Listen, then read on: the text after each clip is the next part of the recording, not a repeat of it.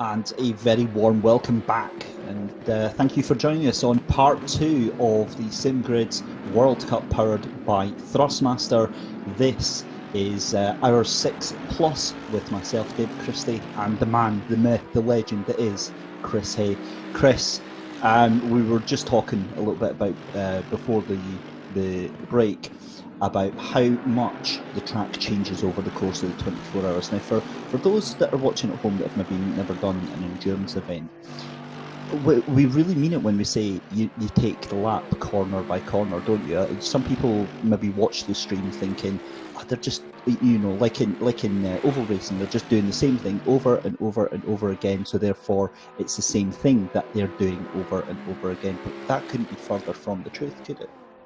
No, and particularly at this time of day or just after a condition change is when things get particularly problematic. You've got track temperature changes, which changes the overall grip level. The track, of course, now is completely rubbered in. It's as rubbered in as it's really going to get. There's going to be no real change unless we get rain, which could then change the overall grip level of the track. We've got wind speed, which is picking up, which doesn't have the biggest effect, but it can change the rate at which other things change. And of course, we've got the light levels, which are changing, which all of these drivers should be fairly experienced at driving in the dark, but your reference points change. Other things. Yeah, for sure. I mean, the reference points are such a big thing, especially when the weather changes, but even through the night. I remember from doing a real-life endurance race, as it gets darker, your brake markers suddenly become less and less visible, and then you start having to make new ones up. And, that's just as much a case here in the sim world, where the light fades and goes at a similar rate to the real one. So the drivers really do have to be on edge through the entirety of their stint, don't they? They do, and I think the main consideration that's going to come into play, unless we get a change in the weather, which I'm keeping my fingers crossed for. I can be partisan, and I'm partisan in favour of it chucking it down, just because it's always interesting to see. But no, I think the main thing that's going to come into play here is the temperature, which is already quite low.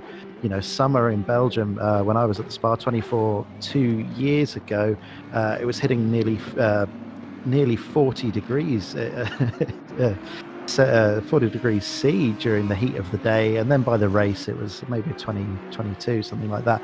But we're down to 12 now, and it could easily go into single digits overnight. And we'll start to see some cars start to struggle. We already talked about earlier on the stream that the Mercedes is particularly tyre heat sensitive compared to some of the other cars, perhaps due to the layout of the car itself. Maybe we'll find that the mid-engine cars are more adaptable in those conditions. We'll have to wait and see, but this is going to be an interesting night for a lot of these guys.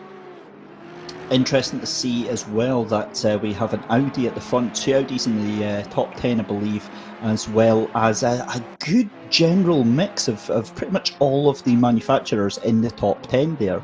You've got the Audi of Jordan Sherritt in the lead just now, and he had a fantastic outing at Bathurst until I think it was down at Forest Elbow. He came a cropper, and that pretty much wiped out their entire race. So he'll be hoping to make amends on that one. We see a wonderful move there on the inside from Roman Pagadal in the 488 Ferrari there. But and also I noticed in second place as well was the Mercedes, and Mercedes having quite a strong top 10 presence as well. Yeah, it's nice to see a diverse run at the top. We had the Ferrari fighting with the number 211 Mercedes as well for most of the first 4 or 5 hours of the race until they picked up a penalty. So they're running down in 5th now. So we did for a long time have 3 or 4 different cars right at the front from different manufacturers, which is very nice to see indeed. Mercedes is definitely a quick car around here, as is the Audi. We see Jardier running in 3rd still, gradually creeping closer to the number 1 Audi.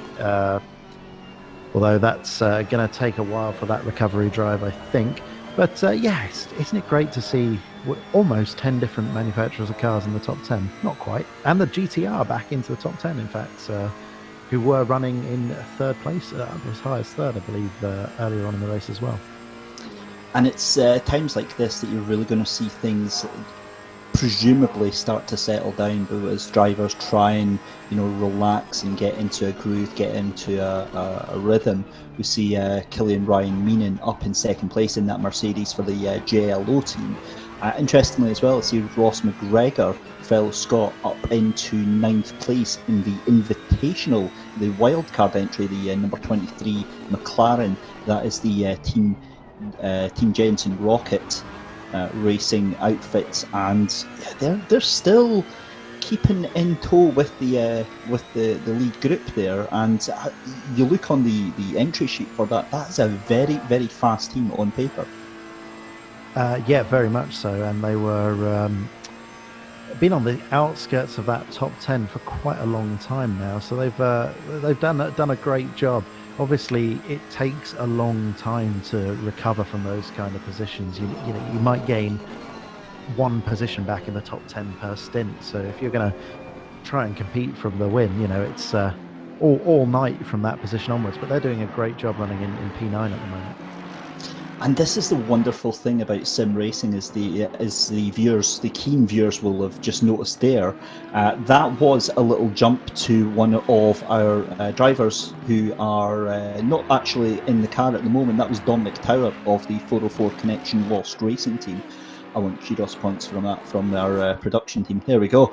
And so again, this is one of the things that we see massively from a lot of the drivers. When they're not in the car, they'll still stay on. They'll still stay on the stream. They'll still stay on their voice communication channels to their teammates, and they're on for a party. They're on for the ride as well, Chris. And it just makes it so much more.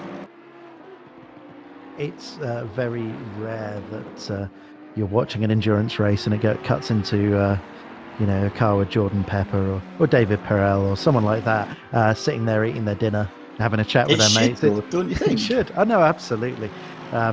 We get it in the Formula One a bit. You get the cameras like to cut to the hangers-on, the girlfriends, the family in the pits. But I think I prefer it this way around. Yeah, it's I'm very interested to see what Dominic is munching on at this time of the evening. But you see, I stopped myself from asking that question. I thought, you know what, that might not be the way to go. But well, why don't we get some answers in the chat? What do we think Dominic was having a go at? I'm thinking it looked like a bowl of some sort. So I'm just trying to think back to the last stream that we did, where at Bathurst we were watching this intense battle for the lead that was coming down and down and down by seconds, and the young lad that was in second place, I've completely forgotten the name, but he had a stream goal, and it was for something like a part for a Honda Civic or something. It was the most random thing you've ever seen in your life, but it provides fans and viewers with another way of interacting with these drivers, and essentially setting up little fan clubs.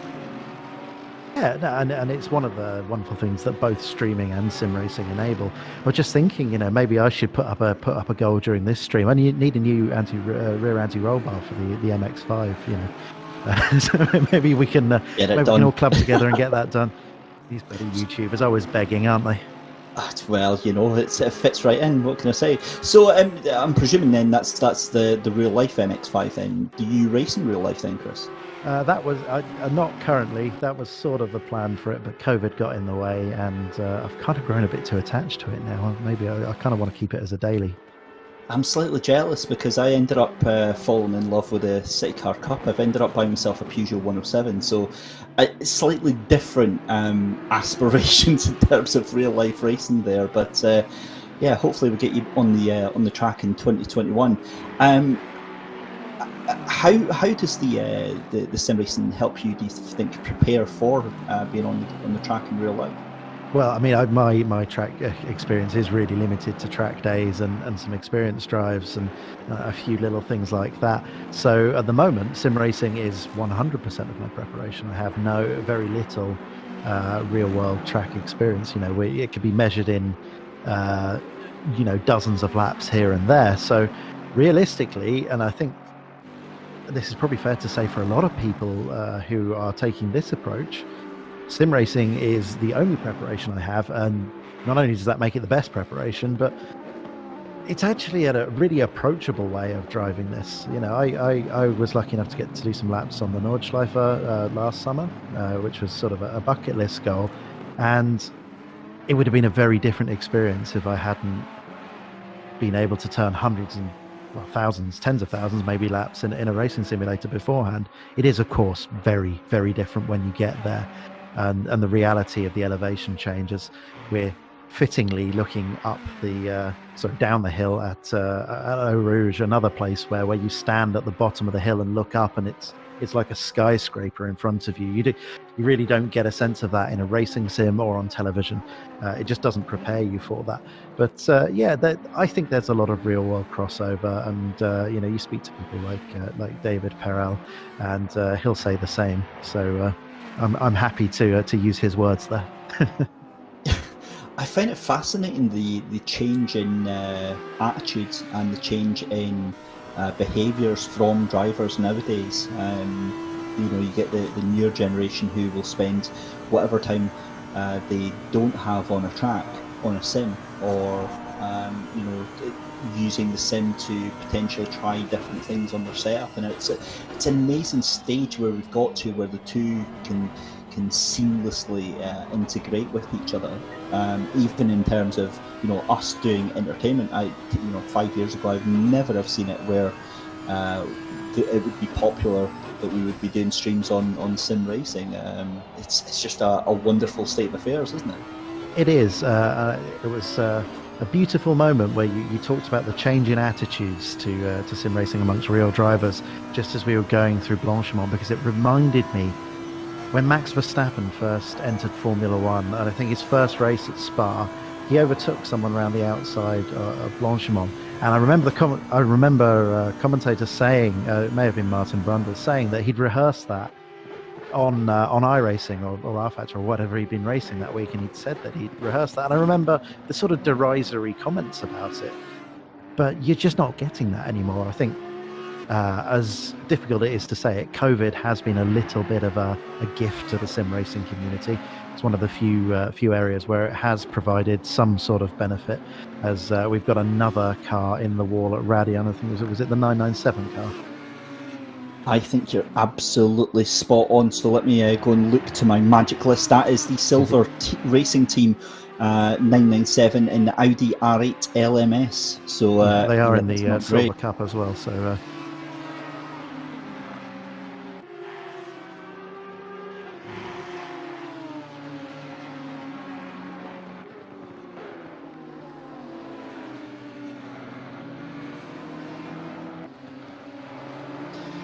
So just watching the cars coming through here, and I think around about now, I think I'm going to go and load up the spreadsheet that our wonderful production team have made for us, Chris. And in just a second, I think we'll go and have a little look through the movers and shakers on the. Yeah, we are 6 hours into the race, so quite a lot has happened, and it is difficult in endurance racing to keep track of what's going on. So this is the 997, the Silver Racing Audi, having the now almost cliched accident, sadly, at the top of Radion. But it's tough this far into a race, as everyone starts to get tired, just to navigate that particularly tricky corner in a racing sim, lap after lap after lap, and everyone is pushing like it's a sprint race as well. I know that's an endurance racing cliche, and I'm afraid if you're playing the drinking game at home where you're doing the cliche bingo, then I've probably killed a few people already in my commentary stint this evening. But it is what it is. You get used to it. It's all good, buddy. It's all good. And if you've not passed out by the end of these 12 hours, then we've failed as commentators. What can I say? But you're really now starting to see the darkness falling over at the virtual recreation of Spa here. And this now throws in another dynamic to the mix now. I mentioned before about braking markers, but the changing light really affects your eyes, and depending on what device you're using, whether or not you're using triple monitors, whether or not you're using a single monitor, or you're using VR, will have a different effect on you as a driver, won't it? It does. It's surprising how much of an impact it can make. The differential light between the lighting in the room that you're in and the screens can make a huge difference as well.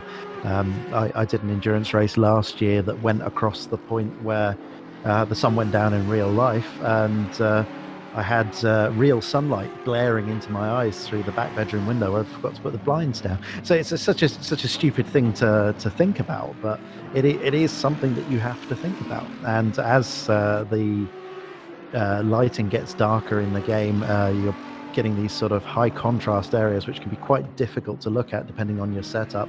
VR as well can be particularly tough for that.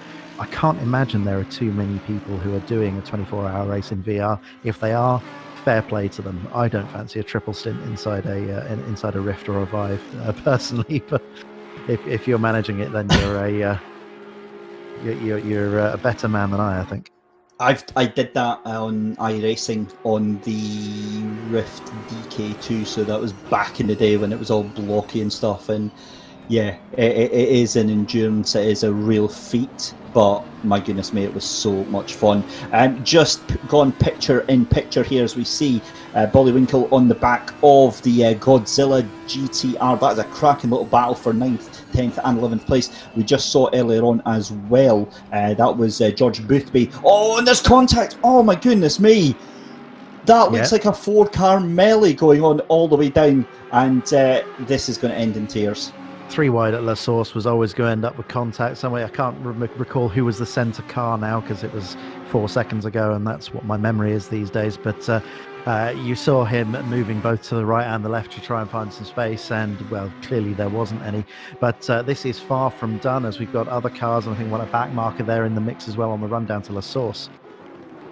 Yeah, I got distracted there because on the inside of that picture-in-picture was a beautiful move by the wildcard Mercedes of George Boothby on Cody Blanton for 18th position there. That was a really nice move that he pulled off there. But yeah, this is a cracking little battle for 9th, 10th and 11th place just now.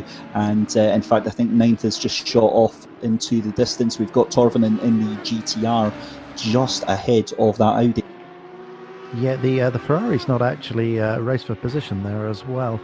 So I believe we are one of those involved in the contact was actually a back marker, which is a bit of a shame. But that's part of endurance racing, and part of particularly what happens as you were saying, as you drop into night. Traffic, which at the best of times is a pain, becomes even more so.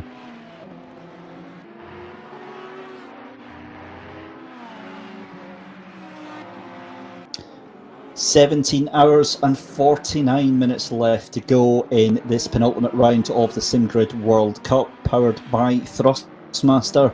And yeah, this is just awesome stuff. And if we do go quiet, you'll have to forgive us, because as race fans, we love watching it just as much as you do as well. And to be honest, it gets to the point in the evening where we don't really want to talk as much as often, just for the sake of talking, because the noise these engines make around Spa is just absolutely wonderful. It's one of the really nice things that I enjoy about Assetto Corsa Competizione is the sound modelling and the sound design that they've done in this game. It really is on another level.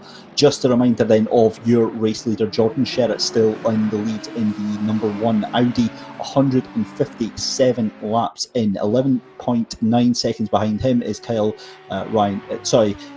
Ryan Meenan in the Mercedes, nearly 12 seconds back, and then behind him another YouTube legend, it's Yardier, and Mr. Honzik in 3rd place, 7.2 seconds behind him. And Yardier really does put in the hours, doesn't he, Chris, to hone his craft, to really push himself that little bit further. I don't know how he finds time to run a practice session. The man is consistently competing. He's got a race in a series every night. So he's a machine, and we've seen throughout this stint that he's been a pretty consistent 19 seconds or so off of Sherritt in the lead, who is no slouch, as Chaz made the point that he would be a missile in that car, and he certainly has been quick, pulling a long way away from Ryan Meenan, but Jardier doing a great job of staying in contact. So I'm just having a look at the wonderful spreadsheet put together by our production team of the movers and shakers from the past 6 hours, and some big eyebrows being raised, especially by the GTWR Audi team at the moment. They are currently leading the race, but they started down in 10th position. An amazing effort, and that's really all come to fruition in the past hour. Yeah, I mean that is a big win, and they've been extremely fast as well. Obviously, you'd have to be to gain 10 positions in the space of 6 cars.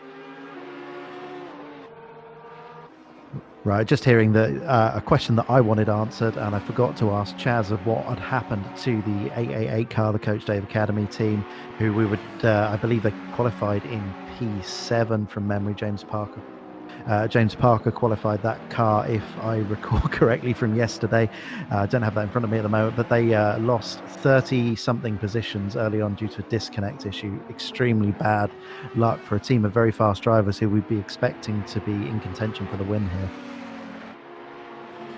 You certainly would, but I'm very good friends with Josh Martin, so I've got a running joke that it's #blame Josh. I think Josh did actually start the car, so it might well be #blame Josh. It was Ulti in the car. It wasn't Josh. We're just going to blame him anyway. I think Josh is a good friend as well, so I think we're both pretty comfortable with putting the blame on Josh.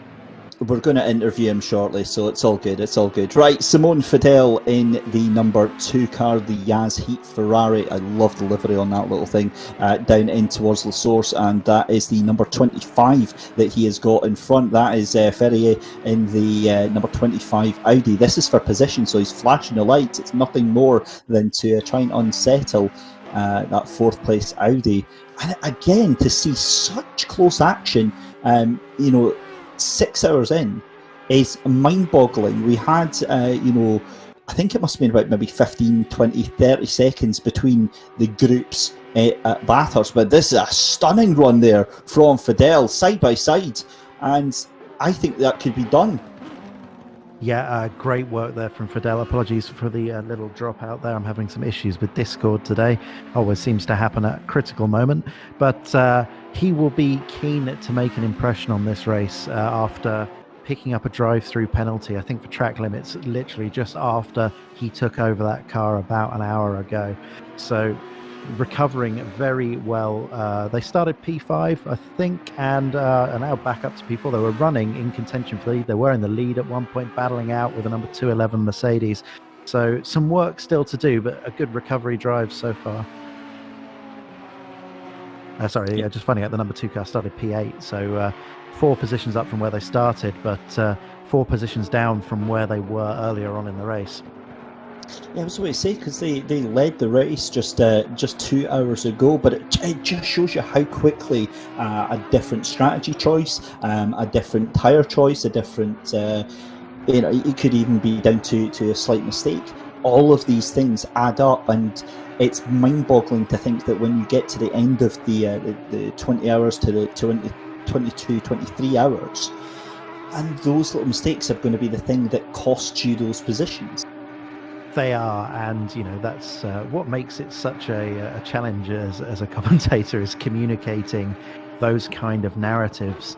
It's helpful to have this spreadsheet, actually. This is wonderful. Just open it up. It's an amazing job. Honestly, we're so spoiled here at the SimGrids for the amazing work that Michael does in production, along with everyone else on the production team. He was actually he was telling me the other day that there's around about 25 people involved with the broadcast. Yeah, I mean, that's what it takes to put together this type of production. I've been involved in all sorts of series, from some quite small grassroots community championships all the way up to very, very, very well financed international esports competitions. And The thing you have in common is that to do it properly, you need a lot of passionate, experienced people at every level. You need creative people to do the stream direction. You need people that are able to run the servers and keep it all nailed together well. You need race control. You need stewards. You need commentators, allegedly, people who can yammer on for 24 hours without stopping and without feeling an ounce of shame about the waffle that they're putting out onto the airwaves. You need 200 nearly drivers here to take part in this, and team managers and everyone else, not to mention the sponsors and everything else that comes together. The number of people who have intersected with this particular event is just extraordinary, and it sort of boggles your mind to think about it.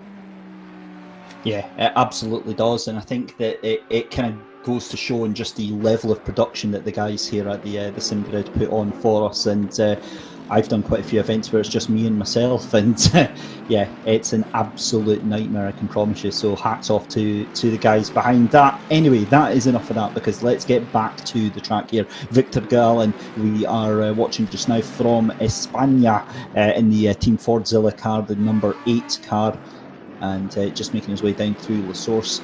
I do find it quite funny that Fordzilla using the Merc, but I'm a Merc fanboy, so I'm more than happy with that. Currently riding behind the, I believe that's the 488 Ferrari in front. It is. Is that then? Do we have? No, it isn't. Sorry, it's the 488 Ferrari in front, but then it's another 2 back markers behind them. So those are cars. I hate using the word back markers because everyone's racing their own race at their own speed. In fact, that is the GTR, isn't it? That's the Godzilla, and that is up in the top 10. So those two are absolutely flying by. If they're 24th and 25th, and they're lapping cars that are in the top 10. Yeah, people are at different parts of the stint in terms of fuel load, and lap times do change quite a lot due to that. Obviously, we're seeing temperature change in the track as well, so people being different, a different pace at different parts of the race does come into play. So yeah, not surprising. But we saw the classic there, where as we see James Parker in the 488 car, sorry, the 888 car, the other Ferrari, the Coach Dave Academy car that we were talking about just before, recovered to 35th place in a battle here with the 225 Porsche, I think that is. Easily outdragged down at the Kemmel Straight. Nice job done. It looks like that car, the Porsche, has a drive-through as well, so perhaps not the most critical overtake, but it'll feel good to get a move done on track, certainly. It absolutely will, especially the issues that 888 car has already had. So this is a decent recovery drive, just basically recovering what they can. They look to be able, 3 laps down on the leader right now. Do you know what? In endurance racing, that's not all that. It's not outside the realms of possibility with 18 hours to go, put it that way. You'd have to hope. In their position, you'd be sitting thinking, well, other people are going to have some mistakes. You know, we're going to be able to capitalise on that. It's difficult to imagine when you're down in 34th place, 3 laps off the lead, how anything can come back to you as we go back to that. Yeah, we're seeing a lot of track limit penalties, as you would expect at this stage into the race, with only 3 potential warnings you're allowed, and then the 4th automatically triggers a drive-through. Then we're going to be seeing quite a few of these through the night as the sight lines change. As I say, we're watching Victor Galen again, now running up behind this Audi. He did a good job last time around of passing the 488 Ferrari, but we are at that point in the race where mistakes are starting to crop in just that little bit more, I think. I think you're absolutely spot on. That is Lubomir Harava in the number 17 Aston Martin USB Drivers 3 team that has now got a track limits penalty for himself as well. And again, it's these silly little things that add up and cost positions. And if your race comes down to 5 seconds over other people, yeah, there's going to be some very difficult conversations at the end of the race. Oh, for sure. And, you know, those some of those things that trigger drive-throughs, you know, you end up with a pit speeding limit, or, you know, or you end up with a stop-and-go 30. Here at Spa, where you've got a minute in the pits just for the pleasure of driving through its luxurious multi-box, multi-pit lane format here, let alone if you have to stop the car for 30 seconds. You can't change the tyres, you can't add fuel, you can't do anything worthwhile. It's just, that's a minute and a half of your race just gone. And if you're going to win this race, you can't afford to make mistakes like that. You know, we were perhaps silver linings for the 888 Ferrari car, the Coach Dave Academy car that we were talking about a moment ago, but they are going to have to wish some, maybe get the voodoo doll out for the Audis, get the little 1/43rd scale Audi and start pushing some pins into it and hoping we get some mechanical problems for some of the leading cars if they want a hope of getting back into the top 10. Well, they better not do that to my Mercedes, so no thank you. But I absolutely agree. I think they're going to need a prayer and a miracle to get back, but some of the best, arguably, drivers to be in that position to do that. Four very fast guys in Josh and Gregor and James and Ulti as well. Four very fast guys. This is nice. This is a static view of Eau Rouge, and what a wonderful, wonderful sight this is to see the cars just zipping up through that hill, and it really does take your breath away, doesn't it? It does. It's a wonderful shot, and it's one we do see in real life fairly frequently for clearly obvious reasons looking at it. I note that they're going to be putting in a grandstand at the top of the hill overlooking Raidillon there, which I think will sort of spoil the view a little bit. Not if you're sitting in the grandstand, of course, but for the rest of us watching on TV at home, that'll be a bit of a shame, as this number 8 AMG does seem to be one of the big movers and shakers at the moment. That car doing very well as the temperatures drop, it would seem. Perhaps sort of scotching my theory that maybe the Mercedes would struggle a little bit during the night with tyre heating issues. No such sign of that so far. That is Victor Gallant in the Team Fordzilla UK Mercedes AMG, teammates with Jordan Burrows, Harry Spears and Joris Peters Verum. And I think I said his name correctly. We will soon see. But Team Fordzilla doing a fairly decent job of trying to make their way through the ranks just now. And I guess now, as we see side by side, that is the number 11 of Macaulay in the Mercedes, and that is the Audi of Vela in front of him as well. I do believe that it is. That was for position. That was a little bit argy-bargy. They are, they're a car that's very much out of position. We've seen them in the wall at the top of Raidillon 3 times already, as we mentioned earlier on the stream. They are sort of about 16 positions down or so from where they started, maybe a little bit less now. They qualified in 6th place, so perhaps a little bit out of position, and actually doing a pretty good job of recovering despite probably more incidents than they would have liked. Yeah, Joe Macaulay and the Griffax Engineering Mercedes really taking it. We saw him with some fantastic qualifying pace. If I remember rightly, he did finish quite highly in the original qualifying, just to be scuppered in the Superpole shootout. So he really has got a lot of pace in that car, this Joe Macaulay, but he's coming up to the back of Cody Blanton in the 192 Audi. He's going to have to put in a bit of work to do that. That's 24 seconds up the road, but if anybody can do it, it's going to be him.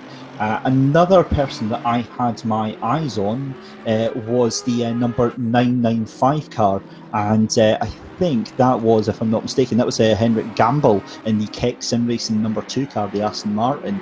Now, Henrik and that Keck Sim Racing number 2, you might want to keep your eye on that, Chris, because at Bathurst they are a silver team, and you obviously expect the silvers to kind of stay together pace wise, and you expect the pros to stick together time wise, but that team was so far ahead of the rest of the silvers that it was actually, I think it was around about 5th or 6th overall, and sandwiched in amongst 12 of the pro class.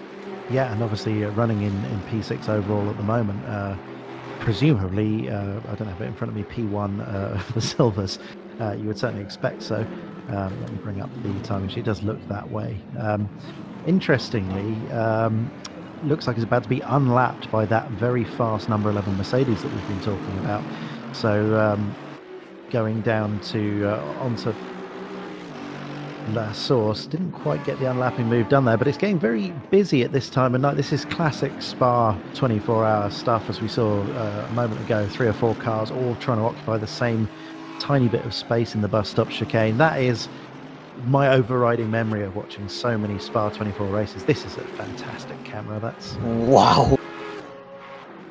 That was crazy. So he was 22nd half an hour ago, and he's already up into 17th. And I'd be very interested to see, because I'm positive he made contact with that Aston Martin. He was trying to unlap himself. But look at this down the Connall straight. That's what, 5-6 cars all in a row here.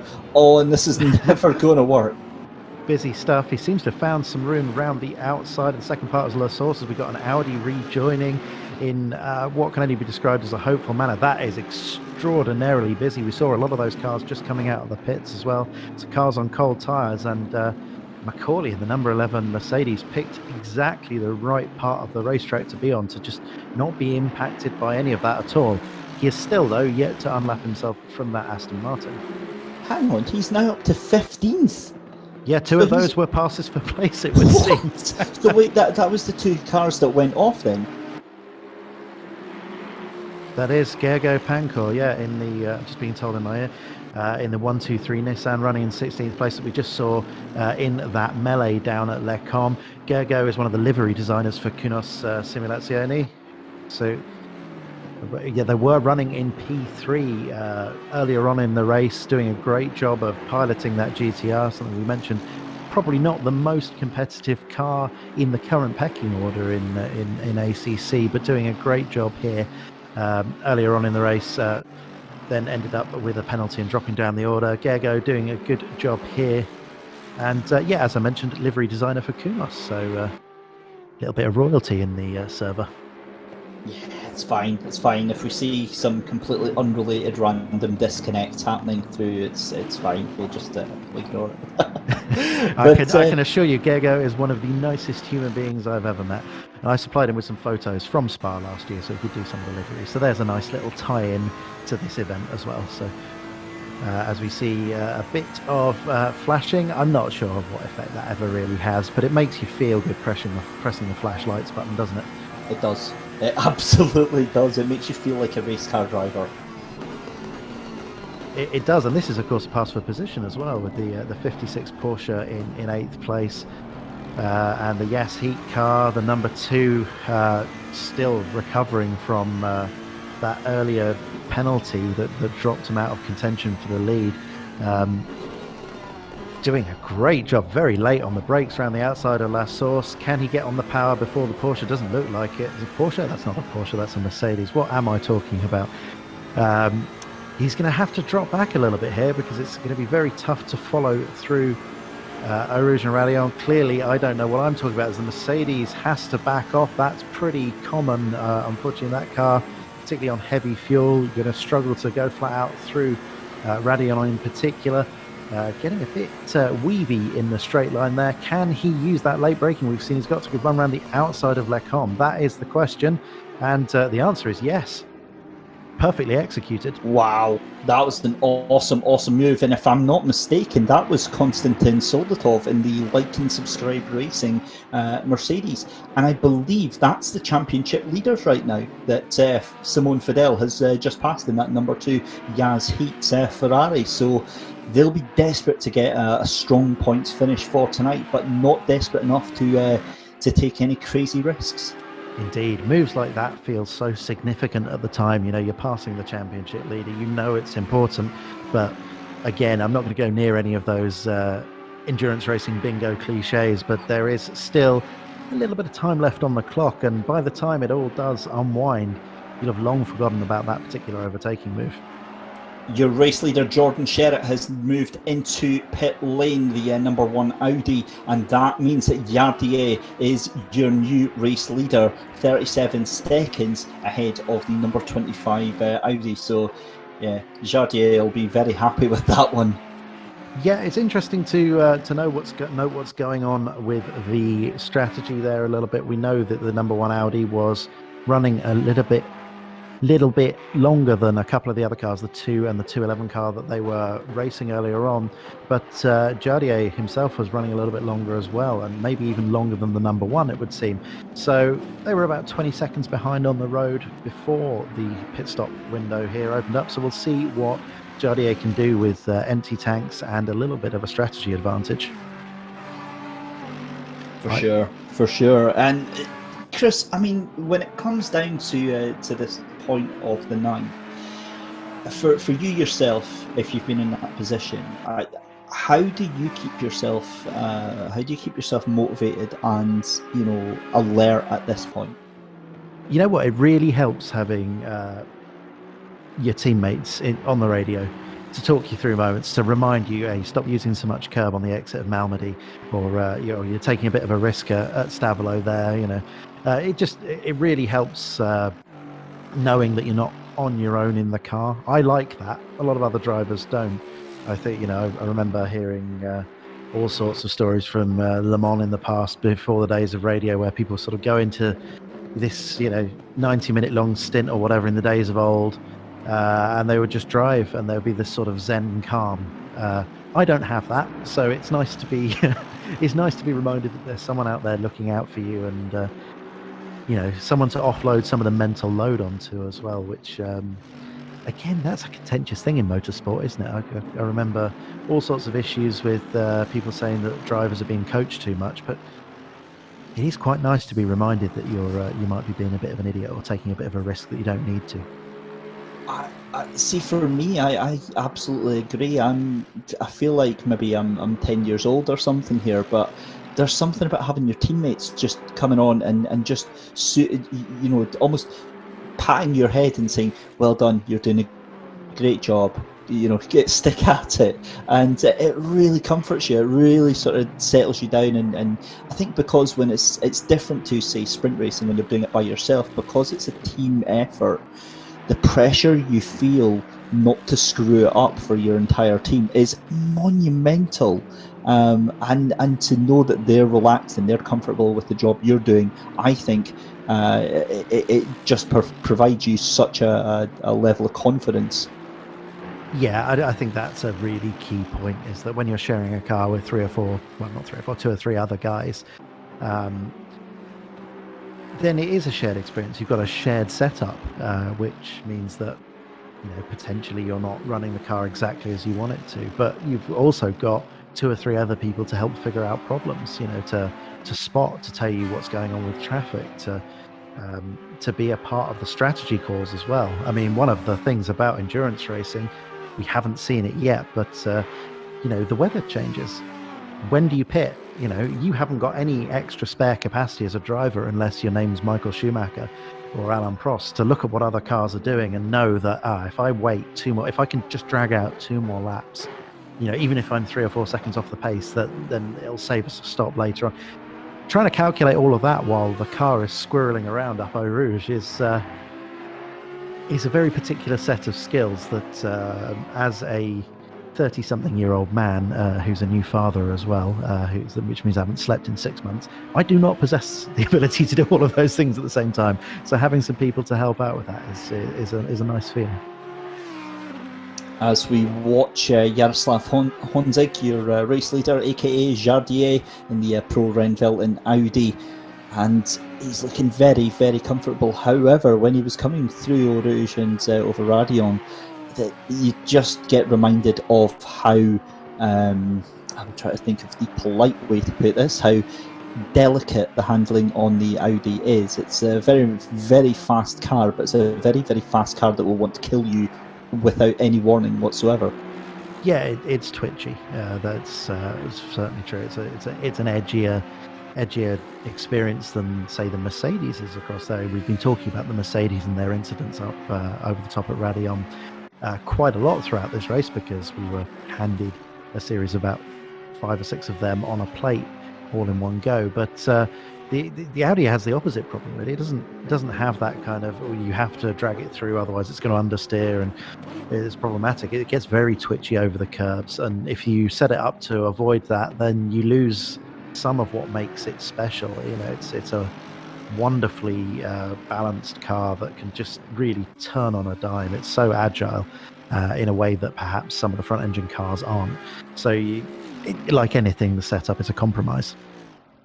Just watching the live stream from Agustin Lavia and the AFRT Afondo Racing Team Red, number 22. That is a silver car, Mercedes AMG GT3, currently making its way around the track just now.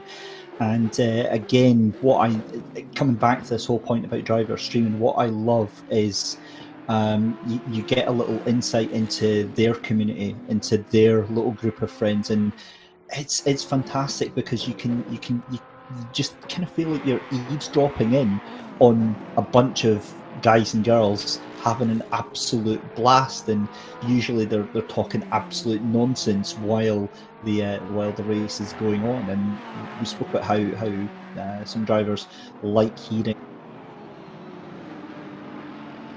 prefer being left alone, don't they? Some drivers prefer that solitude and just getting on with it.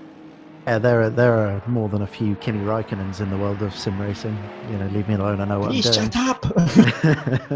But yeah, it's nice to see these communities, and it sort of expands on my point earlier about while there may be a couple of hundred, 250 people or so involved in this event, those of them that are live streaming have their communities engaged in it as well. So, I haven't looked at Jardier's stream since we've been on, but, he gets some really good numbers. So there are hundreds of or thousands of people there involved in it. So this event ends up touching through this sort of family tree of connections, just thousands of people. So sim racing truly is a community in a very different way. As we see in the picture-in-picture, that's Aston Martin very much still in the wars as it has been for a long time, and the Mercedes still not managed to unlap itself behind as well, I don't think. Yeah, just watching that there, that's the 995, and what I find absolutely fantastic is that there are so many different battles all the way through the circuit. Everyone involved in their own little moment, and I think this might be for position. It is. That's the number 111 Audi of Ham, who has just been overtaken by Bierman in the number 995. So that was one heck of a move because he's just taken 3 cars. Yeah, I think they're actually a lap down the car is passing there, which I just makes it that. all the more spicy. But this is what you see. You're driving against people with different experience levels, as you would be in a real endurance race. Arguably, actually, the level of quality of drivers across this particular field is much closer than you would expect at the real Spa 24, where you would have bronze, silver, gold, and platinum level drivers throughout the cars. So you'd have Formula One world champions on the grid against very much the guy who bought the car. And I don't mean that in a disparaging way. That is very much the way endurance racing is set out. But you do, even in an event like this, have differing experience levels, as you saw the I think it was the Mercedes understeering classic off in at Le Combe, and the Aston Martin having to do its best to fight its way past, not lose too much time. It's fighting its own race and continue on unscarred. Cracking little battle right now. This is the number 22 Mercedes, the number 5 Mercedes, right now trying to defend from the Audi. That is the Time Harvesters Racing Mercedes right now that is under so much pressure. And on board, that is, of course, going to be Ruslan Kowaluk. And oh dear, that looked very, very wide there. We'll see what happens with that one. But the Audi is just so fast up the Connall straight here, side by side, going into Le Combe. And I don't think he's going to have to sit back, isn't he, in that number 36 machine. Well, you saw how much more aggressive Prost was able to be over the curbs, both Eau Rouge and Raidillon itself. Just the attitude that car has on direction change is just so much better than the Mercedes. It feels like I'm bashing the Mercedes a bit because we've been talking about it because it's been such a great reference point. But as I said, if you're new to the stream, haven't been watching long enough, this is the car I've been driving all year myself. So I'm very very honest about its shortcomings and its strengths. But that Audi on direction change is clearly a beast. Just saw up on the screen there, Alberto Muscolino in the Leone V Racing Team 269 Ferrari 488, given a 15-second time penalty, 15-second penalty for him for unnecessary roughness. Yeah, that is the sort of mistakes that you really are going to cost you heaps of positions. Yeah, just as you were talking there, we saw Prost get past the Mercedes as well, who made a mistake at Fania, ran wide on the circuit. So job done. I think that was kind of a foregone conclusion anyway. The Audi looking so much better on direction change than the Mercedes. But as you say, yeah, we're at the stage in the race now where mistakes are very much part and parcel of all of these fights, and making as few of them as possible is the goal. Well, we have come up to the top of the hour, and that means we are spoiled by none other than some more driver interviews from Hugh Hattrick.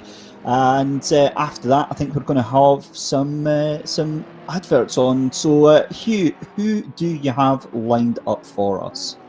Well, we have the racing driver who was leading the pack. It is Niels van de Kokelt, who was leading earlier on in his stint. So we have him right now. Yeah, good evening, gents. Hello, Niel. It's great to interview you here just now. You've had a fantastic start to the race. Tell us, what's it been like for your race so far? Yeah, it's been amazing. Maciej just did a stellar job in his first two stints. And then I was struggling a little bit in the first time I got into the car. I was really having to find my flow, but then the second stint just went beautifully. Still in the lead, so we've dropped back one position now. But yeah, it's looking very good so far. We managed to keep out of the problems. And yeah, that's really the most important thing in races like these, isn't it? Absolutely. And how are you finding the conditions? Because at the moment it's still dry, but are you getting ready for potentially wet weather ahead? Yeah, we're kind of counting on some rain falling, so we're well prepared for that. So yeah, I don't think it's going to be too much of a problem for us if the rain falls. So hopefully the other cars around us have a little bit more difficulty with the weather, but we'll just have to see. So far it's been dry, and it's still looking pretty dry. The wind is picking up a little, but yeah, we'll be ready for whatever comes our way. So what's been your key thing with avoiding incidents and keeping out there in front? Well, we've had a couple of code browns with both back markers and on our own, but you know, it's all about just keeping the confidence in making sure you stay on track, don't overreact to any slides, and that really has been key. And you know, I think in the previous races we've shown that we have immense pace, but we just got caught up in incidents, either by our own wrongdoings or by others. So yeah, we just got lucky that we are so far ahead of the field now. And yeah, you know, we still had a couple of scraps with some back markers, but so far it's been good so far. So yeah, let's just hope we can keep on continue doing that for another 17 hours. That's it. It makes it sound like it's a long way, but I'm sure it will fly past in a very short period of time. So just to quickly sum up, your hopes for the rest of the race. Do you think you can continue where you are and get that win? Well, it's of course a little bit early to speak out about that, but you know, when we started the race, I already said to the guys that I'm feeling very confident that we can get a podium today. So that's just our goal, to get on the podium. The win, of course, would be amazing, but yeah, it's very early to say that now. So at least the podium will be our goal. That's great. Well, thanks very much for the interview, Niels, and I wish you all the best for the rest of the race. And all right. We have another driver from the team, Killian Ryan Meenan, is with us as well. Good evening, Killian. Good evening to you too. You've just finished your stint there not too long ago. You must be quite happy with the way things are going overall. Yeah, just finished double stint, felt good in the car. I had a few, like Neil said, had a couple of moments through Eau Rouge, mainly. But it felt good in the car. I mean, what he said was pretty bang on. We still have nearly just over 17 hours to go now, so anything. You're getting right into the race. So from a viewer's point of view, what's it like driving at night time when you can barely see a thing and you've got to go flat out? What's your key to making it work? It wasn't actually too bad for me because I drove through the transition from day to night, so as it gets darker you kind of change your reference points and whatnot. It'll be difficult to get back in the car now when it's totally dark because the reference points you had you kind of don't see, or you miss them for a couple of laps. It's definitely harder in the dark, but it wasn't too bad doing the transition. But that was the plan from the start, to have one person do the night transition and then there'll be one to do the morning transition as well. That's super. And do you think you'll be able to continue to hold up a good lead, or continue in the top 10 there and try and go for the win? Yeah, I hope so. I mean, there's a long way to go still. Anything can happen, but we all feel pretty good in the car. It might rain too, so who knows what's going to happen there. But yeah, we're feeling good. Fantastic. And how would you say are the standards of the driving out there? Because there's quite a few penalties going out for people kind of going wide and things like that. Are you finding that you're able to stay within the track limits without any problems?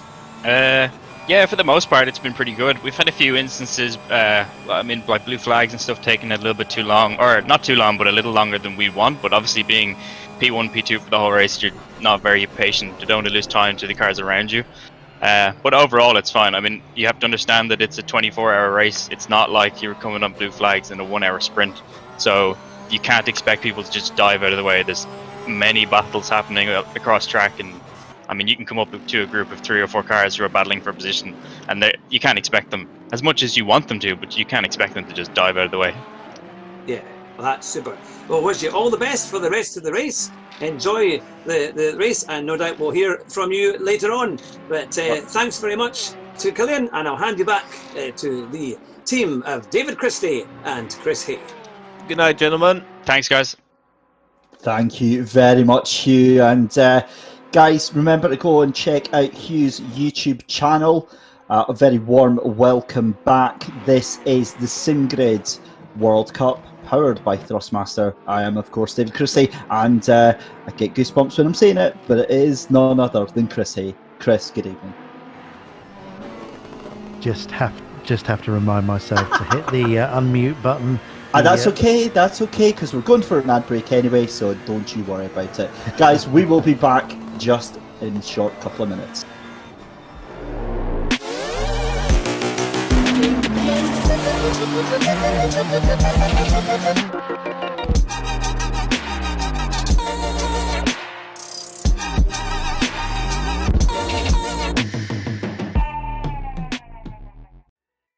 So talking more about the load cell pedal then, Hunter, just explain to us what the main benefits would be for somebody that's not used any load cells before.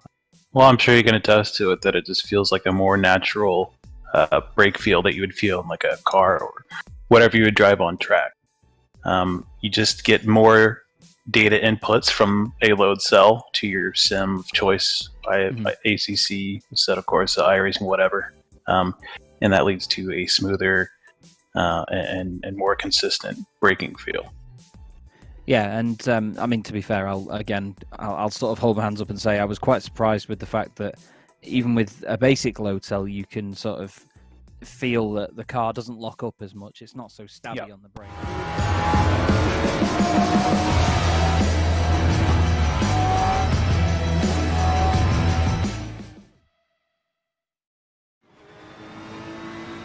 Well, a very warm welcome back, ladies and gentlemen. We are into hour number 7 here of the SimGrid World Cup, powered by Thrustmaster, and it's, as said, David Christie along with Chris Hay, and we've got to say a massive thank you to one of our sponsors here in just a second, because that is Simone Fidel side by side with Bonka, the Audi, the 25 Audi right now.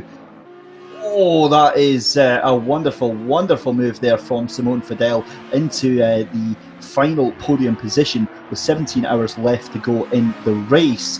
They're And, doing a fantastic yeah. job on that recovery drive, aren't they? After the penalty earlier, now up to third place past Mitcha Bonka, no slouch himself. A lot of people from the community will know him as a modder. I think he's responsible for several tracks, including Okayama and Assetto Corsa. So I think a multi-talented driver.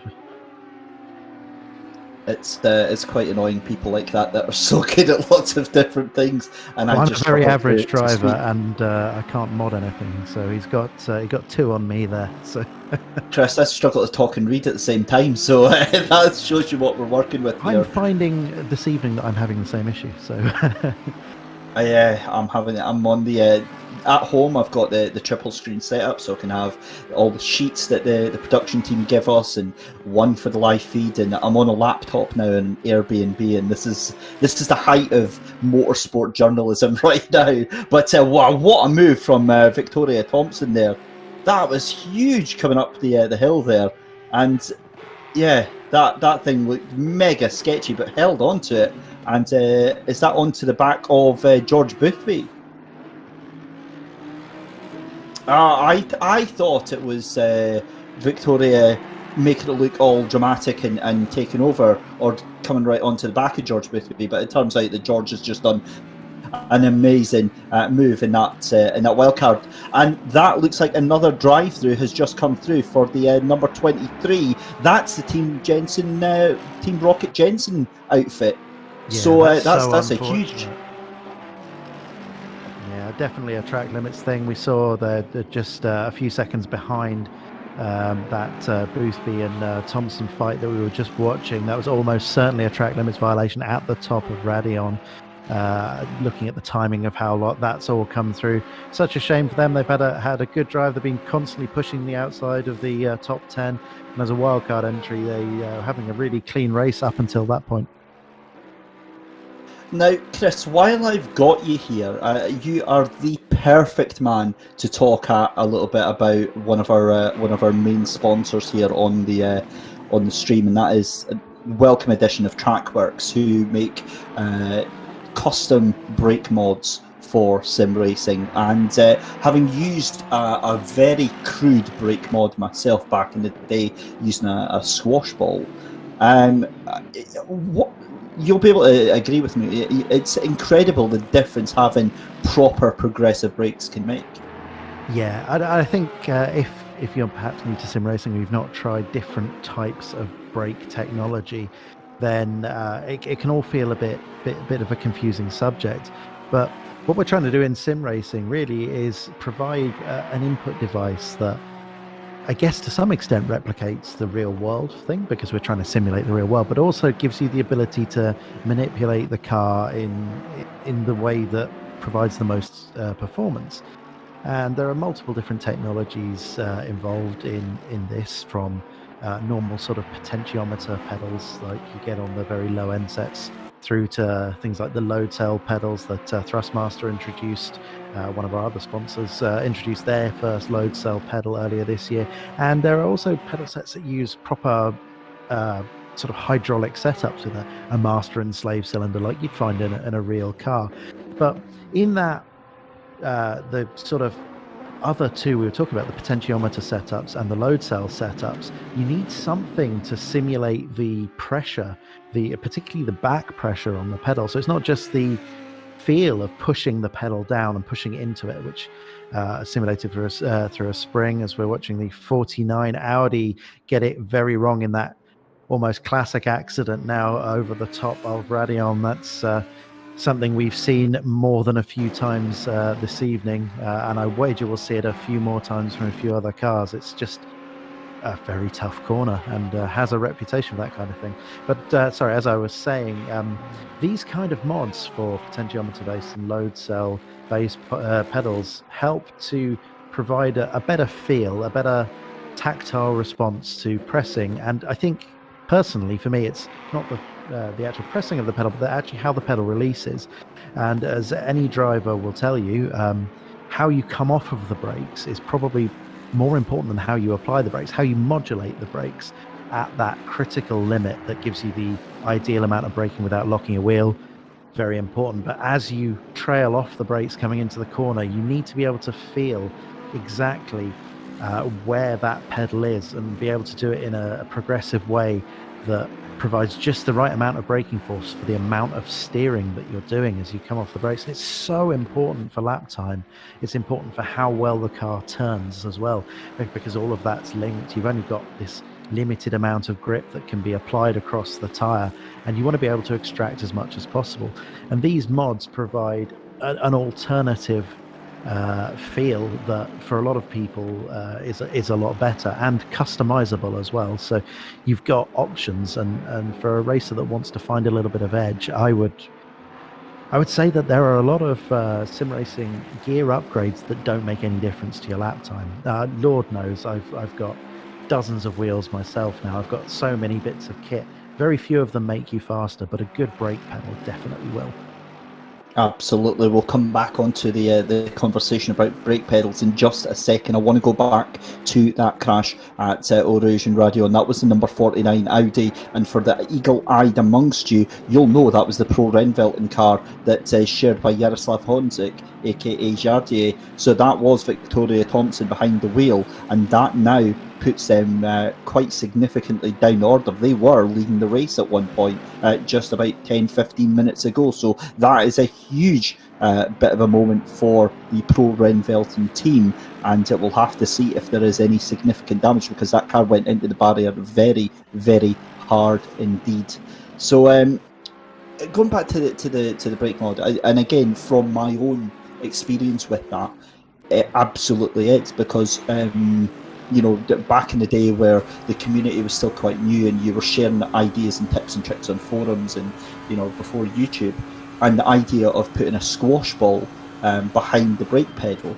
And I think the reason for that is that the accelerator is something that you learn as almost when you start sim racing, as to that you have to feather you have to be very precise with your throttle input, but you maybe don't learn the same with the braking. With some sims having heavy use of ABS and traction control and things like that.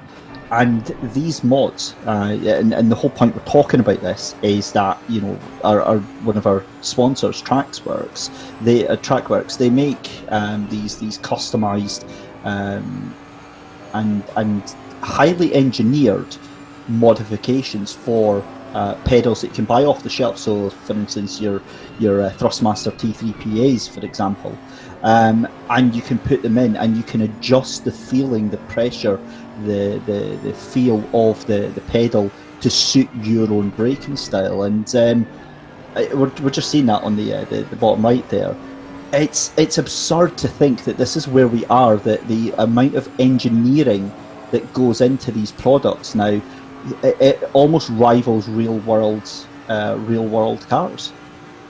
Well, absolutely. I mean, it's not uncommon to have bushings like that in a real world braking system as well. So, the idea, the squash ball idea, I should say, is an old one, and this is taking the sort of concept of it and actually applying a bit more, any level of science and testing to it, rather than just taking something that you can commonly find in a shop locally.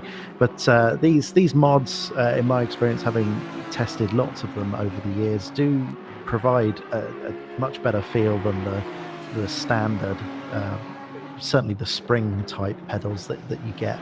I don't think a spring of any description can ever really provide that level of feel that you get on a hydraulic brake system that you get on a normal car. You need something that's got that kind of different sort of level of elasticity, and a spring, none that I've tried provide that level of feel, certainly. If you do want to find out more about it, you can always check out the website trackworks.ca, and just say that David and Chris sent you when you go to buy all your goodies from there. What a battle we have got going on right now, because I just turned over to see that. That is Hendrickson, Van Oomen and Prost all duking it out right now. Oh, and that is that Hendrickson that's having a little bit of luck? No, sorry, excuse me, he's miles up the road. That was just Van Oomen and Prost duking it out there. I think that was an unlucky lapped car that got caught up in that little battle. I believe so. And while you were watching that, I was watching on the picture-in-picture the battle for P5 as well, which got incredibly spicy. Again, round lap traffic, about 4 cars wide going into Lecom, as on the main screen there are about 4 cars wide heading down towards the bus stop. So lots of action out there on the track at the moment. God, that Audi looks a bit scary over the curbs, doesn't it? But here we are. Here's the Bentley we were talking about, the battle for P5. He's been Macri, is it?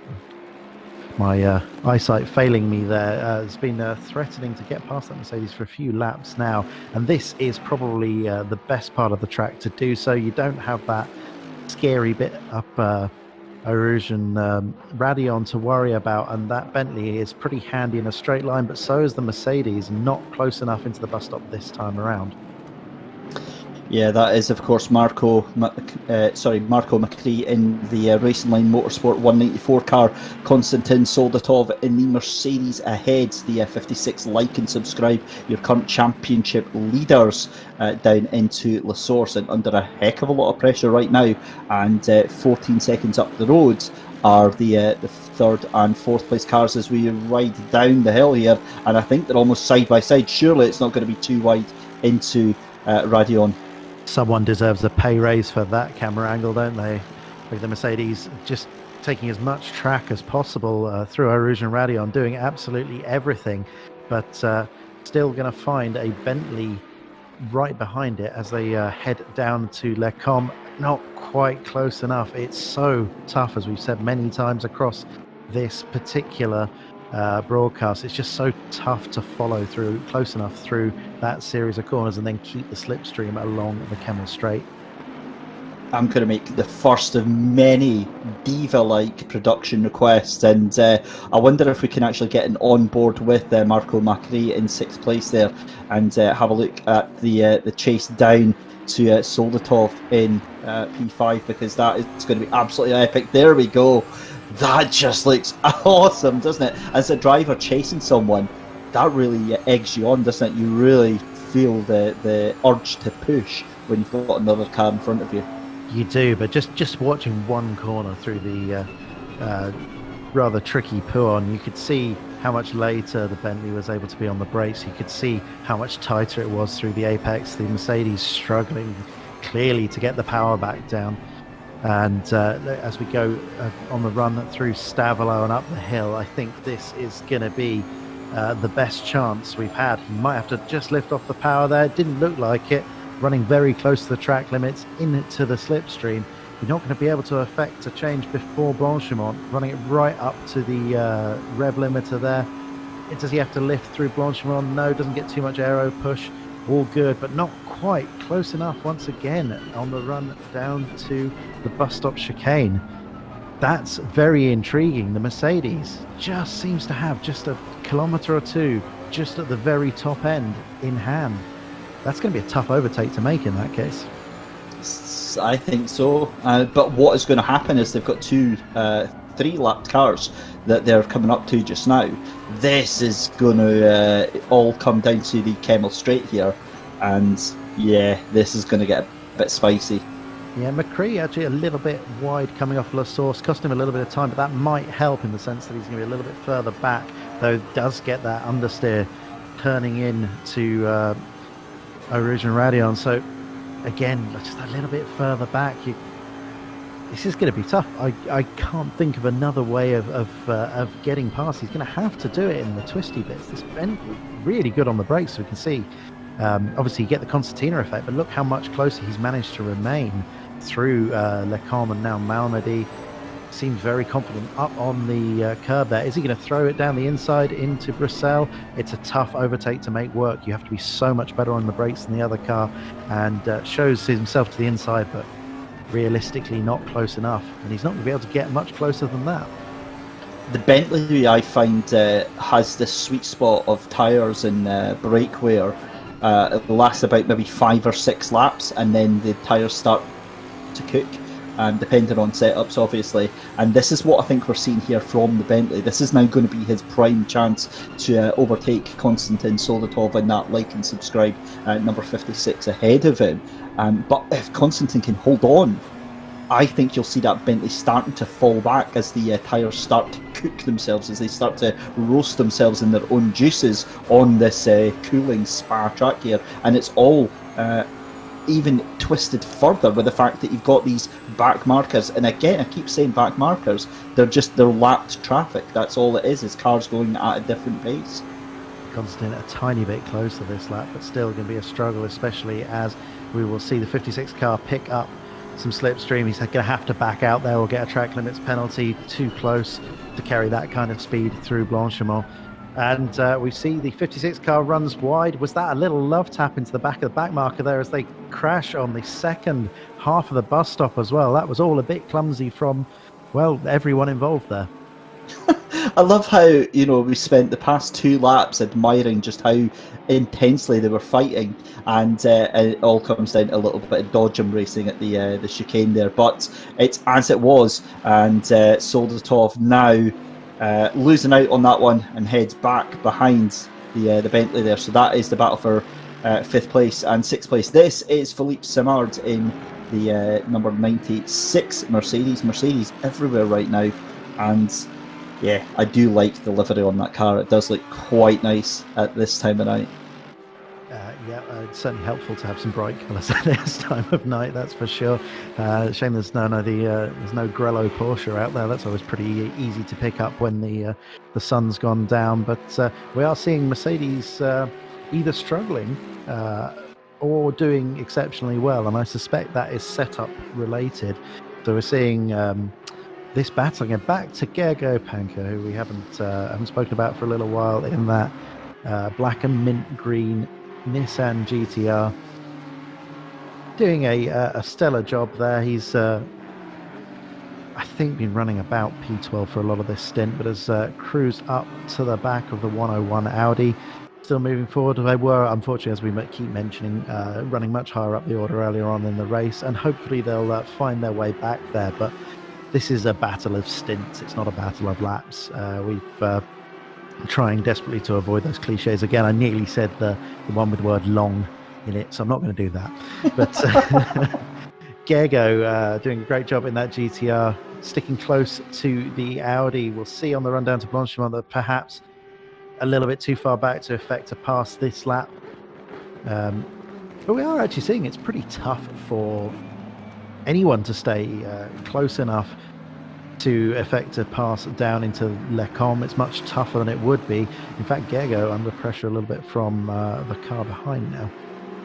Try getting the ID on that one. Yeah, that's a lot of pressure right now. Dives up the inside. I'm wondering if that's one of the that's 12. No, that's Panker there in the 12th place car. Yeah, okay, it's the 521. So that hang on. 5. I'm going to go and ID that. I'll be back in a second. They are unlapping themselves, I think, rather aggressively, which is a feature of endurance racing rather than necessarily a bug. But Panker finding himself in the wars. That's 26 that is unlapping themselves. Just as you mentioned one word there. You mentioned the word mint. I cannot hear that word without thinking of Jimmer now. Yeah, I said it, and my mind went there initially. Hello, chat. Has it happened? I'm not even going to look. It's fine. We've mentioned mint. It's out there.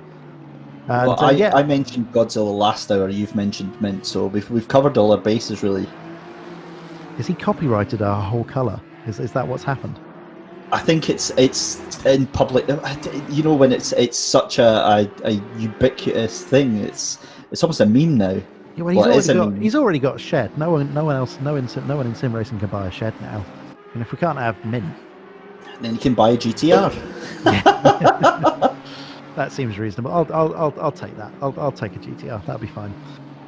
So Gergo looking under pressure from a number of sources, including back markers. These two cars behind are not on the same lap, and then we've got Burke in the 23 RJN Motorsport Team Jensen Rocket. I forget which way round all of those words go because they've got about 9 of them in their team name. But they've fighting their way back a little bit after that drive-through we saw a few laps ago. Yeah, just watching the battle up at the front as well. Jordan Sherritt back up into the lead then, 182 laps on the board. And we now switch down to Florent Thibault in the number 601 Mercedes. And that looks like it's the number 5 Mercedes that he's hunting down at the moment, just 1.5 seconds behind. And I think that it's the Mercedes that are actually starting to come to life. I've got to be honest with you. Just watching the way that we cut to these different battles going on. That is, of course, the 5 silver Mercedes of Time Harvesters Racing that we're seeing at the moment. And they are under intense pressure right now as we see... that is Ruslan Kobaluk in the number 5 car, still having to defend something rotten from Thibault. But I wonder if Thibault is maybe a little bit out of position because, you know, he's well in with these silvers right now. And this is Gregor Schill in the Coach Dave Academy Treble 8 Ferrari after those early disconnect issues. 31st, and within a shout of getting himself back onto 2 laps down. I mean, that's about as much as they can ask for right now, isn't it? It is. I mean, you know, speaking of out of position, Jesus, these guys are not where they expected to be, sadly, and much quicker than the cars around them. The problem is when you're that far down, it's, you know, it might be as much as an hour between, you know, the time where you catch one car and you catch the next, especially if they're different number of laps away from each other. But I'd expect Gregor to be very quick. Saw him in the doing wonderful job in the Ferrari Esports Series recently as well. Tricky Ferrari 488 Challenge Evo car, which he certainly didn't get on with. I chatted to him about that extensively. Clearly going much better in the 488 GT3 here. Just having a look at that team list for the Coach Dave Academy Treble 8, James Parker, Gregor Schill, Alaric Enslin and Josh Martin. That is a fast bunch of sim racing drivers. It is. You know, there's no two ways about it. James and Josh were both in the first SRO Esports season on ACC. And Gregor and Alaric as well, really fast guys who've come probably to a bit more prominent more recently than those guys on this particular sim, I should point out. But it's Chris, one of the stronger I'm lineups. just going to jump in for a second. I'm so sorry, my man, but huge news in the top 10. Konstantin Soldatov up in 6th place has been given a drive-through penalty, and we saw him going very wide a couple of laps ago there. We can only presume it's for track limits. So that is a monumental issue for them to have to deal with, and it will almost certainly take them out of the top 10. Yeah, that's a big shame. We saw them having a good scrap with the 194 Bentley a few laps earlier. So you see, it's that Luca Burke passing for position now, getting past Gergo. The Mercedes, what am I talking about? The McLaren. I'm from Woking. I should really get that one right, shouldn't I? McLaren climbing the order again. Unfortunately for Gergo, that means another position lost. But going back to the drive-through in the top 10, yeah, this is very much what we're seeing a lot of these drive-through penalties. You only get 3 warnings. I say you only. Three sounds like a pretty decent number of warnings to me, but it's so easy to pick up an off-track here. You can, of course, as we see Konstantin serving that drive-through, and I think illustrating the big problem of picking up a drive-through penalty at Spa, that ridiculously long pit lane. It's 2 pit lanes. There's no 2 ways to look at it. Yep. It's a minute driving through the pit lane, and that's before you have to stop the car. Luckily, it's only a drive-through for him and not a stop and go, or well, you might as well cancel your race at that stage. This is someone we haven't seen a lot of for a very long time. Jordan Sherritt in the number 1 Audi in first place, doing just a fantastic job. They perhaps had a little rockier start than they would have liked, but they took the lead and have just sort of run away with it, really, haven't they? They certainly have, and that's also why that drive-through was monumental, because Jordan Sherritt and the GTWR team are currently second in the Pro Championship. The championship leader Well, that's them that just got the drive-through. Konstantin Soldatov in the like and subscribe racing, 12 points ahead, and they are now down into what looks like 7th place. Back with Fleury Thibault in the eSport Performance Racing Team 601 Mercedes, and I would say that car almost looks mint as well, Chris. I resisted the temptation to mention that last time they were on the Shall we just screen. see how many times we can sneak it in the next 8 hours? Yeah, you're more than welcome to, good sir, but I'm going to go to sleep. That's my plan for the next 8 hours after my stint's done. But yeah, no, that's definitely mint. There's no two ways about it, is there? It certainly is. You're getting some sleep. I'm driving back to Scotland just to be fresh back for the morning. But yeah, fantastic drive for the eSport Performance Racing Team, and trying to make a recovery drive because, as I say, sandwiched in the middle of 5 silver racers at the moment, and I think that may be either a drive-through penalty or a strategy change that has thrown them down there.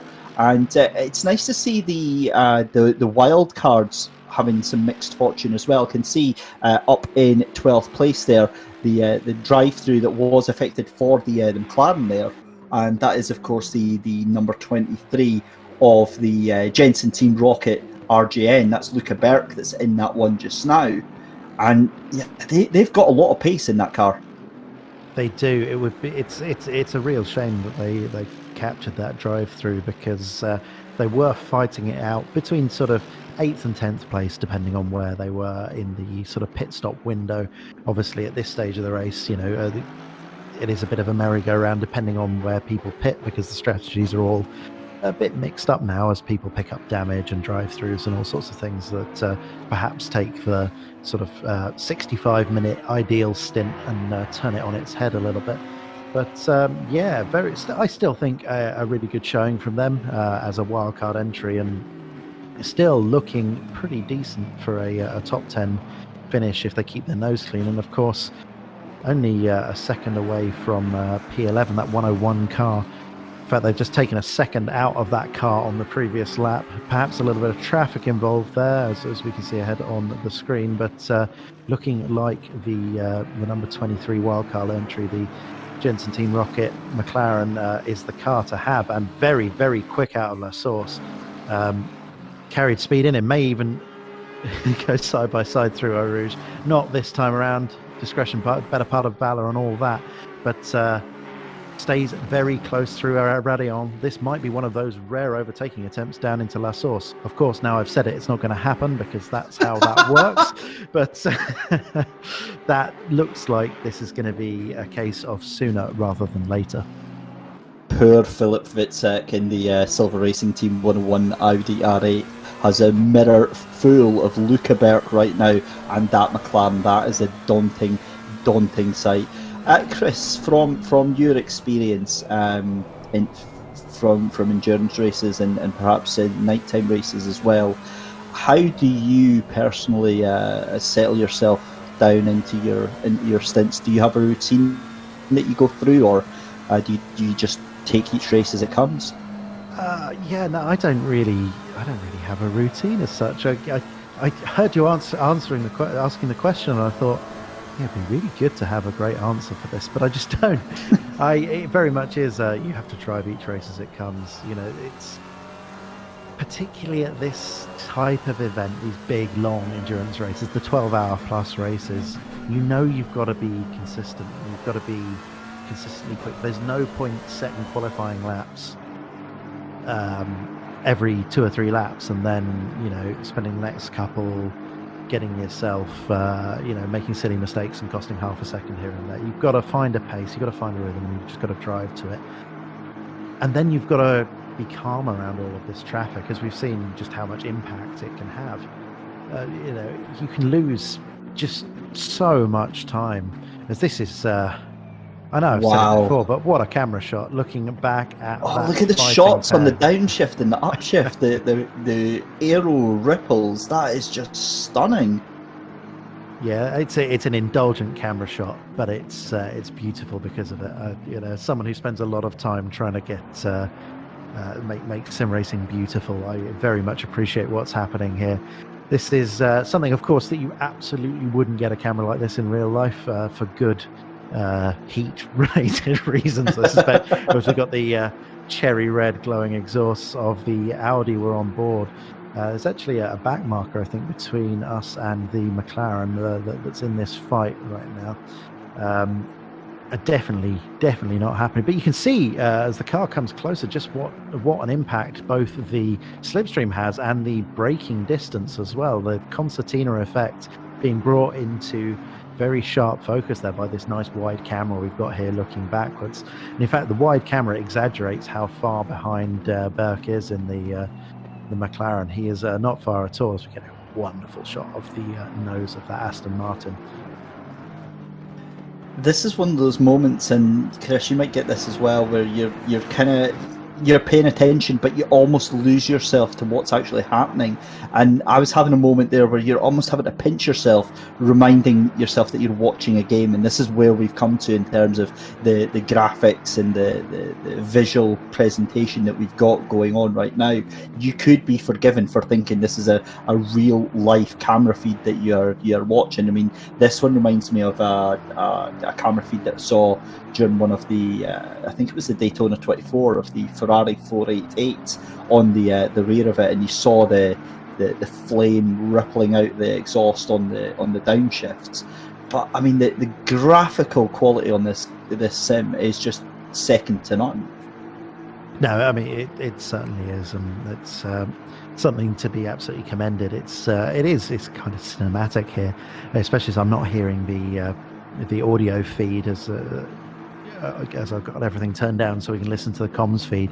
It's got this kind of sort of ethereal, sort of science fiction quality about it, has to be said, as we watch this fight here unfolding with the Aston Martin and the McLaren. I nearly called it a Mercedes again. I'm going to have to have my Woking license revoked, I think, aren't I? You're going to be on some sort of a list, I can assure you of that. But Luca Burke is also going to have to be very careful, because I don't know if you noticed, but on the exit of the chicane, very, very wide on the exit of that corner now, given that it's drawn the attention of the Clark, and again wide on the exit of Eau Rouge there. Given that he's already been into trouble for track limits, or at least the team has been, you'd be thinking he'd be being very, very careful just now. You would be thinking that, certainly, but yeah, there's a couple of instances that you just highlighted there where he was right on the edge of, or potentially over, the track limits. Now, of course, in Assetto Corsa Competizione, you can lift. So long as you don't gain time during those sectors, you're fine. But that is definitely not what you want to see. Caught out a little bit by the breaking point of that Aston Martin, who isn't really involved in this fight. So I think he's justifiably frustrated with how things are going now, Luca Burke. And given Luca's name, I'm going to make the guess that Luca perhaps is Italian, and I'd imagine the air in that virtual Jensen Team Rocket McLaren is turning all sorts of blue right now, given the Aston Martin in front of him, who is kind of putting a bit of a firecracker in the mix here, because there's no need for him to get in the way. However, you know as well as I do, a race is a race, and whoever's in front of you is who you are racing at the same time. The blue, the one thing that really struck me when I got my racing license for rail was the whole blue flag thing. Of course, growing up as a kid and watching F1, you firmly believe that blue flags mean, you have to pull over and let the car behind you. But it's almost like, it's just a notice. You've got a faster car in front of you. It's up to the car behind to pass you safely. Oh, contact! And around and around and around goes the Aston Martin. And that was very, very naughty from Luca Burke. And I would not be surprised to hear from race control very, very shortly.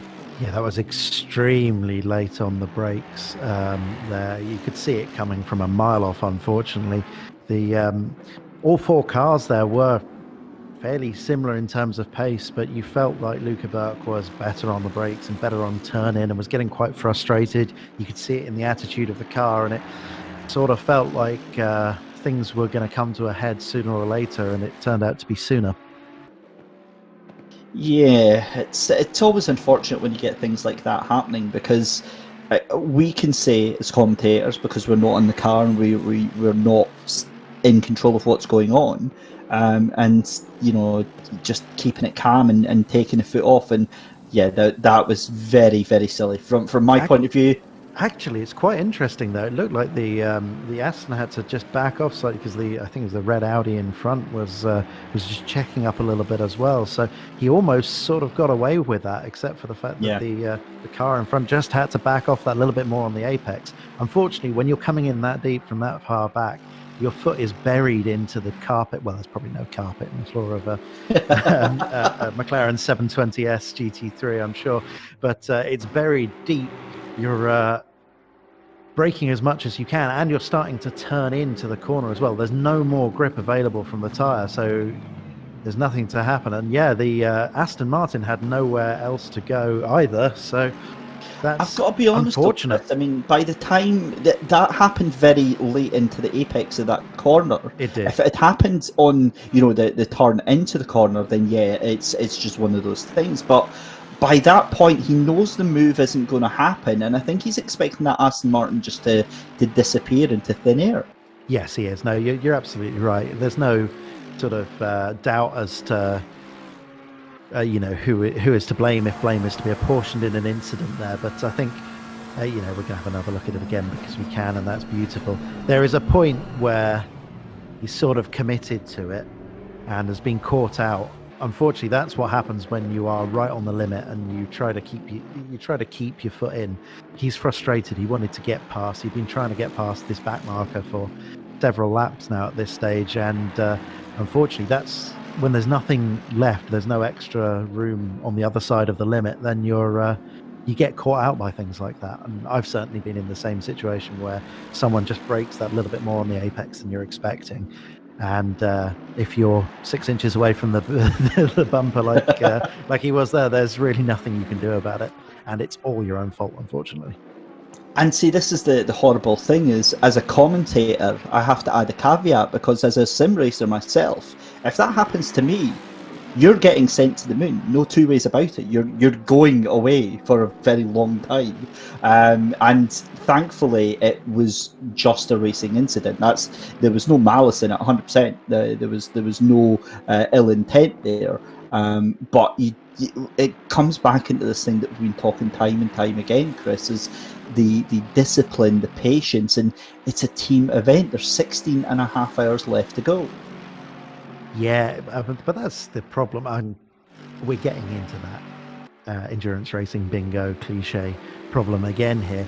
But it is a very fast pace at the front, and if you want to compete to win this race, then you have to drive every lap almost to its maximum, because the guys at the front certainly are.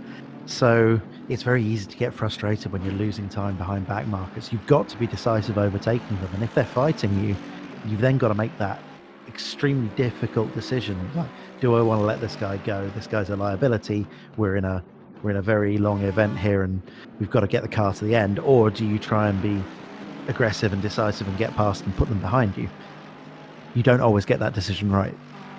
Yeah, and that's the joy of both sim racing and real life racing. And the wonderful thing about the 24 hours here is that it's very similar to when you're watching the 12 hours of Bathurst with the Australian V8s. It's two separate races in one. You've got a 22-hour qualifying race, and then you've got your final 2-hour dash for the cash, where all gloves are off, and your sole purpose in that 22 hours leading up to it is to put you in contention, to put you in the position where you can still fight during that final 2 hours.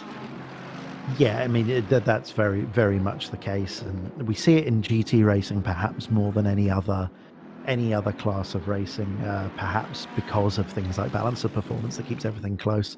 But there is this getting yourself in contention for those final couple of stints, making sure your strategy is still on point for when you need it at the end, hoping that you're not robbed by an inconveniently timed slow zone or a safety car. Don't have to worry about that too much in sim racing, thankfully, but it can be a huge interplay in the real world. Here, we're very much getting ourselves into contention for those last couple of stints. That being said, the guys at the front are running at just 100% lap after lap after lap, and that's kind of intimidating, really. It certainly is. Meanwhile, we are watching P19. That is Jarno Kalsch in the 488 Ferrari. That's the MSR Liga endurance team, and his teammates. You'll hear quite a lot of Robin Pagadel. Is one of my tips for people to watch during this race. Robin is just insanely fast behind the wheel of that Ferrari. Also, Andre Herman and Marcel Reichardt in the MSR Liga endurance team 488. So you will see more of them, and they will slowly get themselves up into the top 10. I've got no doubt about that, barring any sorts of issues. They are on the unfortunate cusp of being 2 laps down right now, but I'm sure they will be able to make that time back up. They are firmly out of position down there in 19th place. And just have a look there, Victoria Thompson in the that is the Pro Renfelten number 49 Audi. That was Jardier's teammate, and I keep saying Jardier's teammate, but you know, all of that team are perfectly qualified sim racers and very fast sim racers in their own right. Samira Briani, Chris Hoyk, and Victoria Thompson, along with Yaroslav Hunzik. And it's amazing how you kind of get drawn. I don't know if you'll feel the same way, Chris, but to maybe personalities that you know on YouTube, as we see almost 3 cars going. Oh, that was a bit close for comfort there. It was, and it's that 125 Aston Martin again with the number 2 Ferrari, who've been seemingly clawing their way back from 6th position for the last couple of hours. I think that's obviously the way the pit stops into play between this set of cars, but we've certainly seen them fighting it out earlier on in the race. But yeah, as you were saying, you do get drawn to people that you know in the cars. But you know, for me, that car not only has Jardier in it, it's also got Vicky and Chris Hoker, who I know well, Samir, who was in the SRO Esports last year, who I met out at the Nürburgring. So that is a car full of people that I would consider, you know, friends, and I you know, rooting for them in a completely unbiased way, certainly. I love it. So just having a look at that little battle there, Andrea Capoccia, and that's the number 2 Yaz Heat Ferrari, all over the back of James Bacon right now, the 125 Aston on the run down to the chicane. You see how much better on the brakes that Ferrari is compared to that Aston Martin. We saw that with the lap traffic that got hit on the lap ago there. Actually, I'm hoping that wasn't James that was involved in that. I don't think it was. I think it was one of the other Astons. But no, it was. Yeah. They were down in the the 30s. Yeah. So well out of contention at the time. But this is again an interesting fight, as it has been for the number 2 car for the entire race. They've that penalty they picked up early on. I say early on, 3 or 4 hours in. Feels early on in this stage. But that penalty they picked up, putting them down the order, has just meant that they've had to constantly fight their way through, which costs time, which means that, well, they were fighting it out with for first place a couple of hours ago, but they haven't been anywhere near that in a long time. I'm just seeing yellow flags out on the circuit at the moment, so someone has come to a mischief, and I'm looking there. I think that is on Eau Rouge from the looks of it. It was just on the exits, or sorry, on the entrance to the Kemmel Straight, so that's resolved itself. But just to remind you, if you're just joining us, we're just about to come up to the top of the hour. This is the Syncred World Cup, powered by Thrustmaster, the penultimate round of the World Cup at Spa. This is the 24-hour race, and Jordan Sherritt is your current race leader in the GTWR machine. The Audi, 192 laps in, and they currently lead the number 25 Audi. And just as I say that, Jordan Sherritt, as if by magic, goes into pit lane and swaps over the lead. Yeah, I think he's actually already completed the stop at this stage. But Mitja Bonka in the 25 Audi taking over the lead now. And I do love that camera. It is awesome, isn't it? It's so enjoyable. Oh. This looks like a moment. Oh, that's hard into the wall. Big contact for the number 8 Mercedes, and almost taking out another car on the exit of pit lane. That is a very unwelcome surprise, isn't it?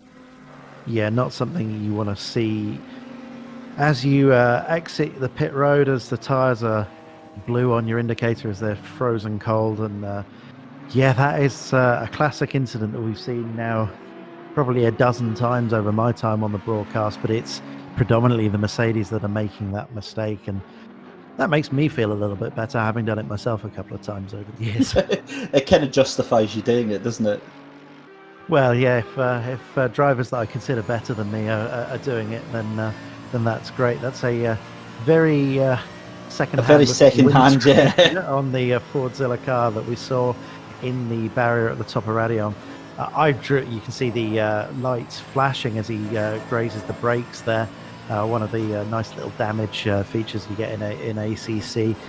You might see as he breaks down. It doesn't do it every time, otherwise it'd be problematic, but I would expect to see him come into the pits because that level of damage is undrivable as he almost puts into the barrier of the pit lane. Again, quite easy to do. I had an incident in a race at Spa recently here where I had that level of damage, and the brakes were so badly affected on the front that I had to brake about 5 meters early for the pit speed limiter. Unfortunately, the car behind didn't have any idea that I had to brake early and then just careered into the back of me, which is unfortunate. Yeah, I'm trying to think. I did a small, I think it was like a 4-hour endurance race. I'm pretty sure it was a City Corsa Competition. It was at Silverstone, and the car wasn't damaged. However, I got a puncture on the, well, it wasn't even a puncture, it was the right rear blew out. I've never experienced that in a racing sim before. It was the most bizarre, frightening sensation. You just hear a loud bang, and the rear just fires away from you, and it's another depth of that realism that maybe some of the previous generations haven't been able to offer, and it sounds fantastic, but as a driver, it's the last thing you want to experience, isn't it? Yeah, you also get slow punctures. You get tyre wall bleeding air, as we see. Capocci has got past Bacon, the 125 Aston Martin, and is now harassing Vicky Thompson, trying to go around the outside of the bus stop chicane, and you're going to have to brake very late to make that happen. Tries his best. Get it on the cutback, I think. Potentially, no, that's never going to happen. Vicky Thompson has that number every day of the week, and that brings Bullwinkle back into the mix behind him as well. So this is awesome stuff. Yeah, great little battle developing here. Capoccia very much in the hot seat at the moment, the car that's moving forward. Perhaps a slightly better part of the operating window on his stint, but look how close he's able to stay across the top of Radion, almost into the back of Vicky's Audi there. This is very close, well deep into the slipstream, moving out nice and early, telegraphing what he's going to do. This should be a fairly straightforward move down into Lecom. Wow, and I was kind of having a look on the screen there. That was a drive-through for car number 56. Now, I need to find out if that has already been served, because we saw that was Konstantin Soldatov in the Like and Subscribe Racing Mercedes, your championship leader, who had a drive-through, and that was an explanation potentially as to why they got the drive-through for the number 56. So that one has been served, can confirm on that. I've got some really, really interesting news though. What's actually happened is Josh Martin has heard about my #BlameJosh campaign, and he wants some answers. So at the top of the hour, we're going to hear from the Triple Eight Coach Dave Academy racer, Josh Martin, very, very shortly. Do you know what, Chris? I'll jump on that bullet for us. It was me that opened my mouth about the #BlameJosh, so I will say that happily to his face. I think we share a little bit of equal blame there. He's going to blame me. He's going to blame me anyway. So it's all good. It's all good. Josh is honestly, he's obviously quite an integral part of the SimGrid community here, and Coach Dave Academy. And for me personally, knowing him on a personal level, watching him mature and develop as a racer, as a marketer. So I work in real life in branding and marketing and PR, and watching the way he does things and watching the way he plays the game, and he talks to the partners and the sponsors of whatever thing that he's doing, whatever brand that he's working with. He really does have a something to him that other sim racers don't have. He kind of has that knowledge of how the system works. He does, and he also eats flattery for breakfast as well, so I'm sure that's gone over really well. I'm just going to get it out of the way. That's it. Just us Scots, we do not give compliments to each other at all, so just enjoy that one. I've just heard that he's actually here, so let's get it done and dusted so we can crack off to some adverts in a couple of minutes' time. But ladies and gentlemen, joining us in the commentary booth is none other than the man himself, Josh Martin. Josh, good evening. How are you doing, buddy? Good evening, Mr. Christie. Thank you very much for the kind words. It's very sweet of you. Hashtag blame Josh. Indeed.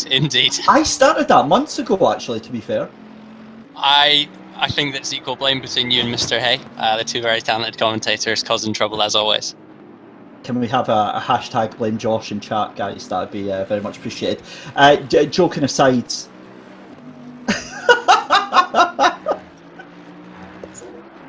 Josh, you need to go and look at the stream, buddy. Please tell me you're looking at it. Oh, don't you worry. I've got it set up here. I'm seeing it beautifully. Right, Josh, joking aside, buddy, it's fantastic to have you on. Firstly, we are, 7 hours in. How's the race going for you guys at Coach Dave Academy? Yeah, it's been quite tricky. We had a disconnect, one of our driver swaps early on, which threw us right down the order. But the team are keeping up in high spirits and are moving on as much as they can. You can see we've obviously got Alaric in the car at the moment. Praying for a bit of rain, that would really help things out our way. And then we've obviously still got over 16 hours left. So it's been a pretty productive and busy first 7 hours of the race. So the important question then is how are you guys keeping your spirits up? Because obviously incidents happen for a lot of the drivers through the 24 hours, and keeping your head and keeping your composure are absolutely key. And we're starting to see some of the teams starting to fall to pieces a little bit further up the field. Do you have anything that you say to your teammates? Is there one of your team that tends to ground everybody, or how does that work? Yeah, we're pretty well balanced as a team. We've obviously got a wide range of experience. We've got James Parker, who is obviously head of the setups at the Coach Dave Academy. Then we've got Gregor, myself, and Alaric, who are all versatile, I should say, esports drivers. And I think, it's a real testament to all the drivers in this series. Despite how far we've gone in the race, we are now seeing quite a few drivers still stick it out despite the mishaps that they're having. And I think that's all you can really do with stuff like this. Is it's a huge event. There's so much work that's gone into it. You guys are doing a great job in the commentary box. We've got obviously some great partners and sponsors involved as well with Thrustmaster and Trackworks. And really, it's for the love of the game, as much of a cliche as it is. I mean, as you see these cars go up through Eau Rouge, there's nothing quite like it. And despite the lockdown measures we're now facing, this is so enjoyable, and it's really what keeps me motivated.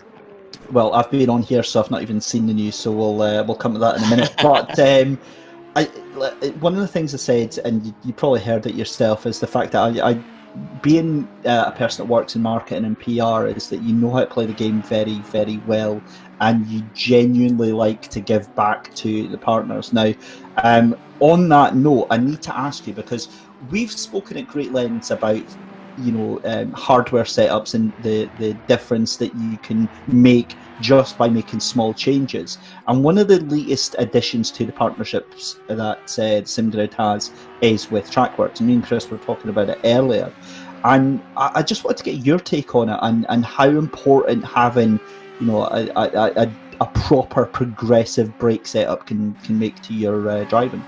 Yeah, it's a great question, David. I think, with Trackworks, they've done a lot of work, not only in the real track, but also the virtual environment in terms of creating a brake mod that feels a lot like a real race car. And, obviously at the SimGrid, we've got David Perel kind of as the all singing, all dancing CEO, driver who brings a wealth of experience from the real world. And being able to understand how these real drivers go through this braking phases and being able to integrate that into the sim racing world. I know obviously you, David, and Chris are both very well experienced sim racers as well, albeit maybe not to this level, but you have a lot of experience behind the wheel as well. And even just being able to get that finer details of fidelity, whether it's in the wheelbase from Thrustmaster or the brake pedals from Trackworks, you can really benefit from it, particularly as races like this, where if you get it wrong, it can really compromise you for the next 5 or 6 hours at a time. And with 16 hours left to go, what is going to be the plan for you for the rest of the race and the team?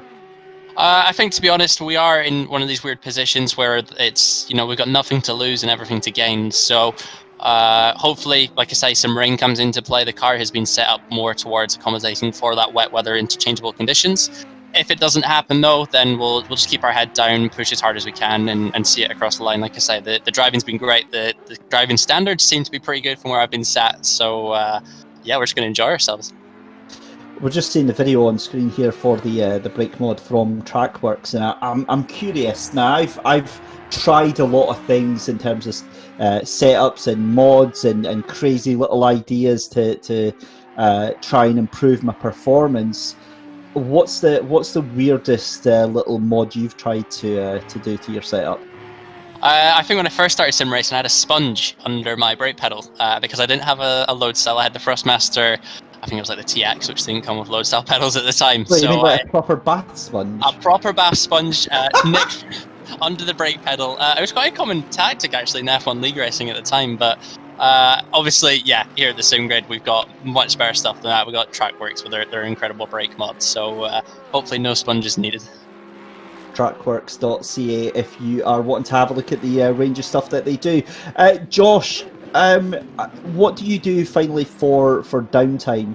Me and Chris have been talking at length about how when you're on as a team, the banter is amazing. You're all sitting there in voice chat and you're all ripping the mick out of everyone else. How do you like to deal with it? Do you like chatting away with your teammates, or do you like a bit of peace and quiet? Yeah, I think what we've done really well with here at the Sim Grid is kind of emulating that virtual paddock. So for me, I kind of enjoy spending time, bouncing between the voice channels, the text channels, just listening to everybody, see how they're getting on. We've got obviously a very high caliber team here, and like you say, we can kind of take the mick out of each other when one of us makes a mistake or not. So I think it's just about enjoying yourself, really. You guys are obviously doing a great job in the commentary box, and I like listening to you guys, especially because we've got the YouTube sensation Chris A with us tonight. So yeah, it is, isn't it? It's even they announced that 2 weeks ago or 3 weeks ago or whenever, and I swear to God, right, no word of a lie, I was sitting there like, oh my God, and I've commentated with the likes of like Alan Hyde and stuff, and I'm still like, that's Chris A. You see, what does that Josh make will you feel, buddy? particularly enjoy about that particular comment is that he was trying to take the mickey there, but it really didn't land. So thanks, Josh. But in all seriousness, it speaks the quality of the whole production here. From you guys in the commentary booth through to Michael and all the stewards behind the scenes. Yeah, just a big thank you to everyone that's taking part, especially the sponsors for making it happen. And yeah, let's keep it going for the next 16 hours. Wow, when you put it like that, I suddenly feel so tired. Josh Martin from the 888 Ferrari Coach Dave Academy car, thank you so much for joining us this evening. We'll try and speak to you later on in the race, and best of luck to the team as well. Thanks, guys. Well, guys and girls, I think it's about time we headed off for a little bit of an ad break just now. We'll be back in a couple of minutes with some more action from the SimGrid World Cup, powered by Thrustmaster.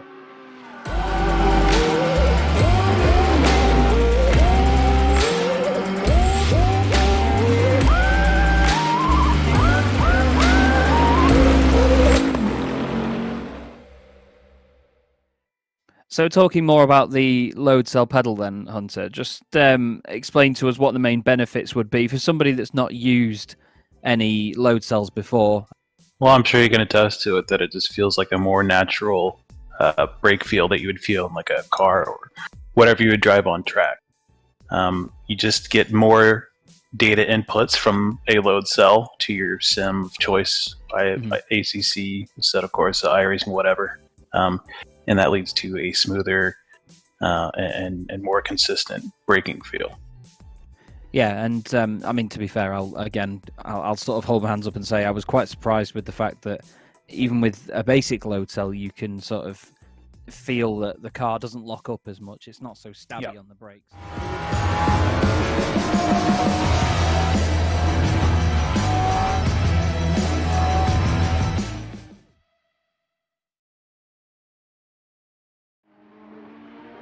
Welcome back then to the SimGrid World Cup powered by Thrustmaster. Penultimate round here, the Spa, 24 hours, 16 hours remain in the race. I'm David Christie. Joining me is the YouTube sensation Chris Hay. I will be allowed to join in on that in-joke very soon, as soon as they explain it to me. In the meantime, it's Mikhail Statsenko taking over in the Audi, the GTWR, in first place, 199 laps in. We are nearly at 200 laps. It's second place for Andrea Capoccia that you can see there on screen just now in the Ferrari, the Chaz Heat Ferrari, and doing a very good job of keeping pace just now. Chris Hay, you are soldiering on through this. Are you enjoying yourself?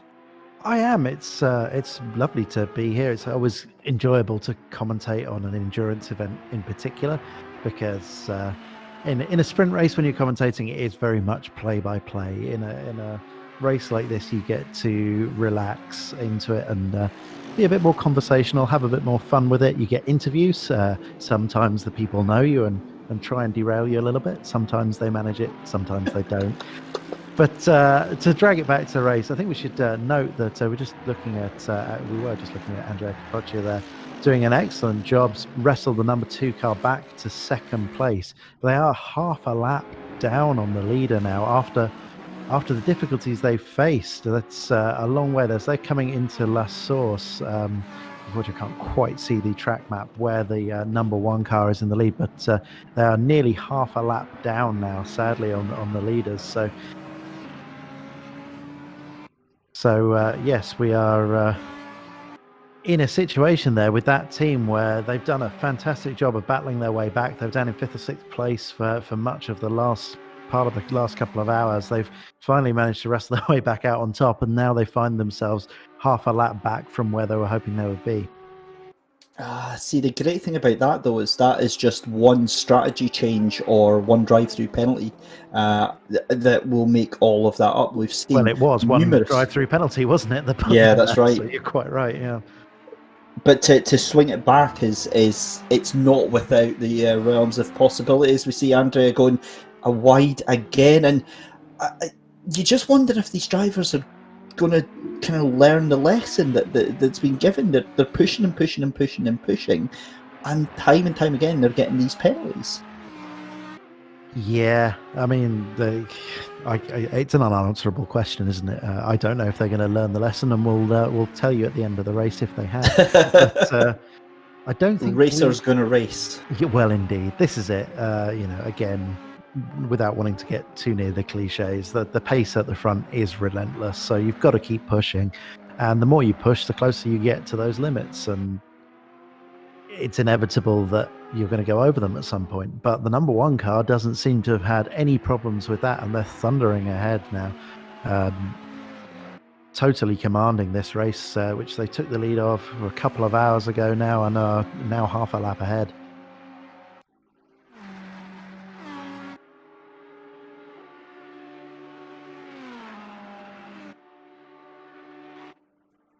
Beyond that, we're looking at the number 8 car, the Mercedes, which has had a little bit of a problem on and off throughout this event. We saw them in the wall a little bit earlier, running down in 35th place now.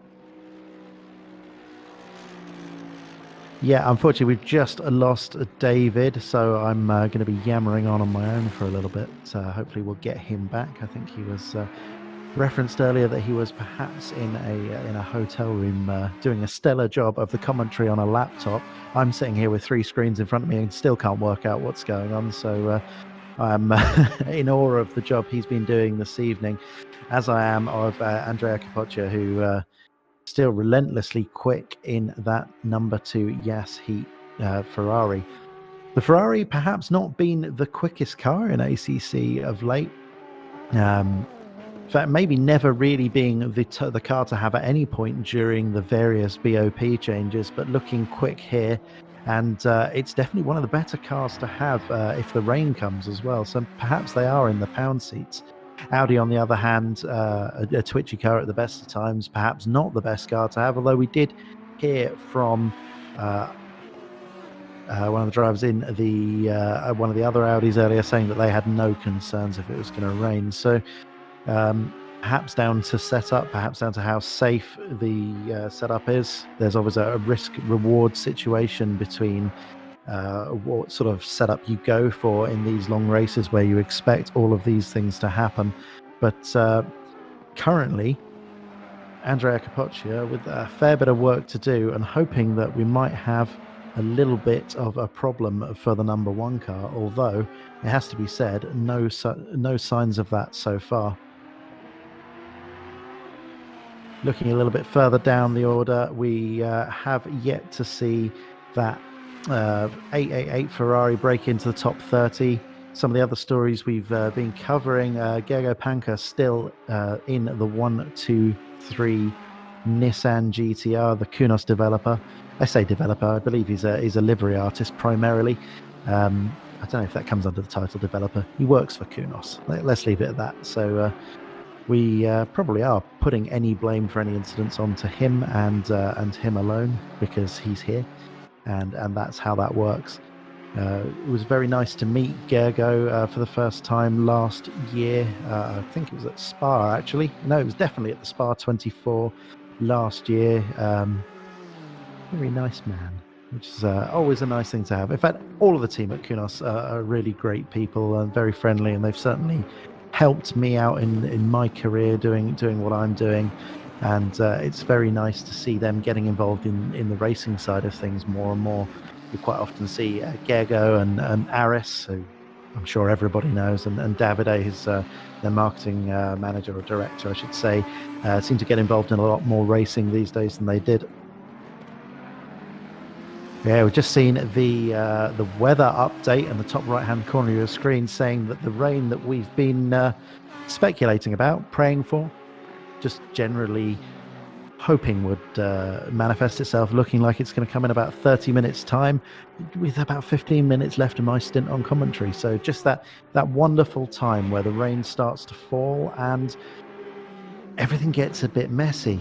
I did an endurance race, a 12-hour race at Spa here last month, and I can tell you that crossover period, depending on how hard the rain is, you might not even end up pitting for slicks. It can be for wets, I should say. Sorry, it can be very problematic to work out exactly where the crossover point is, and it depends on car setup, tire warming, and all of those other things that come into play. And I believe we have David back. I'm going to pretend that I'm fine. It's calm. It's all good. Sorry about that, buddy. Some slight issues there. So let's have a look then, because I am just looking up to the virtual sky here, Chris, and I don't know if you're seeing the same. Yeah, we've just been discussing the impending rain. It'll be impeding as well, let's be honest. It is going to impede definitely on the circumstances, but within the next half an hour, that is, depending on the severity of it, that is going to be massive, isn't it? Indeed. I was just speculating on... it looks like that's the symbol for light rain there. It can develop very quickly across the Assetto sort of dynamic weather system. But if it's light rain, that's when it gets really tricky, because it can take a very long time for the track to get wet enough to need wets. And that's when the setup of the car really comes into play. Cars that struggle to keep tyre temperature will really go off and will really struggle to keep any temperature and therefore lap time in the car, while others might actually excel. I found myself in the lucky situation in a similar set of conditions recently at Spa, where the car was performing beautifully and I was able to go 3 or 4 seconds a lap quicker than most of the other people on the server in those conditions. But it's so often the case that you end up with being dealt the opposite hand, unfortunately. It certainly is, and it's where I think you see different drivers start to shine. You'll get some drivers that are maybe not as fast as they could be in, say, dry conditions, but give them wet conditions, and suddenly they turn into a completely different animal. Yeah, as we just see Marek Shins taking P14, getting the job done before the braking zone for Lecombe. Always nice to see. Audi on Audi as well, so nothing in the car doing that. That's just just a good run up the hill. But yeah, as you're saying, it's driver talent does come into it, not just talent, just the confidence that you have in the car. If the setup is an edgier setup meant for a dry run, then that confidence goes, and as the confidence goes, the tyre temperature goes, and it just compounds and gets worse and worse and worse, which is why those kind of conditions really do make or break a race. Yeah, they absolutely do, Chris, and we'll see that no doubt developing through the remainder of this 24 hours. It's crazy to think that we're already nearly 8 hours into the race, and so many stories to be told, and yet you also get the impression, without trying to drop any cliches, that there are so many stories yet to be written right now. Well, this is it. And as a follow-on from that, it's from testing this week, I'm being told that light rain will give a greasy track very quickly. So all of that rubbering in goes away. Wet tyres can prove to be better in those kind of conditions, or they do get very hot. So it'll be down to setup managing it. There's all sorts of things that come into contention. Different lines. We'll have rubber on the racing line itself. May not be the quickest. This is something that ACC's particularly good at simulating. The run up the hill through Eau Rouge and Rallion will be just a horror show. That's not speculation. That is very much real world experience for me. Sorry, real world sim experience, I should say, because man, imprecise language there can get you into trouble with this kind of setup. Yeah, so going back to that fight we've seen unfolding between Gergo Panker, Marek Schintz and the other Audi that was going on a lap or so ago. They've cruised up to the back of Gergo now as well, so we've got a three-way fight for P13. Make that Gergo dropping it down to P14, as we've seen perhaps starting to struggle a little bit with the car relative to the pace of the people around him. Yeah, and that's the thing as well, is that one of the first things we spoke about, Chris, was how you have to drive the race corner by corner, and I was explaining for those that are maybe new to endurance racing or haven't experienced it for themselves what we mean by that, and that's exactly playing out here just now, because they've done 200 laps. You'd think that they're just doing the same thing over and over and over again, but as the time changes, the track changes, the temperature changes, the coefficient of the tyre grip changes, the visual references change lap by lap, just by the amount of cars that are in front or behind you as well. So every single lap, it's you're driving something completely different. Yeah, and something that we only really just touched upon about the changeable weather conditions that we're likely to see shortly is that it will eliminate some of that build-up of grip as well. So the track now, we are at midnight, roughly in game time. The track's unlikely to get a great deal colder. It will do throughout the morning and maybe drop another degree or two. It's certainly possible. I don't know what the server settings are at, but I think it's possible you could drop another degree or two. But the level of grip, if the weather were to stay stable, would be pretty much stable. The track's going to be pretty well maxed out with 50 odd cars running, more than 50 cars running around for 200 laps. That's pretty much as much rubber as the tarmac's going to hold. But once the rain starts to fall, who knows? Well, I'm going to be a little bit cautious, because the weatherman said it was going to be light rain at Croft today, and I got absolutely drowned. So here's hoping that we get more of the same here at the virtual recreation of Spa, and what a spanner in the works that would throw up with just 15 hours left to go in this race. So this is now really into the sort of second chapter of the race. This is where you really want to double down on the efforts that you're doing and get yourself into that groove as quickly as you possibly can. As we see side by side there, that is the GTR. And almost coming a cropper there into Lecumbe there, but yeah, a fantastic job done by Panker, and perhaps more than most, he should be very much at home with the sim. You would think so, wouldn't you? No, doing a sensible head on his shoulders there, staying out of the way. There's no point in getting into an accident at this stage of the race. That's you still not even at half race distance, despite having gone on for hours and hours and hours and done 200 plus laps. So very much a different kind of Gergo that I'm used to racing to in sprint races, who is definitely a bit more punchy, I would say. I think you're absolutely spot on with that one, Chris. And I'm just trying to think of what we've seen so far. Is what we end up finding is the next 3-4 hours in the dark, because they're in the dark, are going to kind of just blur in with each other. And the next 3 hours are going to go by so quickly. And it's 8:25 here in UK time, as we see Jonas van Druyten in the Keck Sim Racing number 2 effort. Now, this is the car that we spoke about earlier. This is the silver car that was absolutely punching above its weight, the Aston Martin. It's just so devastatingly fast, and the team that they've got there, again, as I said, you've got Jonas van Druyten currently behind the wheel, but you've also got Hendrik Gamble, Jan Bierman and Philippe Kolacki in that Aston Martin. They are really fast, and I'm just having a little listen to race control, being naughty me. I think we've had a little bit of an incident at the bus stop, so we'll have to see if our cameras have picked that one up. But that sounds like it might have been Philippe Witzak and Panker in the GTR. Yeah, just after we were praising Gergo for his wise head, I think I may have done it again. Oh well. If it keeps it entertaining, then I'll commentators curse my way through every part of this stint. It's not a problem.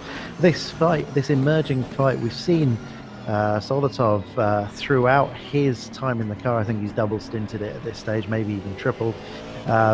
We've seen him under fire from mainly Aston Martins, the 995 and the 125 car. Once again, as they go through different parts of the phase through their stints, as finding that Mercedes a little bit tricky, as you see the car squirming around as he gets on the power there, but still actually getting a great drive compared to the silver rated Aston Martin. Silver rated certainly, but those drivers are very quick, as you were referencing earlier.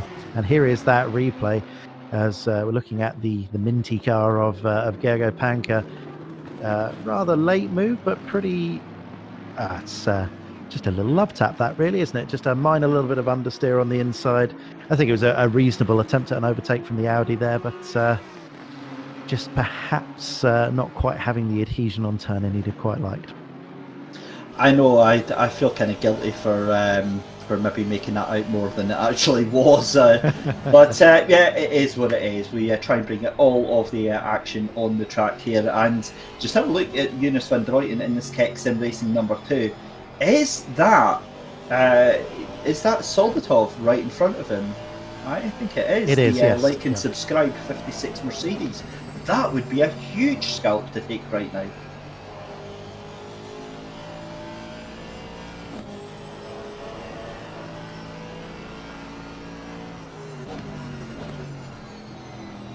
So yeah, just been told by Race Control that the wildcard entry, the 96 car, the AMG Mercedes, has gained 12 positions in the last hour, which is absolutely mega. You know, at a time in the race where we're seeing people gaining 1 position per stint as they understeer a little bit across the top of Radion. Certainly a common sight for the Mercedes, that Sidemax Motorsport car, absolutely flying at the moment. 12 positions in the last hour is not something to be sneezed at. But that being said, if we'd look, Philippe Simard has done a fantastic job there. But looking back, just looking at the gaps for those 12 positions, that's a pretty decent fight we've got back from P12 all the way down to sort of P20.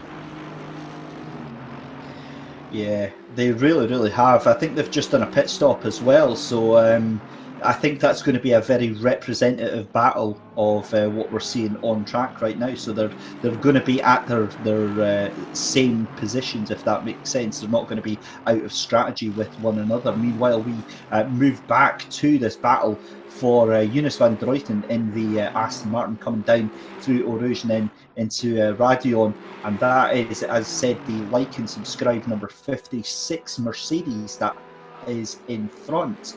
And I'm really stunned to see the pressure that Konstantin Soldatov is under right now from Eunice.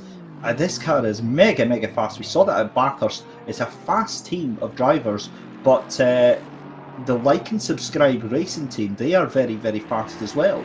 And I wonder if this is perhaps just trying to keep calm under pressure, knowing that the championship is at stake here. And that was definitely a little look from Eunice. It was. Interestingly, the last couple of laps, Soldatov coming out of La Source and not wanting to run the car all the way to the outside of the track. He's been a good half car width inside of that curb and squirming, desperately trying to get the power down for the all-important run up the hill. Seems to be managing it and actually pulling away from that, but that's an unusual line. We saw him just there, actually quite a long way away from the curbs through Fania, and again, you'll expect him to run onto the curb on the exit of Fania here, but perhaps not using as much of the track as Eunice van Druyten behind. And as this another wonderful camera angle aptly demonstrating, doing a good job of carrying speed through Stavelot, which is really, really critical for this run up the hill down to that all-important braking zone at bus stop. And that's a healthy margin he's got there at the moment, I would say. He's absolutely dropped him. But thinking back to the penalties about half an hour ago, I'm sure Soldatov got a drive-through penalty, if I remember rightly, for an unsafe rejoin after an incident. So I'm wondering if there's perhaps some damage after that contact. But it does look like we've got some pickup on the left-hand side, some rubber smearing on the left-hand side of the bodywork there. Obviously, that's not damage itself. Yeah, we've been told there's no damage on the car because they pitted fairly recently. So unlikely to be a factor at this stage. But you can see just how good that Mercedes is off of the slow corners compared to the Aston Martin. It was this part of the lap that we saw Van Druyten manage to do a great job of catching back up as we go to the stream there. Actually, a little bit behind the live pictures, I think. But you can just see how well that Mercedes just leapt off of La Source and that big gap he's got as he runs into now Radion. In fact, the Aston Martin really struggling a little bit with grip at the top of the hill there, but far too far behind to make any use of the slipstream down into Lecombe. Yeah, that's Jan Bierman that we are watching, giving us a little wave. A very good evening to Jan. He's obviously in very, very good spirits tonight, and again goes back into what we were saying about, even when your stint is up, you still stay in. And he's, I thought he was maybe killing it for the tactical advantage that we were having it there. Yeah, that's it. He's done. But again, he's staying in the server. He's staying in, watching his teammate driving. He could be doing anything. He could have went off to watch some TV or go and play a different game or something like that. But instead, which is so common with these drivers, they'll stay in with the other drivers and keep on them for moral support. Yeah, could have got some dinner. Could have done anything really. I mean, we're getting I'm hungry now. Yeah, no, I'm just thinking I've been here 4.5 hours on this stint now. I think I'm starting to get towards thinking it might be dinner time. So I thankfully can't read what that's saying on the camera. So we'll just pretend that it's complimentary and move on, shall we? Right, Chris, I've just realised there was an avenue of questions that I had for you, and it was regarding something that is maybe sets you apart from some of the other sim racers, and that is, of course, you becoming a dad. How has that come into the mix and affected the amount of time that you've been able to dedicate to sim racing? Are you able to juggle the two? Well, there are two questions about time. The answer to the first one is it's cost me about 3/10, and the other one is it's obviously becoming a father, particularly for the first time, is a huge change in your life. It is a big time sink, and it's actually completely changed my approach to work and producing videos for YouTube. In that I've chosen to go and get a dedicated workspace. I have a studio that I now use to make YouTube videos. They're dedicated purely because I used to work from home, and working in the same home as a young child has its challenges, not only because he makes a lot of noise, but I make a lot of noise. Sim racing is noisy. Yeah, it's not like being in a heavy metal band, but it's not great. So having to pick and choose the times you work around a baby's schedule is difficult, but also having kids is amazing.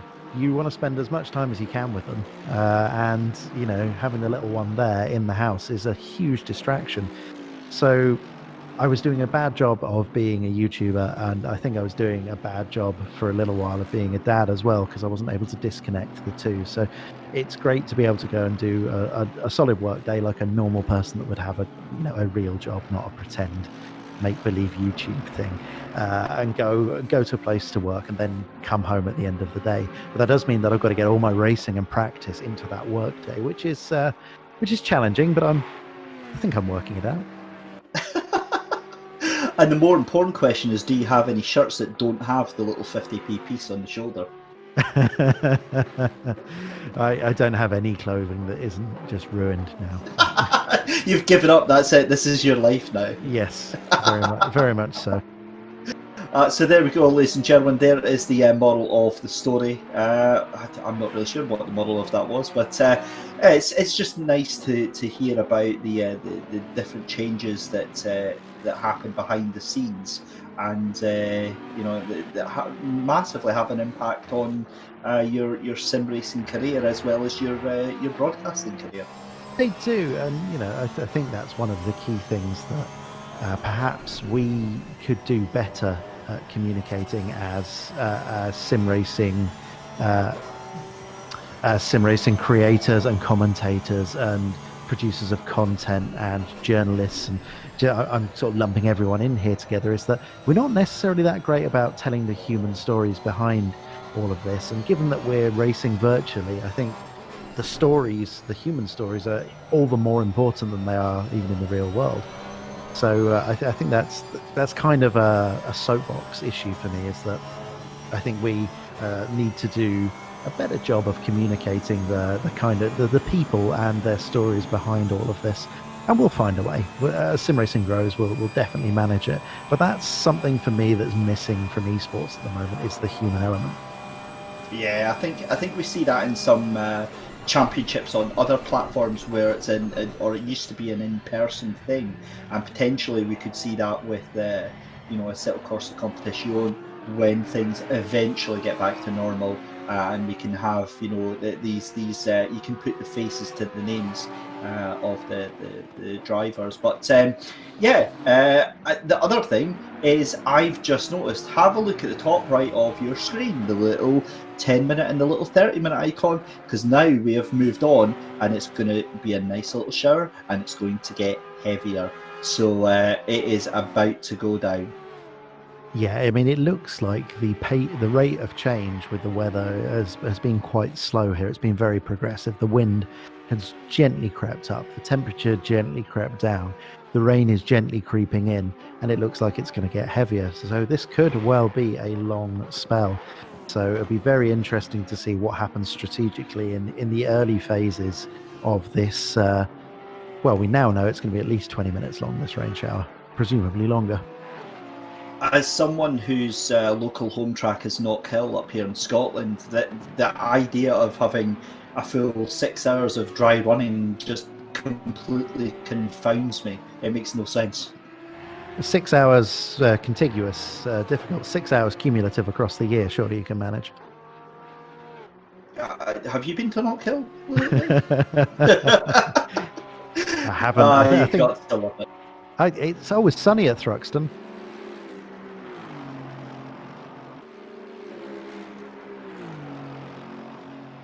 So we're getting whispered into our ear. This is what I love behind the scenes. So you guys at home can't hear this. Now we've got our producer Michael in our ears, offering us some spicy inside knowledge of strategy. So we're gonna go and listen to that. But what I wish you could hear is whenever you get like a really, really insane overtake or a big crazy moment happening, you can hear him cackling away in the background. It is simply wonderful. It just makes makes me so happy listening to it. So I'll try and sneak that in if I possibly can. What we'll do, I think we'll take a very, very short break because I really want to hear and give Michael the benefit of the doubt and hear these top insider juicy goss tactics. So we'll step away for a very, very quick commercial break. And Mr. Michael, you have a minute to tell us.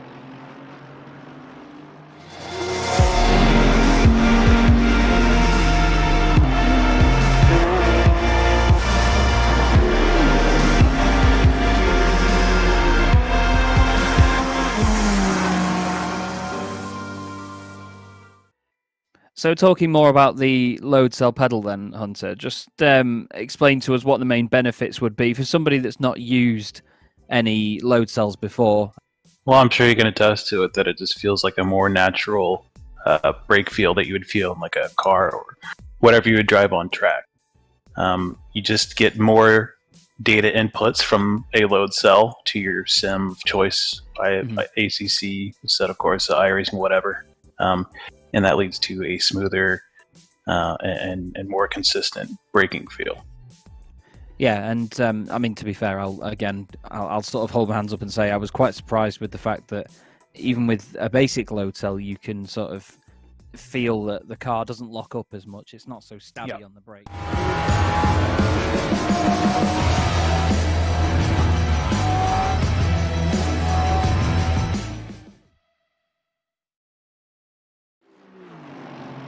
A very warm welcome back to the SimGrid World Cup, powered by Thrustmaster, David Christie and Chris A here with you. 15 and a half hours left to go in the race. And Chris, that was quite the bombshell, wasn't it?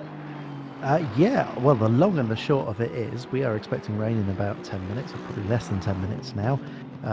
And we are not expecting the leaders to pit again until I think it's about lap 220, which means probably about 5 laps after the rain comes. We're expecting most of the top 8 to need to pit. Now, that's kind of a difficult time in the sense that we're only expecting light rain, so it's going to take a little bit of time for the track to start to build up water. It's certainly not going to be in its final state, and we know that it's going to get heavier again after 30 minutes from now, so 20 minutes from the initial start of the rain. So there's some big problems there. I think it was suggested that most of the top 10 of that and potential big winners here who are on a different strategy are the 96 car. So things are about to get interesting, I think. Yeah, they certainly are, and we're just watching on board. What a sight this is as we see the cars roaring down. I believe that is what's that, Kemmel Straight, is it, that we're on just now? In fact, no, ignore me, that's the second half of the circuit. We're on the entrance towards the chicane, so that's Jonas van Druiten in the number 995 Keck Sim Racing number 2, the highest placed silver racer at the moment, and just behind Solbatov in the like and subscribe racing, still in that number 56. So those two have been joined at the hip now for what must be about 25 to 30 laps. It's been a long time coming, and also the 125 car just behind them, 2 seconds behind, in fact, have been fighting it out for about 2 stints with Solbatov as well. So you started to your little introduction there by saying, isn't it a beautiful sight? And I'm thinking, probably not for Jonas van Druiten, who's been looking at the back of that Mercedes for such a long time now, but isn't this a great run? Stayed very close across the top of Radion, now picking a direction. He's trying to go around the outside of Lecom. We've seen this work, we've seen it not work. We've seen the Mercedes particularly bad at understeering. What a great camera angle. Gets the move done. Beautiful camera work. Literal round of applause here. That was incredible stuff. That was awesome. You don't normally get to see things like that in real world motorsport, let alone sim racing. So that was an absolute treat to watch 4 hours and 45 minutes into a commentary stint. I was almost lost for words there, but not quite. Did you enjoy that, David? I certainly did, and I could hear Mike Kyal from Simply Race taking the vocal bow in the background there, and this is what I love, having such an awesome team at the SimGrid and having Mike from Simply Race on board with this. it just is such an awesome partnership because we get all the angles, we get all of the info and everything that we need to enjoy this, hopefully just as much as you guys and girls are at home. I was waiting for them to come back and answer, but that seems... there's a drive-through penalty for Van Druyten. Just as he makes that overtake stick, being told it's track limits, it was inevitably track limits at this stage of the event, and with that type of penalty, that is a real kick in the whatever you don't want to be kicked in. That kick is in the Athens. So yeah, championship rivals in the number 125 car, the other silver class car that was fighting it out with Soldatov as well, the other Aston Martin, just a second and a half or so behind them. That is a very critical mistake to make. As we see, Bacon has run up to the back of Soldatov now as well. They can't stop as well through that drive-through. It has to be a straight drive-through. Yeah, they're going to have to get... The best bet is to get the drive-through out of the way and then hope that the whatever situation they find themselves in with the rain in a few minutes' time is a positive one. That might actually set them up quite well because it might delay them to the point that, oh my goodness me, as we see James Bacon round the outside of Soldatov. What a move! He was absolutely incredible. Definitely outside the track limits and definitely didn't back off, so that will be a warning at the very least. Doesn't quite have the grunt to get the move down into Les Combes though, as we see the like and subscribe Mercedes clattering across the curbs there. Somehow manages to stay ahead despite Bacon being alongside him at the top of Radion. Wow, you got to love it. James Bacon really trying to throw everything and the kitchen sink at Soldatov in that 7th place there. And again, he is going to be the front-running silver by de facto once Jonas van Druyten heads into pit lane. But if you are just joining us, it is still Mikhail Statsenko in the GTWR machine in Audi, 214 laps in the lead, and I'm starting to see spots of rain on the screen. Yeah, tantalising prospect, isn't it? The clock, the weather prediction now saying that it is raining, and we've got another block saying that it's going to get heavier again after 30 minutes. So setting in for at least an hour by the looks of things at this stage of rain. So all of those strategy calls that we've been pontificating about for quite a long time are going to start to come into play. But right now, what's happening in front of us is Bacon has going to be getting another crack at this number 56 AMG Mercedes, who he seems to have been fighting with for most of the last 2 hours. That's a lovely camera angle once again, showing the closing speed into the bus stop chicane. Headlights lighting up the underside of the AMG Mercedes, and just seeing that concertina effect, so dramatic from those low wide camera angles. There really is a thing of beauty on board then with James Bacon in the SRJ Motorsport 125 Aston Martin as they roar away out of La Source, down the hill and then in towards Eau Rouge and then up through Radion. And again, you can see just the pace that the Aston Martin has got there on the Mercedes. He's already got him done. It almost looked like the Mercedes braked then. There was saw a red light on the back. I'm guessing it's just a reflection. But yeah, that done early. Interestingly, the Aston Martin perfectly happy climbing over the curb on the right-hand side, climbing up the hill there, which if you do in the Mercedes, that's end game. But you're quite right. The closing speed through Eau Rouge and Radion was actually a bit daunting. Not a place you want to find yourself having to brake as the car in front's doing 10 kilometers an hour slow. I think this is the time that mental rain is going to become a factor as well, Chris, and you'll have experienced this one just as much as anyone else. Mental rain for those are when the rain is appearing on the windscreen, but it's not enough to actually affect the car, but you feel nervous enough that it affects the way that the car drives. So it's like the visual cue is enough to put you off. Yes, certainly.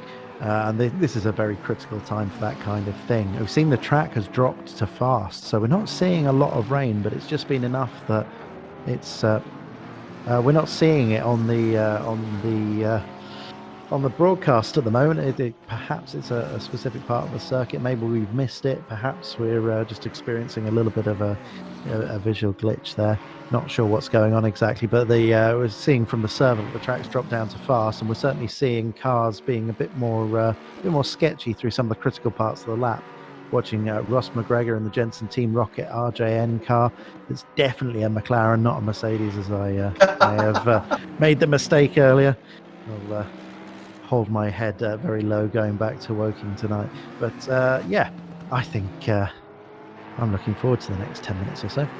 Yeah, I think there's definitely rain out there at some points. Not enough to make a massive difference, but we're already dropping significantly down lap times. We were into the high 219s. Now we're into the 220s, 221s. So I think that's going to fall further and further down. There's maybe enough track temperature at the moment, although I can't. As soon as those words left my mouth, I'm starting to doubt that.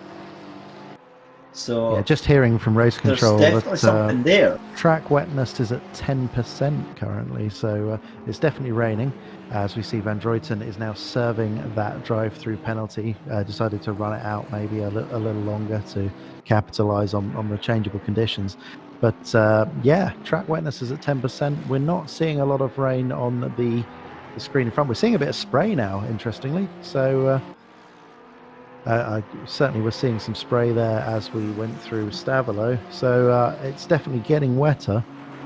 And I wonder if the drivers themselves are seeing this rain, whether this is a strange glitch we've discovered. Quite a few drivers into the pits, Chris. That's Shintz and Macri. I think there's another one into the pits as well. So that's 3 drivers in. I wonder if they're going to be taking different tyres. Certainly possible, and we're sort of getting towards the end of the stint time. So we weren't expecting the top 10 really, in particular, in for another couple of laps. But there is a small variation between those cars, I think, at this stage. So bit difficult to draw conclusions yet, but as you can see, a few raindrops there. We're seeing wipers going on the leader's car, and this is the car to watch. As you said earlier on, the lap times have dropped the leader down to sort of 221s now. There are a couple of guys still running in the 220s, but most in the 21s and 22s, even a few out there. So the track has very much dropped off the pace and is continuing to get slower. So all eyes watching Mikhail Stestenko in the Audi there. Who's going to blink first? Definitely looks very drizzly on the Kemmel Straight there. It looks like quite a little bit of patchy rain, especially over this bit. Definitely getting some spray as well, but it doesn't seem to be uniformly wet yet either, as Stestenko runs quite wide in the middle of Bruxelles there, although that can be a favoured line. I'm not sure we've seen enough of him on the broadcast to know if that's how he's driving it, because they've been so far in the lead for the last couple of hours that they've not received really a great deal of screen time. There's so much else going on. Just watching Konstantin Soldatov of the like and subscribe racing team. Still keen enough to use the curbs, and that's usually your first indicator, is where the more aggressive drivers start being a little bit gentler with the car. When they stop using the curbs so much, that's when you know that water is becoming a problem. I think it will definitely increase over the next half an hour at the very minimum, but for just now it's just a very, very light dusting of rain. What we would call up here a ninja shower. It does. It was interesting when we were on board with Konstantin. The didn't look like he was using the wipers, so the water drops were building up on the windscreen, and we're definitely seeing spray down into the bus stop as Sebastian Hander in that 11 car fighting out with Gergo Panker. Gergo into the pits, little bit of a shove there. That was just a standard sort of touring car overtake, really, wasn't it? It was. I love the way that Panker was just like, it's fine, I meant to do that anyway. This, of course, the Spa 24 started out as a touring car event, so it's highly appropriate for a little bit of a hit check as you go past, as far as I'm concerned. It certainly is, and this is why we love having commentators like yourself that know so much more about this sort of stuff than me. I just turn up and talk about the cars on track, but professionals like yourself come with all this information preloaded, and it's like having a personal Wikipedia page. It's a lot harder to access some of that information these days than it was pre-baby, I can tell you that much. Talking about mental rain. Dear me, we are coming up to the end of, I've lost track of what hour this is. I think this is hour 8 that we are on just now. We're waiting to go into, well, I say hour 9, but we're already into it because we're just approaching 15 hours and 20 minutes left to go. And we have already cracked the back of this 24-hour race. We've got a good chunk of it down, and this is developing quite nicely. So hour 9 is almost in the books, and can you believe we're almost about to start onto hour 10? That is just absolutely absurd. I can only believe it because Race Control have told us that in our thanks. It's harder to believe when I have to do the mental arithmetic myself. You know, two-digit numbers are a bit of a tricky beast this far into the event. But seeing Gergo Panka after that pit stop dropping down to 19th, seeing a few more people down the order pitting now. We are in that pit window. Track is staying green. This is exactly the conditions I was talking about earlier that I experienced in a race recently, and it was very, very tricky to work out exactly what tyres to be on, because at the moment it is very much slick conditions, but you know it's going to get wetter. In fact, we're now seeing drops of rain on the broadcast fairly frequently, so it's definitely getting wetter. But all these cars that are going to make a stop in the next lap or two have got a tough decision to make. I think they kind of have to stay on slicks for now, but if it does get considerably wetter, that means another stop. Yeah, now we're starting to see the rain appear vertically. It's not just on the windshields that we're starting to see it. We're actually starting to see the raindrops falling here. So that does mean that it is intensifying a little bit. But again, the track status is green. And it's going to be Eau Rouge is going to be the first real test of the car's grip. But everything going absolutely fine so far as we're watching Sebastian Handler in the Griphax Engineering number 11 car. We saw that having so many issues, and have a look at it on the straight now. That's really starting to come down.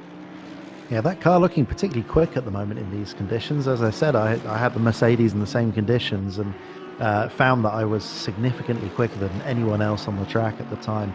These slippery conditions, it is a bit sketchy in that car, it has to be said, but I was able to find grip, and it looks like Sebastian Handler, who is carving his way through the pack at the moment, finding the same.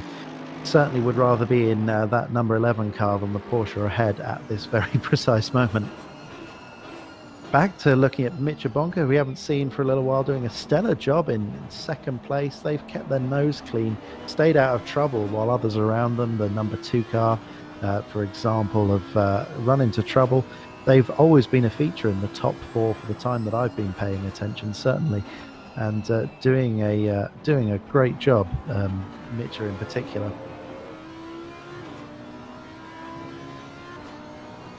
I'm slightly distracted, Chris, because I've got to be honest, I've just realised something. This is it. I'm about to say my goodbyes to you, my man. It is. It's reached that time, hasn't it? It is. I might get emotional here in the UK. Just having a look here, I've heard from Race Control, Anufief in the 56 Mercedes is off. He's away into the pits, and that is absolutely a sign that it is a greasy track. Look at how much trouble Bonka's having wrestling that Audi around. The conditions have just gotten that much worse. hearing that crash was at Blanchimont for the 56 car that's been involved in so much action this evening. Luckily for them, if the accident was at Blanchimont, hopefully we'll get it up on the replay shortly. At least it's not a particularly long drive back to the pits from there. Yep, Statsenko then, Mikhail Statsenko in the leading Audi for GTWR is into the pits on lap number 220, and that is almost exactly what race control gave us that heads up for. So that is when it's happened, and thankfully the rain has held off until then, so it may be that their bet has paid off. But that 56 was Vitor Anufriev in the like and subscribe Mercedes. They are the championship leader. Here we go. So it looks like this is going to be entirely on their own. What do they do? Just go into Blanchimont a bit hot on the curb, on the greasy bit of tarmac on the outside of there, straight into the tyre wall. That's a fair whack of damage. I keep saying this, but that's an accident I've had as well. So I'm fairly confident that he'll be in the pits for a good minute or so having that fixed. But quick recovery at the very silver lining take to apply to that. But yeah, seeing quite a few cars into the pits now, we've hit that mark, and I think with a greasy track, it's still on that cusp of what tyre do you take.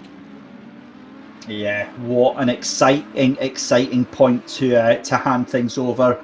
And as we come up to 9 o'clock, all that's left for me to say to the legend that is Chris, it's been an absolute pleasure having you on the commentary team for the past 4 hours. In fact, it might even be longer than that. I've only been here for what feels like an eternity already, but it has just been an absolute pleasure, buddy, to have you on board, and hopefully we will see you for some of the remaining races. Now, it's been a pleasure to be involved. I do have a habit of making time slow down, so that might be why it's felt like an eternity. But thank you very much for having me, and I hope to return at some point in the future. There you go, ladies and gentlemen. Chris Hay joining us here on the SimGrid World Cup, powered by Thrustmaster. We are going to take a break as we head into the hour. It's currently 9 o'clock UK time, which means it's 10 o'clock CET. And we will have a cut to adverts, and when we come back, we are going to be joined by the one, the only, Luke Rogers.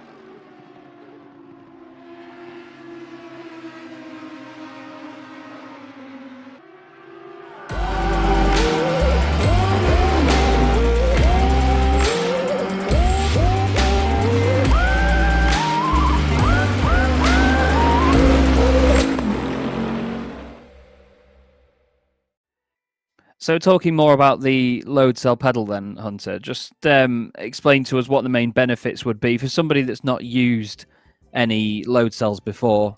Well, I'm sure you can attest to it that it just feels like a more natural brake feel that you would feel in like a car or whatever you would drive on track. You just get more data inputs from a load cell to your sim of choice by ACC instead, of course, iRacing, whatever. And that leads to a smoother and more consistent braking feel. Yeah, and I mean, to be fair, I'll sort of hold my hands up and say I was quite surprised with the fact that even with a basic load cell, you can sort of feel that the car doesn't lock up as much. It's not so stabby on the brakes.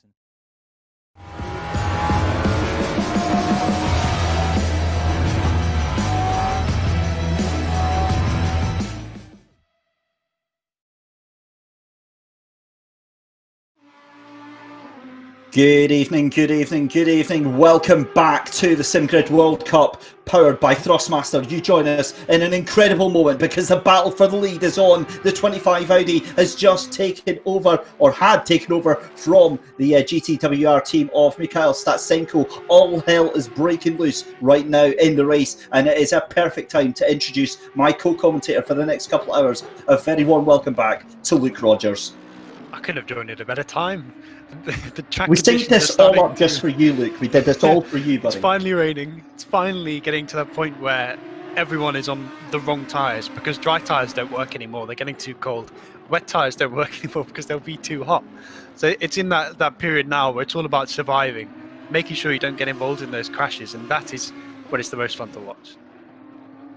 It certainly is. And this is a cracking little battle that we've got here. And that number 25 Audi has just dropped back considerably. And I wonder if they are actually on the wrong tyres. That is the Mook Motorsport of Micha Bonka. You'll have to help me out on the pronunciation of that. But they're in the Audi R8, the number 25 outfit. And this is all going wrong very, very rapidly. Yeah, but that's what we love, isn't it? That chaos that happens when you get to that sort of greasy stage. I'm actually expecting that some cars are going to pit very early, right? Because with the way the track is, I think you just need to. That's a little bit unfortunate. That's the bit of a kiss for the outfit. They have had. It's not been their best outing, Luke, I'm going to be honest with you. They have certainly had better races. But talking of having better races, the one car can't really have much better than it's doing right now. But no, when I left, it was down in, I think, 8th place. And I'm back down there leading. I'm not sure how the strategy is playing out, but I know for a fact that the 2 and the 211 were battling right at the lead. So to see that sort of change is really cool. And I wonder if maybe those cars are now a little bit more stably set up and maybe didn't quite have the pace when the grip was there. But now that the grip isn't there, there might be a bit more stability in the car that is letting them go forward. I'm pretty sure their voice chat will be saying exactly the same thing. How the heck did we end up here? But they'll absolutely be taking it. 222 laps are in the book here at Spa, and there goes the number 25 into pit lane. So that leaves Mikhail Statsenko in a class of his own right now. And I wonder if the track is getting a little bit too much. More penalties coming through the way. 101 gets a 5-second penalty, and the 77 car gets a drive-through penalty as well for avoidable contact. That is the Audi 101 of King that gets a 5-second penalty, and the 77, I will tell you who that is in just a second, Luke. And drive-throughs on this track are brutal because when we were at somewhere like Kyalami next time out, the pit lane is very short, so a drive-through is only really worth 20-25 seconds. Here it's the longest pit lane in GT racing pretty much, so it takes like a minute to get through. So one drive-through and you're going from like first to potentially even outside the top 15, maybe not quite that far, but you lose so much track position, so much time to everyone else. So it's really something you have to try your hardest to avoid, and it is such a massive penalty if you do get those track limit warnings. So it's really unfortunate that teams are already getting one now, because you think, 9 hours into the race, if you're already getting a drive-through for track limits, mathematics would say you're going to get another one. Yeah, absolutely. I'm just looking at the time screen there. Vadim Kaminsky for Time Harvesters Racing, the number 5 car, has a stop-go penalty as well. So they've got a 30-second stop-go. And at Spa, that is a life sentence. That's for speeding in the pit lane, as we're being pointed out in our ears. And that is... It's so hard to actually do that. I'm surprised that people are risking maybe their pit entry. I would assume it's probably pit entry where you're getting that mistake in. And in a 24-hour endurance race where a penalty is so big for doing that, I'm surprised that teams aren't being a bit more careful entering the pits. And it's not the first pit speeding penalty we've had. I certainly won't be the last, and it's something that it's such a rookie error. But it took. I say that like I didn't drive into the pit wall when I was doing my race earlier. I wasn't going to bring that up. I feel like I might as well drop myself in. I drove, the inside wall as you turn left. Yeah. I managed to drive into it. It was very smart. As you do. It's fine. It's fine. But I say that it's hard to make those kind of mistakes. It's really not hard to do. It's you miss your braking marker by a meter, and that's how you carry 1 kilometre an hour too much into the pit lane, and you don't give that time up, and then suddenly you've got that massive penalty. So I'm surprised that maybe teams aren't being a bit more careful about it, and those teams getting those penalties are going to drop a long way down the grid. We're currently watching the 32nd position car, the number 17 USB drivers team of Slavomir Majernik, and he's just gone past the Porsche of Grobler in the wildcard entry in that treble 4 car. This is Luka Niedkoffer, sorry. And that 556 Audi, if I can even speak right, has looked very, very planted. They're down in 15th place at the moment, but I do think that has the potential to be up in the top 10. And I know for a fact, obviously, I work with those. Well, I race with those guys, the BPM guys, quite a lot, and I know that they've intentionally tried to make a setup that's quite stable, right? Stability and Audi is not something that usually goes together. It's very well known for being the car that murders people, especially drivers. With no warning. Yeah. So the fact that they've purposely tried to work in that stability, I think really for these kind of conditions means that as we go into those cooler conditions at nighttime, even if the rain doesn't get that hard, just those cooler conditions and having that stability should mean that the 556 and 557 start to make more progress on the grid. And both teams are already doing better than they did in qualifying.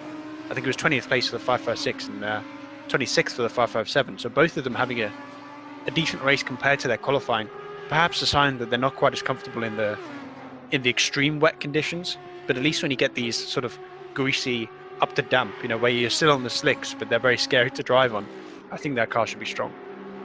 See, that's the thing for me. The Audi for me on a dry track scares the absolute bejesus out of me. On a greasy, damp track, I cannot believe what that must take to actually point that in the right direction. And yet, we're seeing Phil Vitt here, the newly installed driver for Mook Motorsport in that number 25 Audi that was in second place. It doesn't look twitchy. It looks absolutely planted. Yeah, I think that's just something you have to do in endurance racing, right? I think all these cars will be working on. What you tend to do is you make maybe 3-4 setups for different types of conditions. You have sort of your cold track setup, your warm track setup, your light rain, and then your heavy rain setups, right? And then when you come into a race like Spa, where you know for a fact you're probably going to get all of those conditions at some point during the race, you have to try and find a compromise. So none of these guys will be on a car that's optimized for middle of the day dry track running where it's 15 to 20 something degrees. None of these guys will be on a car that's purely optimized for heavy wet conditions, but they'll all have found some safe compromise that allows them to at least stay relatively stable in all those conditions. And that's really, I think, one of the most underrated skills when we come to this sort of level of endurance racing is setting up your car to be good through the whole race. And I'm just trying to think of the changes. What sort of things do the drivers and the teams look for when they're making these changes in terms of the dry and the wet setup? Well, I think if you compare the cars that are traditionally known as being good in the wet and the cars that are good in the dry, the Lexus is so good in the wet because it has that rear stability, right? You can really trust the rear traction and trust the rear to not step out through corners, which is obviously the complete opposite of what an Audi is. So if you want to compromise the car to make sure that it will work in those kind of conditions, you might put an extra tick of rear wing on it, or you might take one step of your rake out of it by raising the front ride height, for example, which will also allow you to clear puddles a little bit easier. So there are all those kind of things where maybe you're not quite as going aggressive on the downforce. Obviously, you can make brake bias changes in the car, and that's something you want to do in the wet. As the track gets wetter, you generally tend to bring the brake bias rearwards and use more of the rear of the car to brake. So all those kind of changes you can do in the track, obviously increase TC as well, another thing you can do. But in terms of getting rid of maybe some of the front downforce, or at least rebalancing the car a little bit towards the rear is just something you need to do coming in. And we've just had a big crash in Bronschmann. I believe the 23 car has put it in the wall. Here we go, the Jensen Team Rocket car. That's the Team Jensen. One of our wildcard entries, I believe, has had a moment, obviously in the McLaren, a car well known for not being that great in the wet. There's incident one, they've just spun out. A little flick of the rear end. They actually got collected as well. Contacts, yeah. Was that the GTR? I think that looks like the GTR. It is, it's the Godzilla car that's been involved there, and it's going to have a fair bit of damage there, but I think that the RJN car is going to be so much worse off than that by being collected by Godzilla. Well, it goes off again. And they've had a second incident yet, I would assume that damage is meant that the car is obviously quite hard to drive, and they've tried to push it to get back to the pits and probably put it in the wall. Apparently it hasn't pit, so I wonder if it's maybe 5 minutes until the end of the stint and they need it for strategy to try and avoid a pit stop is all I can say. But he's also just got in the car, so it can't be about stint length. So I don't know why you wouldn't come in the pits if you have an issue like that. Maybe expecting that the track is going to get to wet tyre conditions soon, and they're just going to try and survive with the damaged car on the wrong set of tyres until then. Well, that's a brave, bold move there. And meanwhile, just having a look here, this is again Phil Vitz back in that Mook Motorsport Audi, and got a couple of lapped cars behind him, looking very, very menacing. I'm thinking, oh my goodness me, one of them just got absolutely shoulder checked out of the way there. And that is how you do it on the entry to the chicane. That was lovely. Just a little bit of forceful. Out the way, thank you very much, and yeah, I quite like that. Not gonna lie. Well, here we go. I think this might be the Who is this?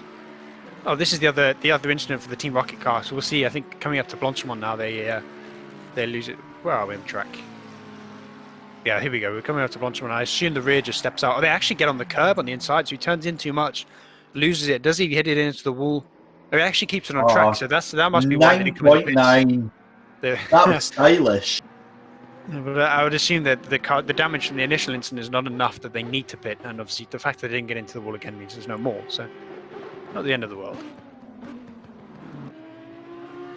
Yeah, no, absolutely. So we are coming up to start our 10th hour. We are unbelievably away to start our 10th hour. I cannot fathom how we got so quickly into it.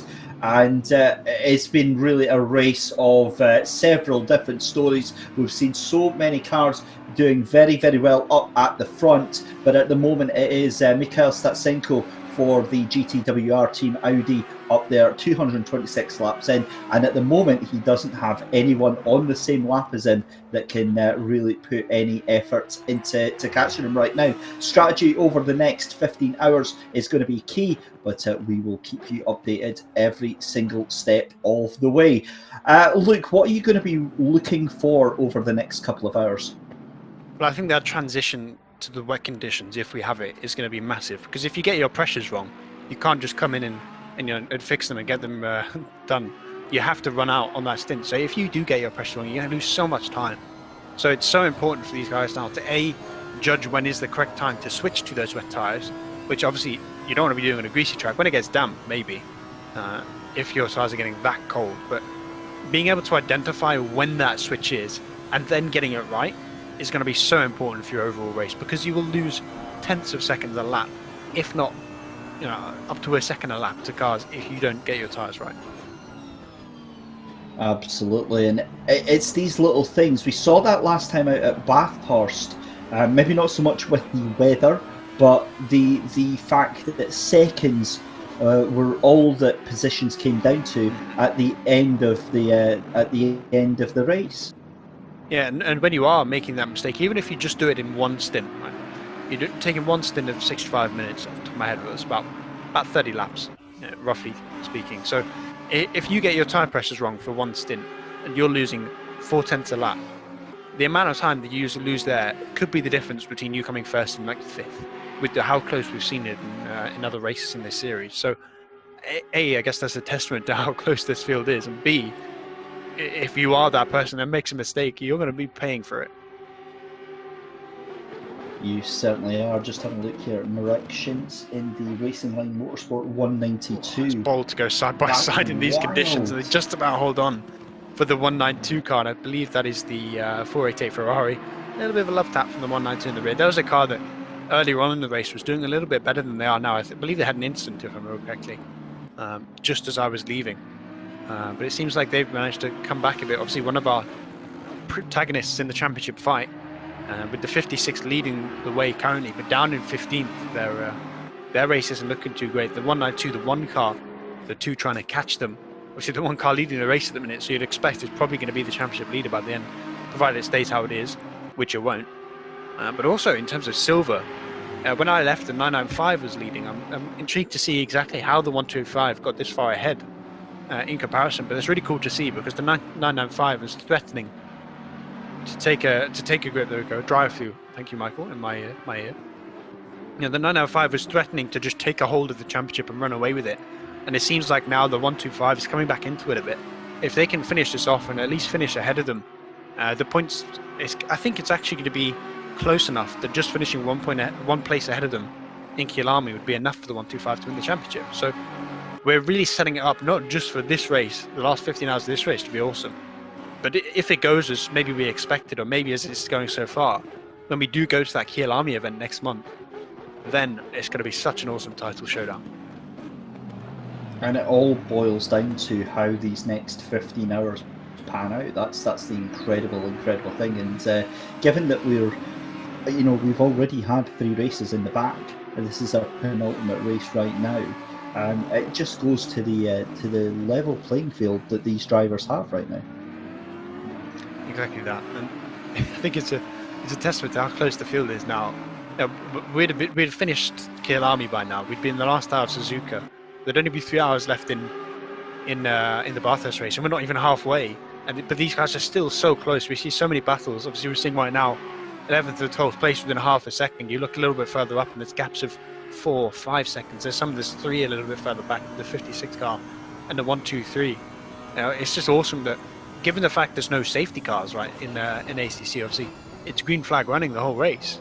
These cars are still able to just stick right on top of each other, and with that sort of concertina effect that you get by cars being better in certain conditions, and maybe teams getting tyre pressures wrong in a certain stint, or certain drivers on a team being faster and slower, it just really lends itself to giving you this 24 hours of non-stop action.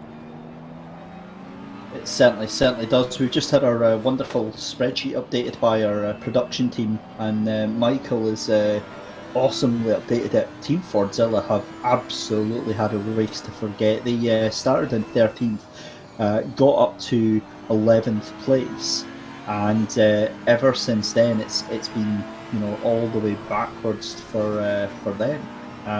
They're really struggling. I mean, that's 12 places they've lost since the start of the race. That's crazy. Yeah, there's so many cars like that had a really good start to the race and have fallen back a lot. And there's so many cars as well that had maybe a bad start to the race, decided to come forward. I remember the 96. They started the race in 2nd place. They fell all the way back, I think, to 13th at one point, thanks to I think they were one of the cars that spun out in a Rouge, if I remember correctly. Well, it was Radion actually. But they're starting to make their way back up to the front, and they're one team that I think might be a bit of a dark horse for the win. I think we'll certainly keep our eyes on that. I was totally distracted by that spreadsheet there. I do love my numbers and some very interesting facts on there. I'm going to have to double check some of the figures on there because they don't add up, but I will certainly have a look at that one.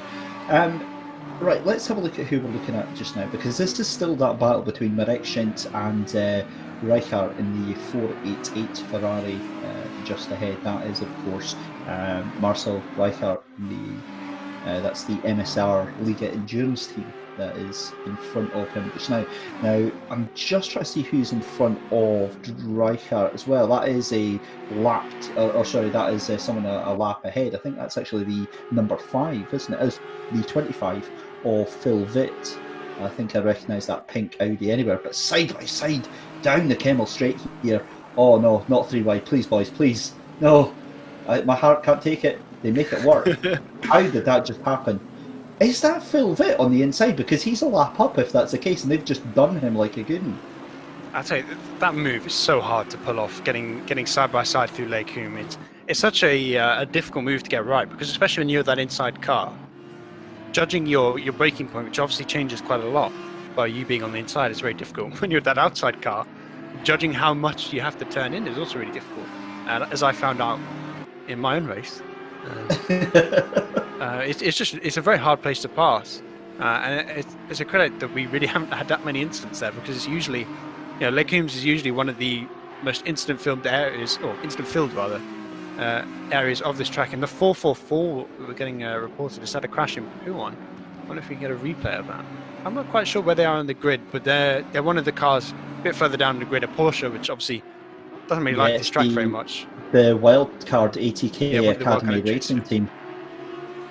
So they've obviously had a bit of an issue. And just going back to that move at Lake Hume, I always feel like if you're one of those cars that can absolutely slingshot past and make that move stick, you need to have a big button on your beside your steering wheel that just plays this sound effect, yeet, as you're going into the corner. Now the plot thickens because the 444, from what I'm hearing, has just been hit by the number 5. So the ATK Academy racing car has now been hit by the number 5, and I'm pretty sure the number 5 is a silver car. That's a Time Harvesters racing car. They've been in the battles as well, and that is just not gone well. If they rejoin, that's going to be an unsafe rejoin, isn't it? I think you can sort of sense it that they're going to come out and track right in front of someone here. Oh, maybe not. Oh, okay. That was dramatic. I was kind of bad then for that. Punted I played too much iRacing. But that was just their poo-on spin. And then they got hit later on in the lap. So, yeah, we're going to stay with the replay and we'll see the second incident, which I believe happened down in... Oh, Mr. Producer. Oh, it froze apparently. There we go. So we'll get the second incident that happened, which happened down in the campus area of the track. I'd be intrigued to see whether the 444 made another mistake or something a bit more unfortunate happened to them. But that's not a great lap for them. Yeah, that's really gone from bad to worse as we're back with Marek Schins in the Racing Line Motorsport 192 getting the run on Marcel Reichardt in the 488 Ferrari. Does it up the inside. Beautiful move there and takes the position back up into P11.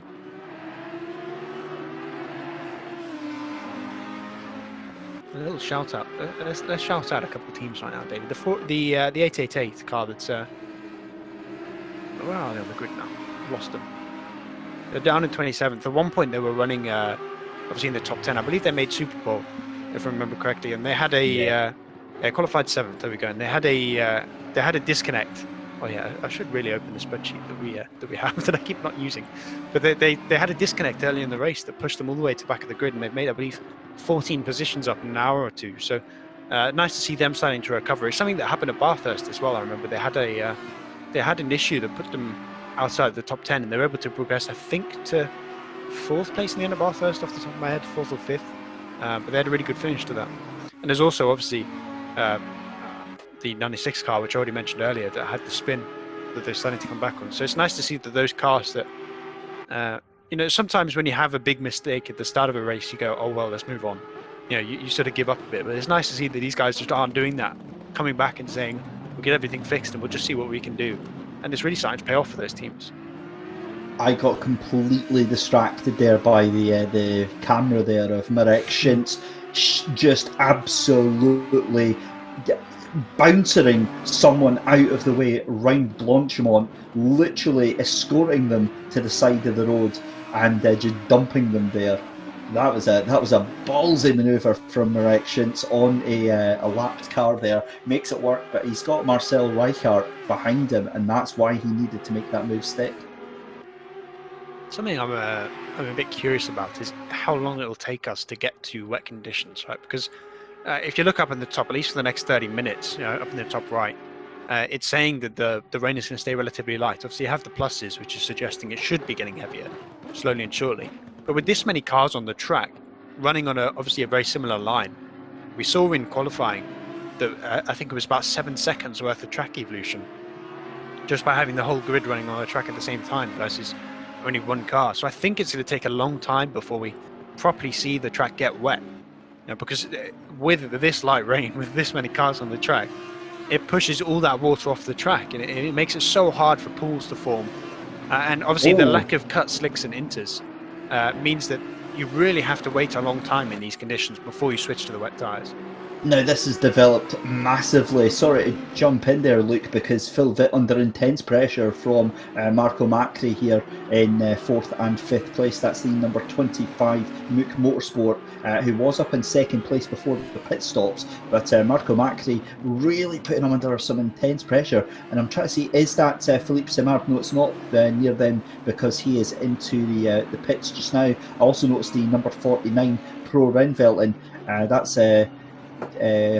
Jardier that's back into that car as well. So it's a brilliant little battle here, and again you've seen this almost every 15 minutes. There's a fresh little duel developing on track here for position over the space of a 24-hour race. I mean, it's just incredible watching.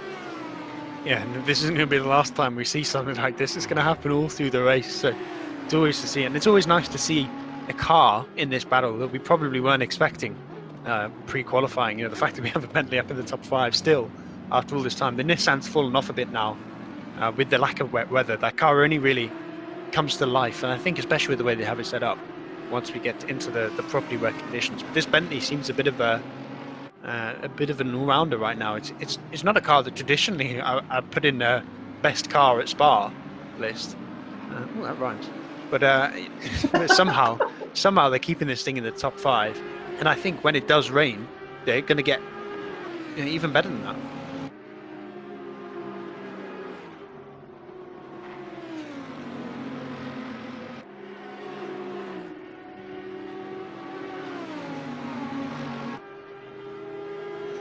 I'm hearing from Mr. Producer that 2 cars on the grid, which he's forgotten the numbers of, so blame him, did actually pit at one point for wet tyres in these conditions, because we were suggesting that, you know, with a track this cold, it might come to a point where even on a greasy track, the tyres get so cold that the wet tyres are actually optimal. But since doing that, both cars have come back in for dry tyres, so we haven't reached that transition point caused by the temperature yet. I think obviously coming in for a set of fresh slicks and bumping up the pressure massively is probably a smarter thing to do right now. You know, put it up by another 3-4 psi, and although you might have cold tyres, you'll at least have cold tyres at the right pressure, and at least have some semblance of grip. But I don't think it'll be until we see the track get properly damp that we'll see. I think it is properly damp though. According to the game, it's greasy. So, but not just that, but the lap times. So the lap times, about half an hour ago when I was speaking with when Chris was on, were around about the 220, high 220s, low 221s. Now they're into the 226s, 227s.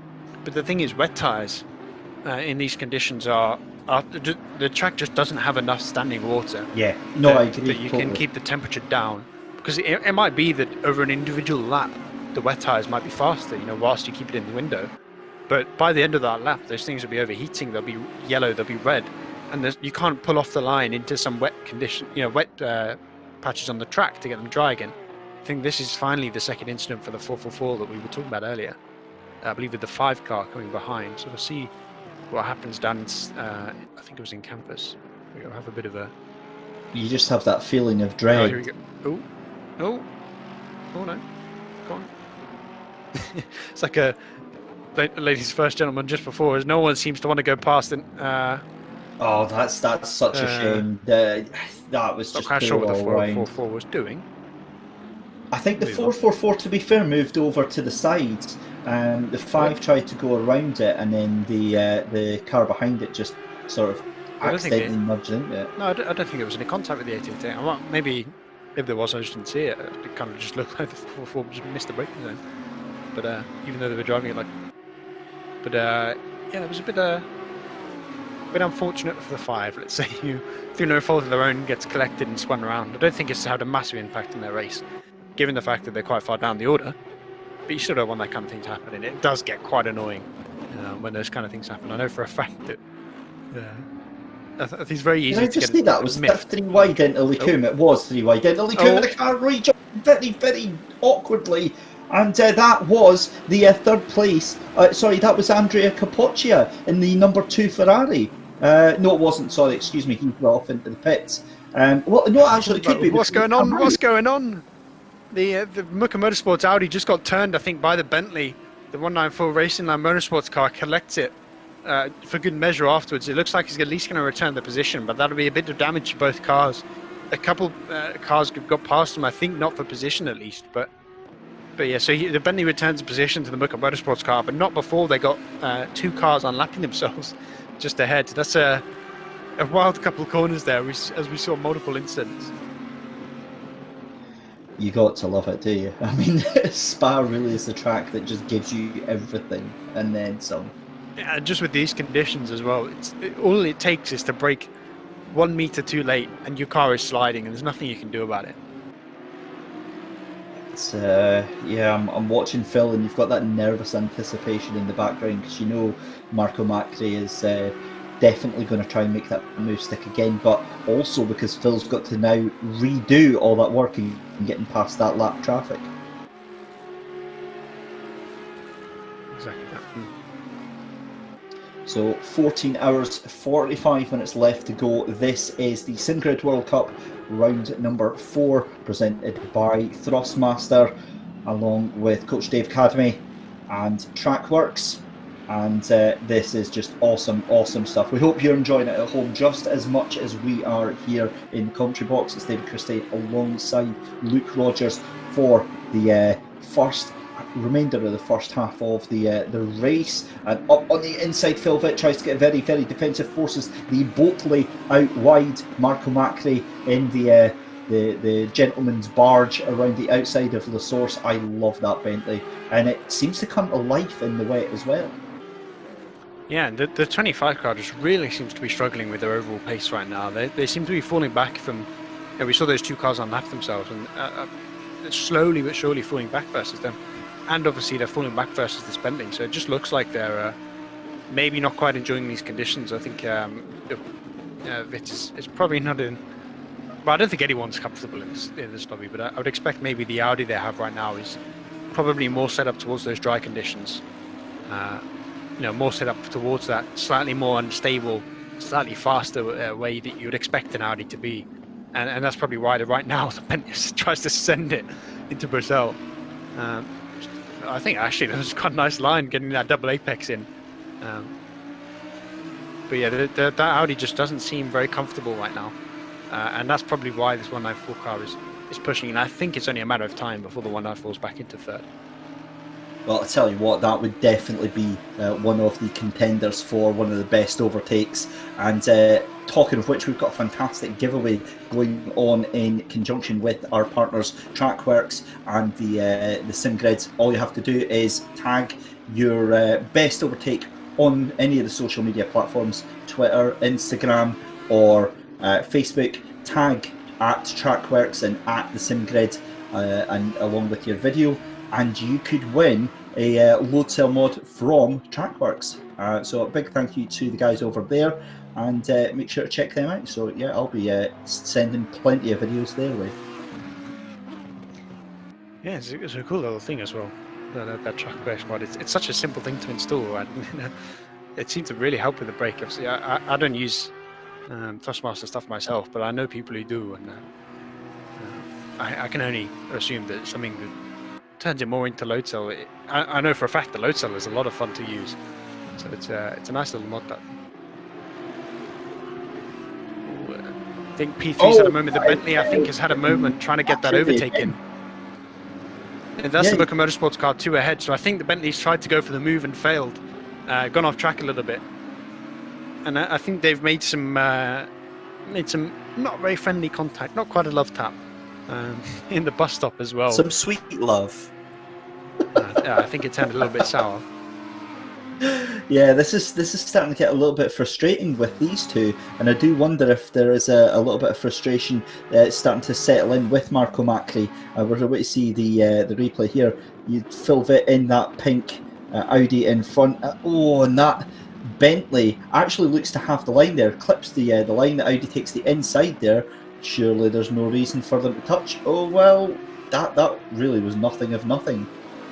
Yeah, I think the Audi got a little bit squirmy on the throttle there, and just had a wiggle, and it was more the Bentley avoiding it rather than it was more a sense of avoiding the Audi rather than the Audi actually hitting it. So just losing a bit of time here, but no harm done. Did I just hear that right, Luke? Did I just hear from our guys over at Race Control someone's pitted for slicks? Yeah, so they were on wets and they pitted for non-wets, yes. So a couple of cars are trying out those wet tyres. I would assume cars that they're either a little bit further down the grid or cars that have maybe had issues come in, give it a bit of try, no harm done. If you're down in like 15th, 20th place, you might as well risk it and see what happens. But I just still think... I wonder if I know who it is. I'm going to take my guess. I'm going to go for a guess. Race Control's not telling us, chat, just so you know.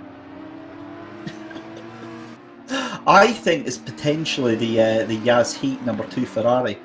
That's I've just been told that. Shut down. Not right. But yeah, it's one of those things where if you're maybe not having a great race, or if you know your car's set up for those kind of conditions, and you're also not having a great race, well, you might as well try it. If you're down 20th place and you're in the pro class, you're that far down already that you need something, just a bit of luck, or a bit of not necessarily luck, but a bit of genius, switching to those other tyres and it working out. And I think it's just too soon right now. There is that question of, are the the slicks so cold that even overheated wet tyres would be better? But there comes a point where, in overheating your wet tyres, you get at such a serious risk of tyre punctures, that you could just ruin your own race. You get a tyre puncture and you could be in a wall with a lot of damage.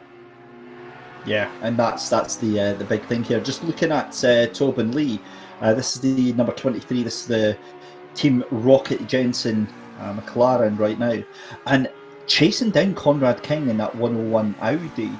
But I think that gap is starting to open up quite a bit. I almost spilled a coffee on myself there, so I was listening. Well done, buddy. Well done. I was very, very close to knocking over my mug. So that was a moment of panic for me there. I don't know if you heard it. We did. Oh, look, that is Conrad King going very, very wide over at the chicane. Meanwhile, we get a replay here. Whoa, what is this? Is this down to the chicane? In these conditions. 3 wide. What? Oh, and they make it work as well. Are What you a move kidding by me? the Porsche. What a move by the car to get around. There's a bunch of cars. I don't even think any of them are racing for position. They're going to take it 3 wide and they're making it stick somehow. That's an interesting way to do it. Right, for production, we need to get a button on standby that just shouts "Yeet!"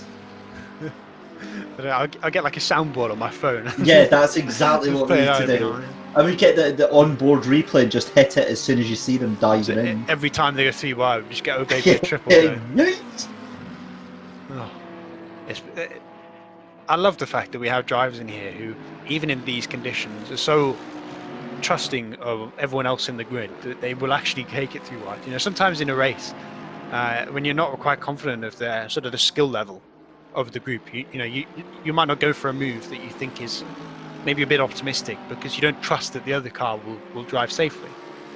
So I think maybe it's a bit of a testament to the rest of the field that people are so willing to go for overtakes like that because they can trust everyone else to be sensible in that fact.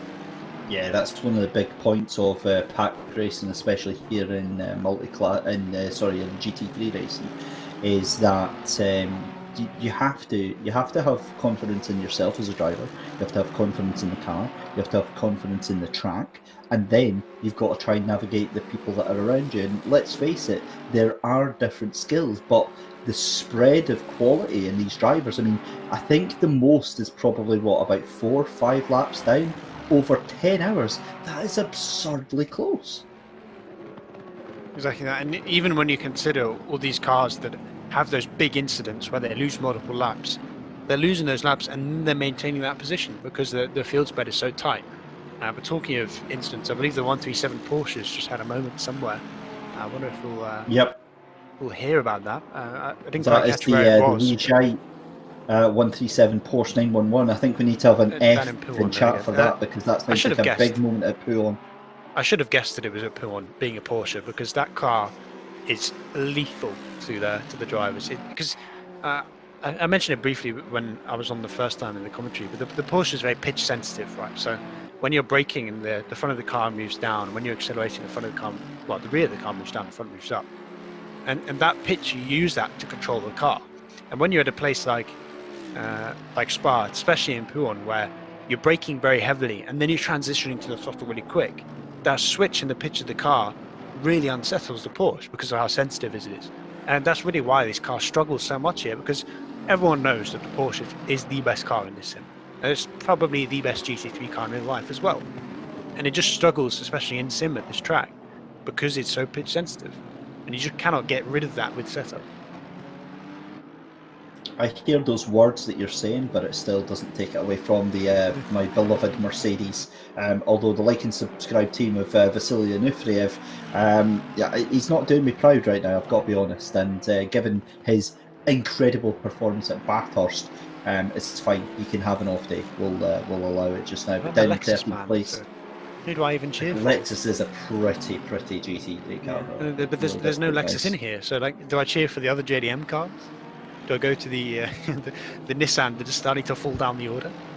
Well, believe it or not, I'm a BMW guy myself, and Well, even when it's I the Honda. first got the Sim, that was my first car. That was the one that I chose, and it was stable. But my God, is it 2 slow. seconds off the pace, stable. Yeah. Yeah, actually, It's like to be driving a fair bus. to the BMW, it is really fast at Spa. So I'm quite surprised that no team even attempted to qualify in the thing. Ooh, that is very Porsche right there. That is very Porsche. At least they avoided the barrier, so no F in chat required. Well, that's the for thing that with one. P1 is that the barrier is in another postcode, so you can afford to go off. You know, if there's a corner that you want to go off and have a spin, the one that really hurts is when you actually save it. You know, where you have that stipper oversteer and you correct the car and it grips up again, because then you just drive head on into a wall. So sometimes if you have a mistake in P1, you actually want to spin out because your car will slow down more. You won't go into a wall. So the Porsche, maybe the instability of the Porsche actually saved it there from a much bigger crash. Well, here's hoping he doesn't have any more issues like that. Meanwhile, we are on board with Vasily Anufriev, P13, in the like and subscribe 56 Mercedes, just behind Mike Noble in the 123 Nissan GTR Godzilla. And Mike, a very liberal approach to track limits there.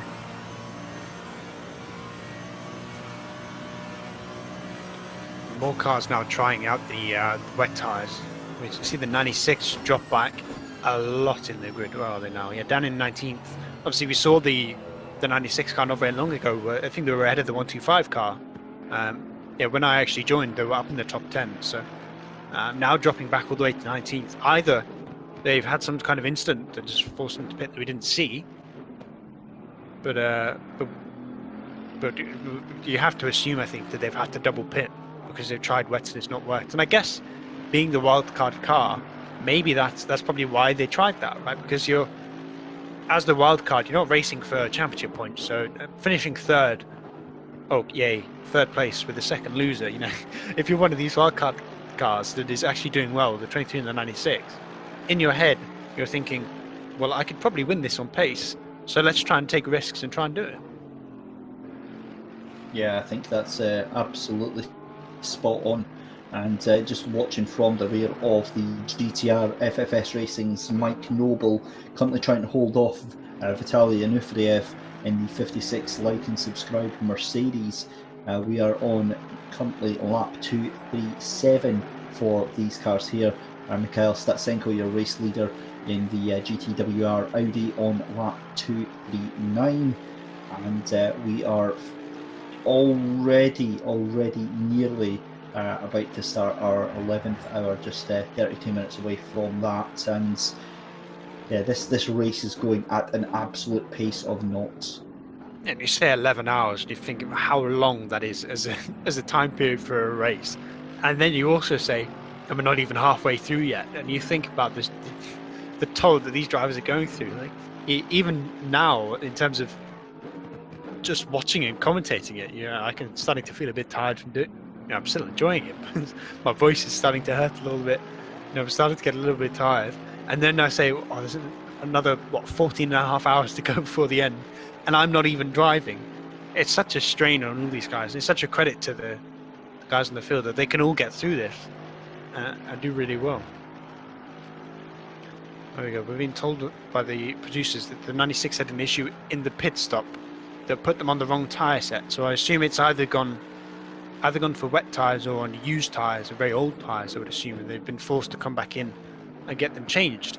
And that is not something you want to do. I'm surprised they didn't actually, unless they were on a set of tyres that's already been double stinted, which I highly doubt. So no one needs to double stint in this. So they've selected a new tyre and just put them on an old set. But I'm very surprised that they did that and then came back into the pits, because the amount of time that you lose in the pits here just going through it is ridiculous. So I'm surprised they didn't just try and survive. I'm surprised they didn't just try and survive the stint on old tyres, or at least do 30-40 minutes or something and try and protect some sort of strategy. Because if you could have got to 14 hours exactly, you only need to make 12 pit stops. But now, coming in again, they need to make another pit stop because of when they pit again. So it's a bit weird that they didn't even, their thought was, oh, let's just come in and get a different set. Am I seeing things, Luke? Or have a look at this number 56 Mercedes. Is it just me, or is it starting to slide about a little bit more? Is that rain getting a little bit more heavy? Well, I think pretty much every car in the field's sliding right now, but you can see, we do know with the game graphics that the rain is increasing, because that's obviously with the little pluses up on the top right, that's what it means, that the rain shower is getting heavier and heavier. And obviously, even if it did sort of maintain the rain, just as the rain continues to come down and everything starts to sort of fill up with water, eventually the track is going to get slippy, and I think it's not very long before we start to see that transition happen, where the slick tires are so out of the window that even an overheated set of wets is a better option. The Mercedes, the 56 here, fight with the 123 Nissan side by side through the bus stop doesn't quite make it work. So the 123 stays in front for now, but I don't think it's very long before we see that fight renew again, probably somewhere towards Lake Coombe, I would expect to be go. But here's a replay for the 997 Audi that goes off track, and you can just see how slippery it is off track right now, because as soon as they got off there it started sliding around, and I think tried to return, goes into the pits there, probably well timed, as I would assume they slid the tyres out. P3, there's something going on now. The 194 has gotten onto the back of the 25 car.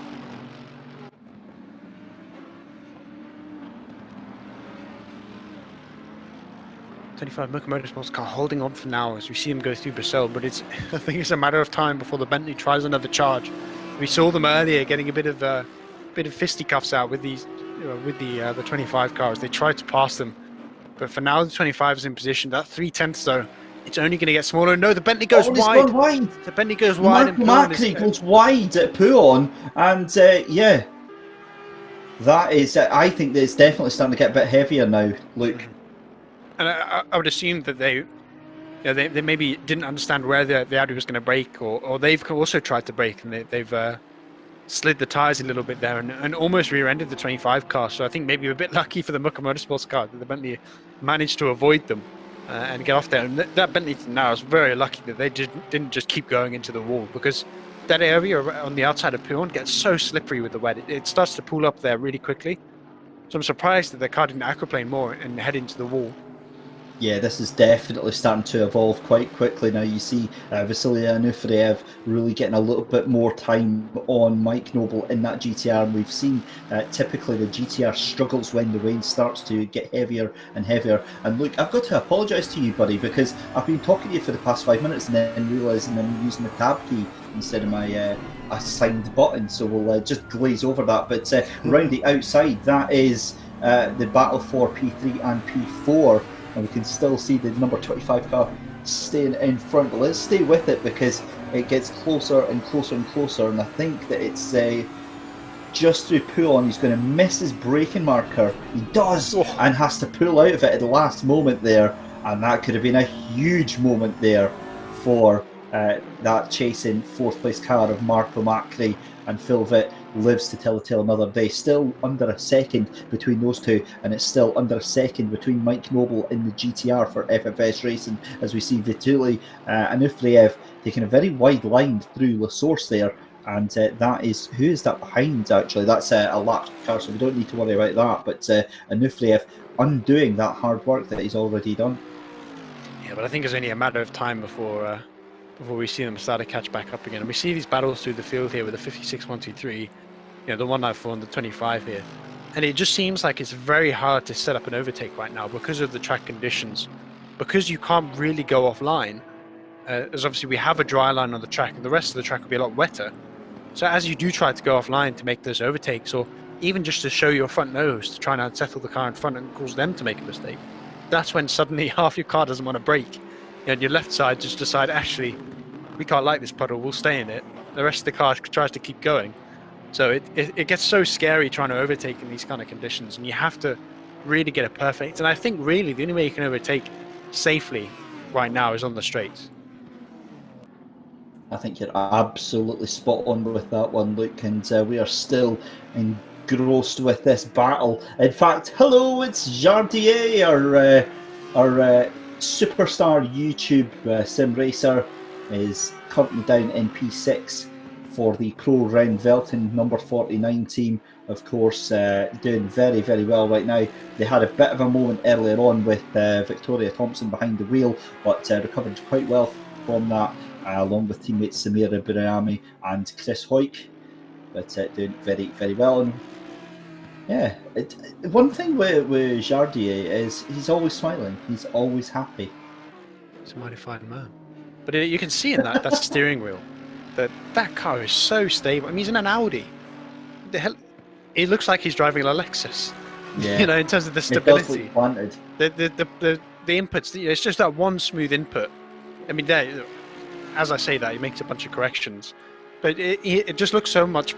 There's so much stability in that car right now, and that in these conditions especially is so important, because once you lose confidence in the car, you know, with the loss of tire grip, obviously we can't see it because we have the second screen, but I would assume his tires are getting very cold right now, and being able to still trust your car enough that that you can just have sort of that one input. There we go. Only in the 26s, and you see how blue those tires are. Those tires are not working properly right now, and they still have all that stability in the car. So although maybe they don't quite have optimal pace, you know, dialed into the car, having that extra stability just lets you be so much more confident through the lap as he finally gets his position on the. You saw that as well, didn't you? Yeah, as he finally gets his position over hand the lapper. gesture. But you know, just having that confidence in the car, although maybe the car is not optimally set up for pace, the confidence itself lends itself to faster laps.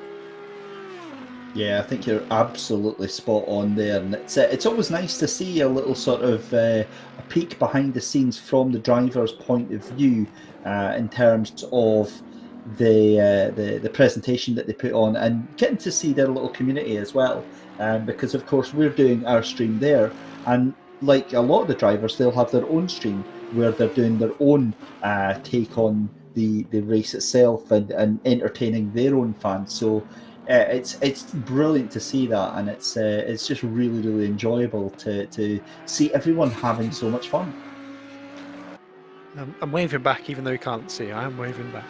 But yeah, I think it's just I really like trying to sort of work out someone's setup based off how they drive. I don't know if that sounds very nerdy, but I'm just sort of sitting here and just seeing, like, trying to watch how the car handles and thinking, my car can't do that. Why can't my GT3 do that and be that stable in these kind of conditions? So it's really I just want to say a testament to that team that they have this car looking so smooth on a track which is anything but right now. 14 hours and 22 minutes left to go. This is the SimGrid World Cup powered by Thrustmaster in association with Trackworks and Coach Dave Academy, and yeah, this is awesome stuff. It's still Mikhail Statsenko in the lead, and I believe he's still a lap ahead of his nearest rival, and this is now where the drivers start to try and settle down into a rhythm through the night. It's in sim time, it's 1:25 a.m. We've got at least another 5 hours of darkness to come.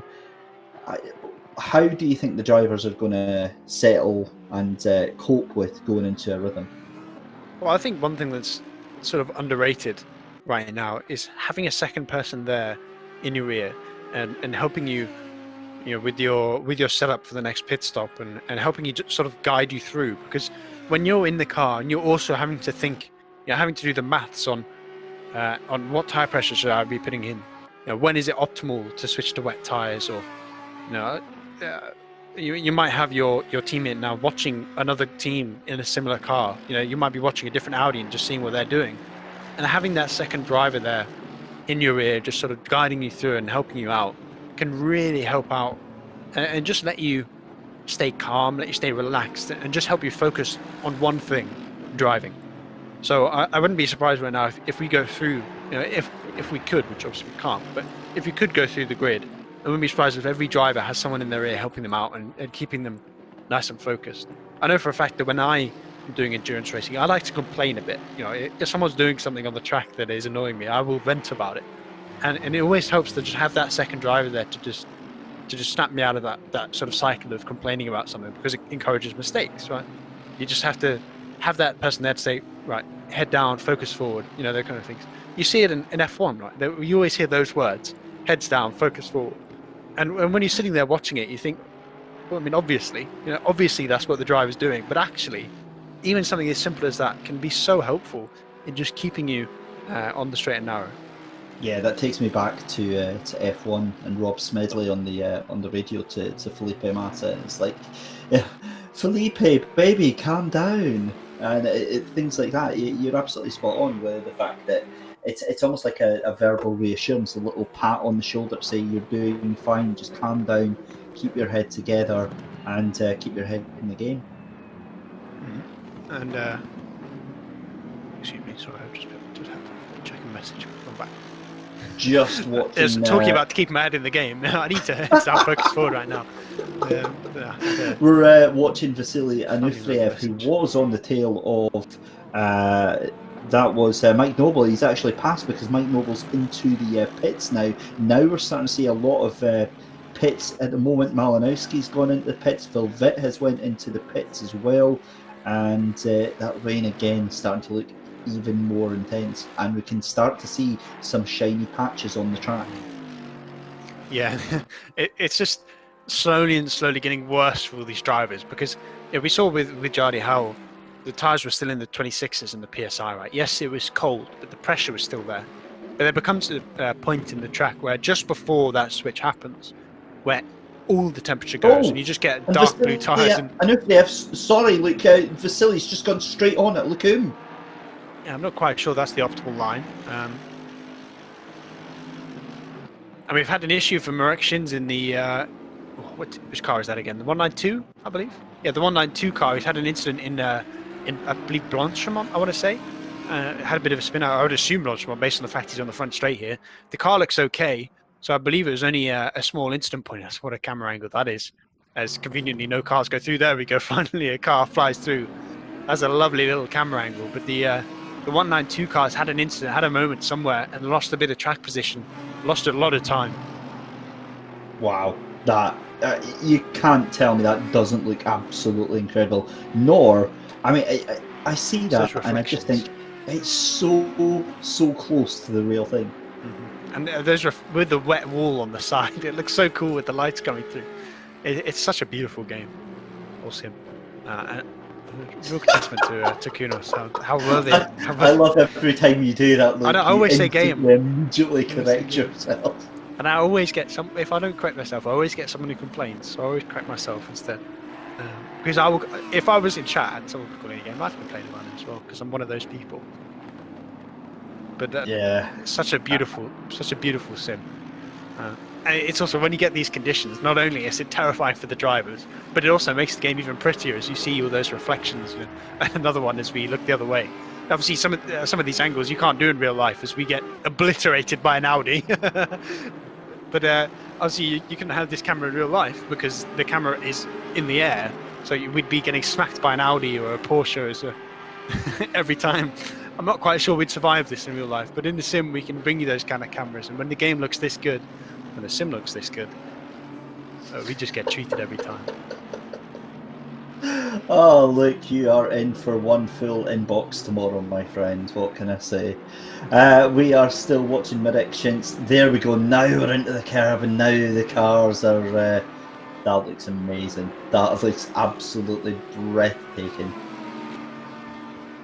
I will happily put money on this being the prettiest sim race. I'll put maybe Dirt Rally 2 is up there as another game that's absolutely beautiful, but ACC is such a beautiful sim. I've just been asked by our producer about how gutted I'm going to be that we're not doing the sunrise thing, and I can say for a fact that I will not be, because I will be in bed, nice and comfy, probably asleep at the time, so I'll be fine. I'll be nice and cozy, whilst everyone else is struggling on the track, and while the producers are still here for the whole thing. I'll be nice and cuddled up, or snuggled up in my duvet. So, as much as I would like to see the sim, in those kind of conditions, I will never get that right. I'll be happy with that. I think you're deliberately tormenting them now, aren't you? Oh, but, it's like one of my primary faults is never getting that right. You've got to love tormenting the what I lovingly refer to as the Normans. The ones, and they always have that voice as well. It's I think you'll find that this is a realistic simulation down to the tyre model and the tyre detail. Luke, have I just shocked you at the silence? I didn't even know what there? to say. I was just sat there like, how do I respond to this? Oh, we've got a car spinning at the source there. Who is that? Right at the top there, we saw that. I think that was one of the. Oh Giacomo in dear. the 69 Ferrari, I believe it was, having a little bit of a moment. It's nothing serious, no harm done. Didn't hit the wall, so all it is a bit of time lost and a bit of a tail between your legs as you go off in shame because it happened on stream. I say that like I didn't crash into a wall on my own stream about an hour ago. So I also have my tail between the legs, but it's something that you never want to happen when you have one of those kind of moments where it's something that's so I don't want to say simple, but La Source is a corner where generally it's not easy to spin out in because you're in a car with traction control, so on and so forth. So when it does happen, it can be a little bit embarrassing. Talking of embarrassing, Yannick Hamer in 26th place, the 999 Mercedes, 10-second penalty for him, and your leader is now in the pit lane. Yeah, and they come. I wonder what tyres they're going on. I still think it's too dry. I think we're still a little bit of a ways off, and we see now up in the top right that the weather is going to maintain itself in these kind of conditions, right? In sim, it will tell you with a little plus or minus sign if the sort of the intensity of the rain is going to go up and down. And it just seems right now that it's going to be maintaining. Just go. Here's the little spin here. Just loops on their own. A little bit too much throttle. Nice little donut to get themselves back out of it. No harm done. On they go. But these conditions are going to stay the same, I think, for a little while. So you're going to be stuck in greasy, stuck in those slicks are very bad, but the wets are even worse conditions. And they're just going to have to survive. Between a rock and a hard place for these drivers right now. A rock and a very cold place. Cold, wet, slidey place. Yeah. Either a cold, wet and slidey place or a hot, wet and slidey place. That's your choice right now. And the cold one, I think, for now is the better option. But there is also a risk when you get down to the sort of 25 and below PSI. You have to be so careful on the curbs because at that point the tire, with the lack of rigidity in the tire, the way it's simulated, you can really risk punctures. And a puncture in this could be race ending if it happens in the wrong place. It could send you into a wall. At best, you're going to lose a minute or two of time trying to nurse it back to the pits and then get it fixed. So you have to really be careful with the pressures, and that's where in those pit stops you might want to over pressurize the tire now, knowing that they're going to get colder and colder, and maybe for the next sort of 10-15 laps you're running on 28.5, and it'll start to come down and start to come back in. But you just have to be so careful of how you set up these cars. Wow, what a cracking battle we're watching right now, Luke. This is Andre Dedicek for the 404 Connection Lost Racing, and just behind him is Thibaut Prost in the 36 Audi, 0.7 of a second, splitting them two up, and they are absolutely at each other's throats right now. And in between them, they've also got the number 25 Audi for good measure as well. So this is going to explode very, very quickly. And it's something you really don't want to see when you're in that battle for second place, and you've also got a battle for position happening around you. As the 2 and the 25 car, you have a bit of a tiff. The 25 car for now holding on to the 2 Ferrari that we saw. I think was the best Ferrari in qualifying, if I remember correctly. So currently the best Ferrari in qualifying versus one of the best Audis, 4-second position, and the 25 is currently running off strategy a little bit. I believe they were one of the cars that. I think they pitted a little bit early, right, because they had that moment with the Bentley. It was the Bentley. So I'd assume they pitted a little bit early, and now sort of halfway through their stint, whereas the 2 car, I believe, pit fairly recently. So I'm not sure if overall this is for position, but at least on track right now it is.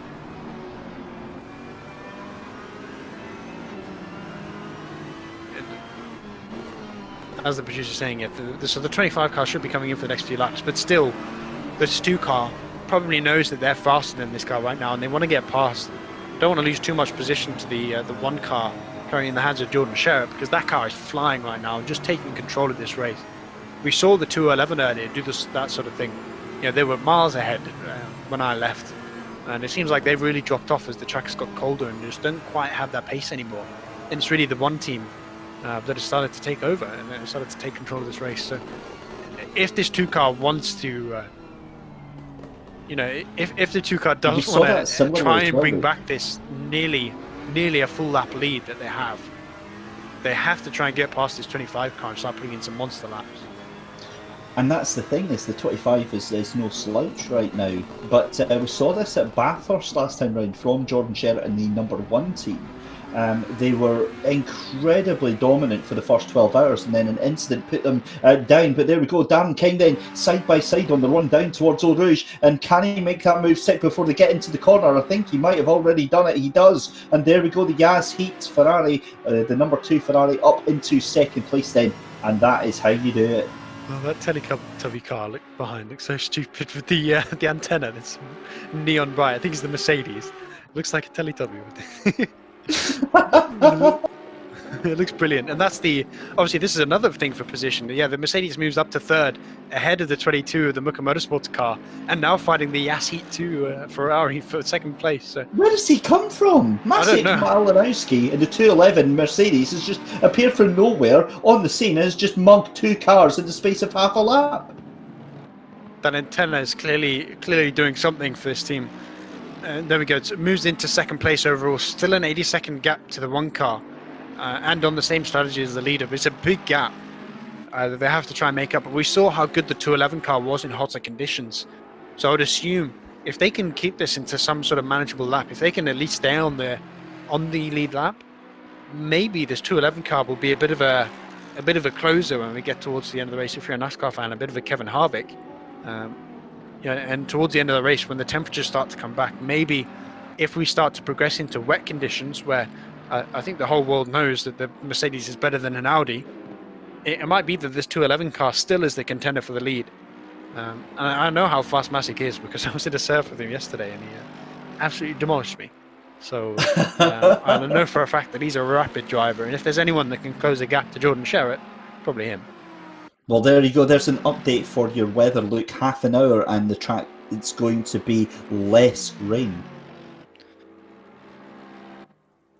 Yeah, so it looks like we weren't quite going to get towards penalty. And we're hearing that there's being a lot of track cutting at Radion that's not being noticed by the sim necessarily because of the weather. So the game is the sim is generally tends to be more lenient in the wet, because technically you don't gain position on your normal times, right? So you're technically not gaining time in your delta, so the sim thinks that you've gone off track and you've lost time, whereas really you can just go straight. So the stewards are going to have to keep an eye on that, and I believe they are. I would assume it's probably going to be something where other teams need to report it, and then you'll get a penalty for it. But I guess we're making sure that we're not going in the way of the real life Spark qualifying. Oh, I saw what you did there. I saw that. Right, so half an hour, we're potentially going to have the rain slowing down, but the fastest man on the track right now is that man in 2nd place. So yeah, this is shaping up very, very nicely, because Maciej Malinowski by almost 0.4 of a second faster than Jordan Sherritt in 1st place there. It's not really enough to make massive gains right now, but if he keeps that going, that's going to be good standing for him. Yeah, I think without discrediting the rest of Maciej's team, I think he is definitely the fastest driver in that car right now. So I think they're putting a lot of faith on him to be the one to be able to catch up, because once we get into the properly dry conditions, we saw how fast the 211 was. We know for a fact now that the track is going to get drier. That's what the weather forecast is saying. So as the track dries out, I expect that car's going to get faster compared to the 1 car again. And if Maciej can put his car in a good position for his teammates, who, at least so far, maybe not quite showed the pace of him, once we get to those conditions that seem to be favouring them, they could be in a really good position to take the lead. And we're currently watching Ross McGregor and the Jensen team Rocket RGN McLaren, and that team has had a very, very difficult race so far.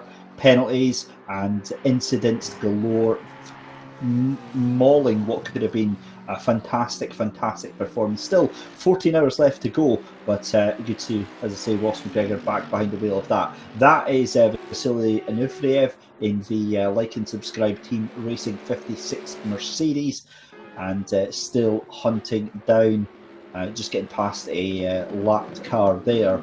But that Mercedes looking very, very slick and absolutely planted right now. So hang on, I've just realised actually, I've just pointed out by Mike in my ear, that was actually for position, that was the number 96 car that they just went past there. Yeah, number 96 falling back a bit. And I want to see this 56 car get further towards the front, because obviously they're the championship leader right now. The one car, obviously one of the other protagonists in the fight, the 192, the car only 30 seconds up the field, is one of the other cars. I believe the one car I think is the second place in the championship off the top of my head. I have the note somewhere that I keep forgetting to get out. The 192 obviously in third place, and then the 888 car, which is all the way down I think in 27th. They're in fifth. They were one of the cars we were sort of thinking maybe could sneak into the title fight in this race, but it doesn't quite seem to be working out for that car right now. Oh, huge moment into the chicane, and almost avoids, yeah, 2 cars, thankfully. That could have been a whole lot more. That is Ericsson involved in that one, and who else was down there as well? I think that was Caputo in the 68 Ferrari that was involved in that, and they were both in for position on that, so that was a huge moment into the chicane there. Almost heart and mouth moment. It was almost a lot worse than it was. There was, I think, a couple seconds in whether or not they get collected there. But a big moment there. It could have been a lot worse. And it just seemed they got together in the braking zone. Maybe I think a 72 car came across a little bit and hit the Ferrari. I wonder whether that might have just been a bit of netcode there. But the 56 is very lucky they didn't get collected. But no harm done for them. They move on. They keep going forward, and they're starting to gap the 96 car now, which seems to just be dropping off a little bit. So, what a race we have had so far. It is still Jordan Sherritt in the number 1 Audi, completed 250 laps. 250 are in the bank here at Spa. You're watching the SimGrid World Cup powered by Thrustmaster in association with Coach Dave Academy. And let's see what we've got here. This is on the entry. Oh, and he's just absolutely clattered in the 72. That is a very strange accident. I'm not really sure. It kind of felt like to me that the 72 was almost trying to get ahead of the 56 from 2 cars back and came across the track a bit and then went into the side of the Ferrari. It was a very odd incident. Not really quite sure what to make of it, just because of how unusual it is. But I think both. It's one of those incidents where you can't really say, oh, one car caused it, one car was the victim, and also both cars get screwed over by it. So I guess it's one of those ones where you just have to move on from it. And I guess it's the 56. Be thankful you weren't collected. Now, Phil Vitt in the 7th place 25 Audi is into pit lane at the moment, so is Jardier. And I kind of have a feeling that that's a little bit earlier than I was expecting for those two, but they're into pit lane nonetheless. And they'll be out again very, very shortly. So that's going to drop them down a little bit. Dan King moves up into 3rd place with that number 2 Yaz Heat Ferrari. And that drops the aforementioned Phil Vitt, and Jardier is down. So I'm absolutely mistaken, because Jardier, I've just been reliably informed, is perfectly on time. Yeah, well, we saw him when we were on his POV that he had about 20 minutes left. So makes sense that he would then be coming in 20 minutes later, I suppose. And also, you'd be expecting with 14 hours left that is roughly when. Okay, there we go. There's a swap. It looks like he's staying in the car. Well, actually, no. I mean, the swap happens in 7 seconds' time, so I guess we'll know in 5 seconds. But it doesn't look like Ibrahimi's. Yeah, there we go. Jadi's staying in the car, because you can tell at the top. For those who don't know, where it says driving offline connected, it will say requested on the. I believe it's requested on the driver that is getting in the car next. So you can tell, if you ever want someone's perspective, you can tell if they're going to stay in their car for the next stint. Absolutely. So 14 hours left to go in the race, and look, I am having an absolute ball, but for just now I think we're going to give the viewers at home a little bit of a treat. We're going to take a little bit of a break and we're going to go trackside with that awesome camera looking in towards Eau Rouge. We'll be back in a couple of minutes after some little highlights from that and some adverts as well.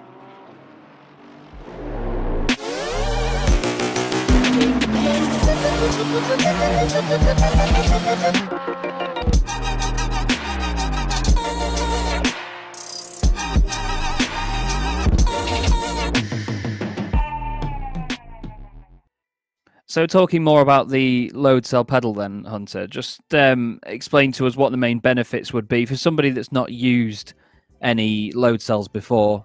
Well, I'm sure you can attest to it that it just feels like a more natural brake feel that you would feel in like a car or whatever you would drive on track. You just get more data inputs from a load cell to your sim of choice by ACC, set of course, iRacing, whatever. And that leads to a smoother and more consistent braking feel. Yeah, and I mean, to be fair, I'll sort of hold my hands up and say I was quite surprised with the fact that even with a basic load cell, you can sort of feel that the car doesn't lock up as much. It's not so stabby on the brakes.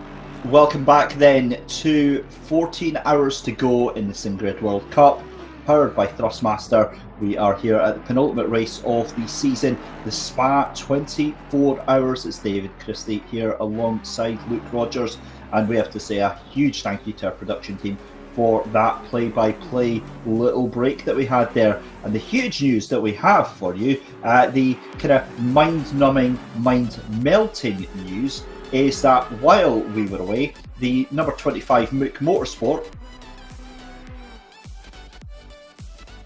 and just as we say that, 995 has absolutely destroyed their This car. car's coming. This car's coming. Oh, stay still, please. That It's is been a massive moment Philip for the car. Kyalami.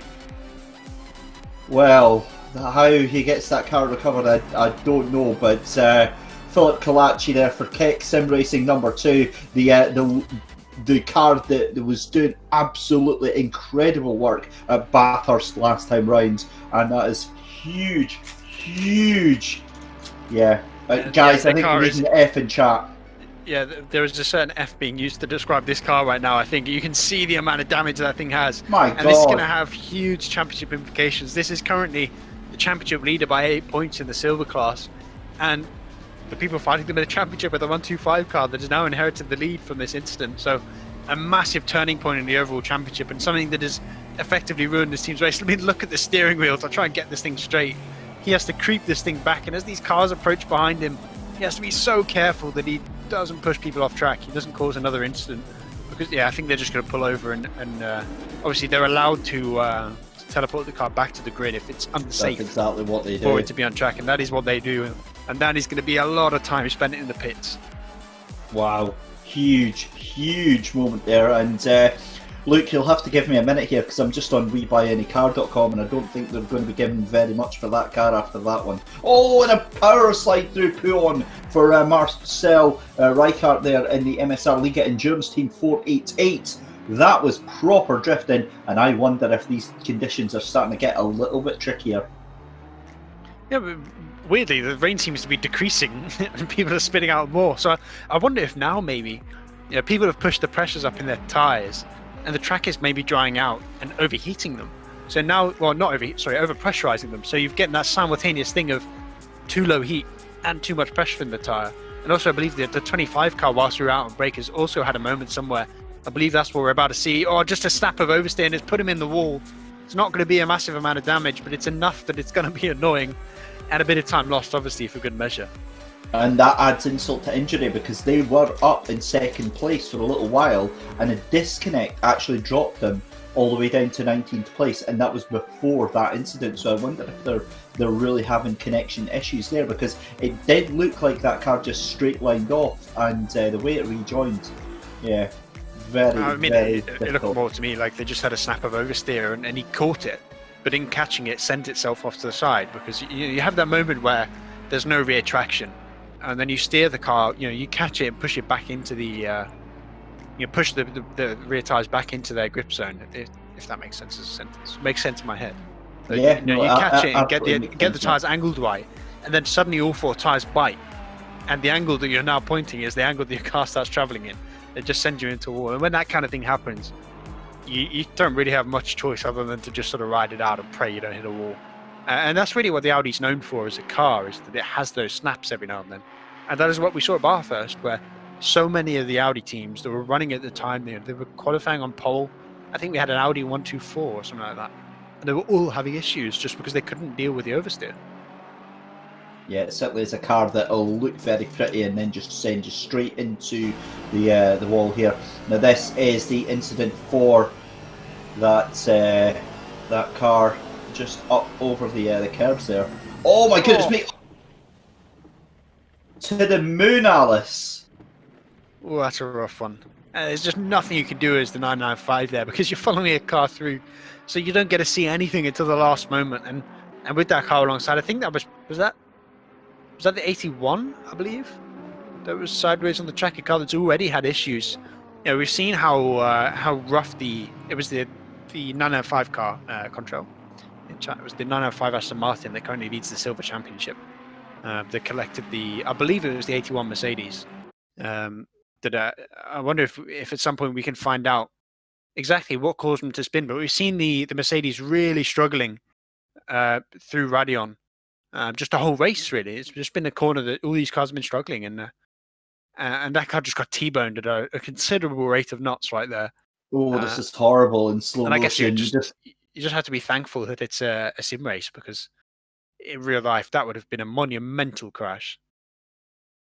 Oh, I'm trying to work out which Mercedes that is. It is the 81, isn't it? Oof. That is just gut wrenching. Oh, no. Oh, I can't see. 111? I heard it. I heard someone say a number in my ear, and I didn't. Ah, thank you. Yeah, so it's one of the. I don't want to say back markers. That's rude. They're not quite a back marker, but yeah, they were right down at the bottom of the grid. Yeah, I believe the 22 was the car. Yeah, that was the AFRT, Fondo Racing Team Red. I'm just trying to see where they are in the championship. I can't actually see, so I don't know.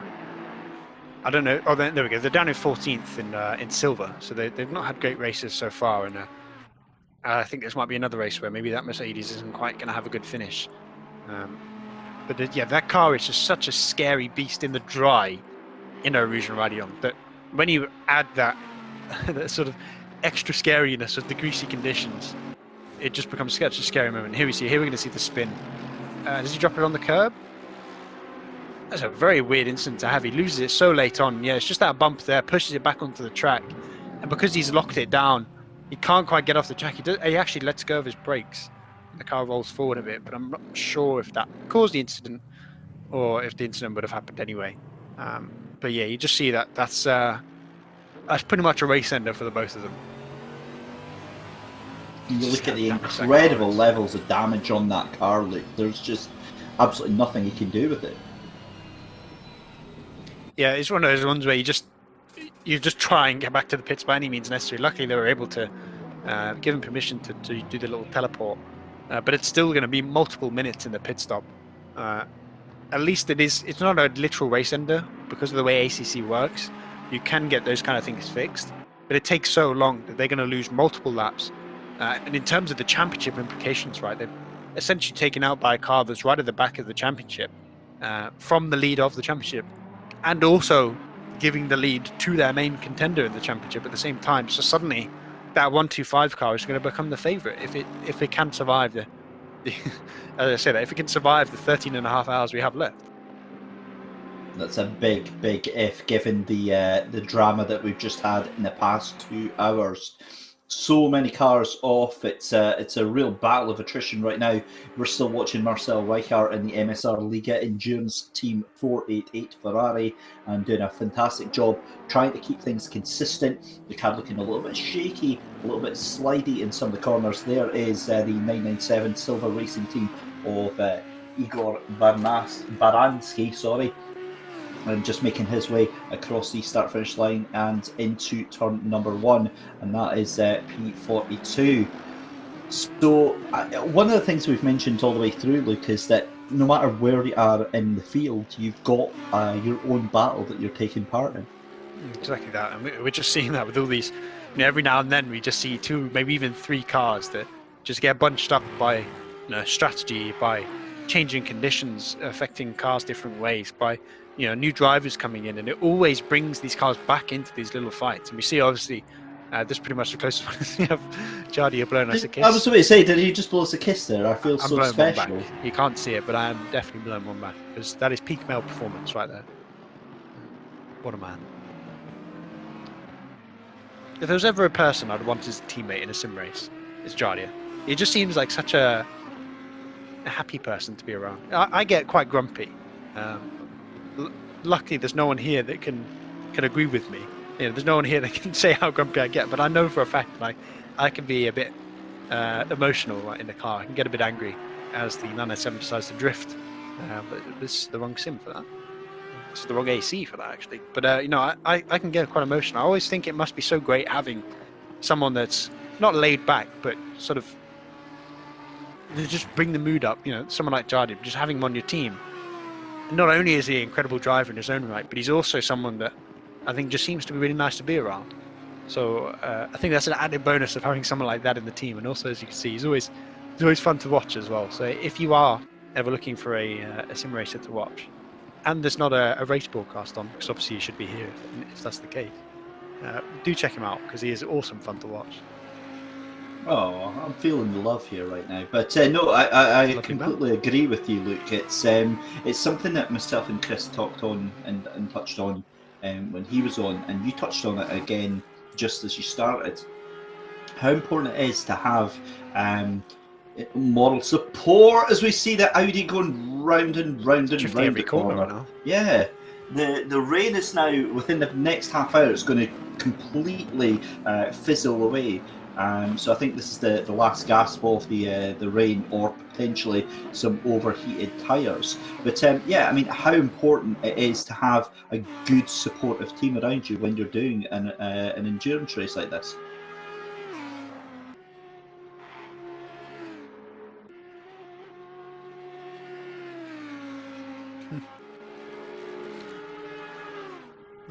I've been told, if you hear either David or I giggling over the next 20 seconds, we've been told something funny that we're not allowed to tell you. So we're going to keep it a secret, and you're going to have to. And it involves Josh Martin. It involves a member of the grid and another member of the grid, getting a bit closer than they'd like, I think. But it's a secret, and it is Josh's fault, probably. Shh. Back to the race then, and Jordan Sherritt's still in the lead down 2:59 laps in the back. Luke, you can take that one, buddy. I'm not saying it. I'll probably get fired. Our production team wanted to say that the secret that we were laughing at was that they said that Josh is a good driver. It's Michael's words, not ours. Blame Michael. Poor Josh, man. Hashtag blame Michael. At which point Michael? Does it go too far? I love how right now there's 4 people in this commentary thing. Obviously, we have 2 people in our ears, and there's us 2. And the 2 people called Mike aren't on the mics. Yes, I think that needs to be a thing now. Blame Michael, hashtag. Actually, there we go. During the 6 hours of downtime, I think we could get one of the 2 Michaels just to do the whole thing, whole shebang. Well, they're pretty much already doing the whole thing. They've been drafted in to run the broadcast. Obviously, Michael, the producer, and Michael, the observer, have been helping us out through the race. We just get to sit here in a chair and talk about the race as we watch it, which is always fun to do. And it always feels like less work than it actually is because it's so much fun. But those guys have the tough job.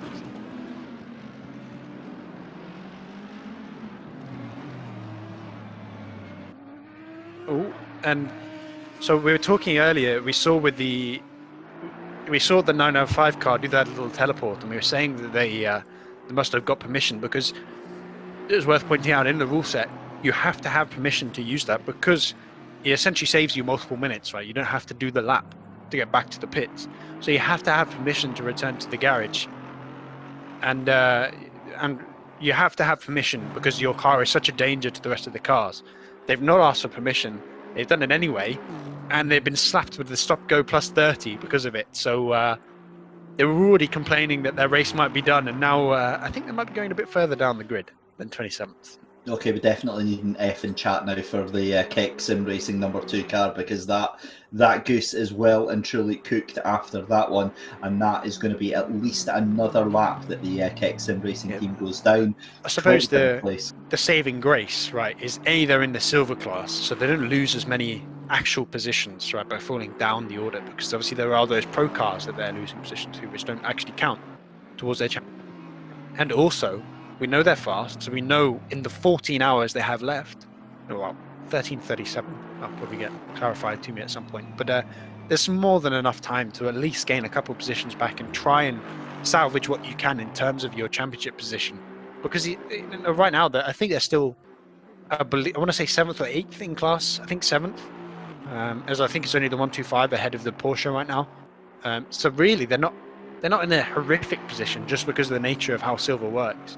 And yes, they're going to get another stop go plus 30, which is going to put them, I believe, down to 31st.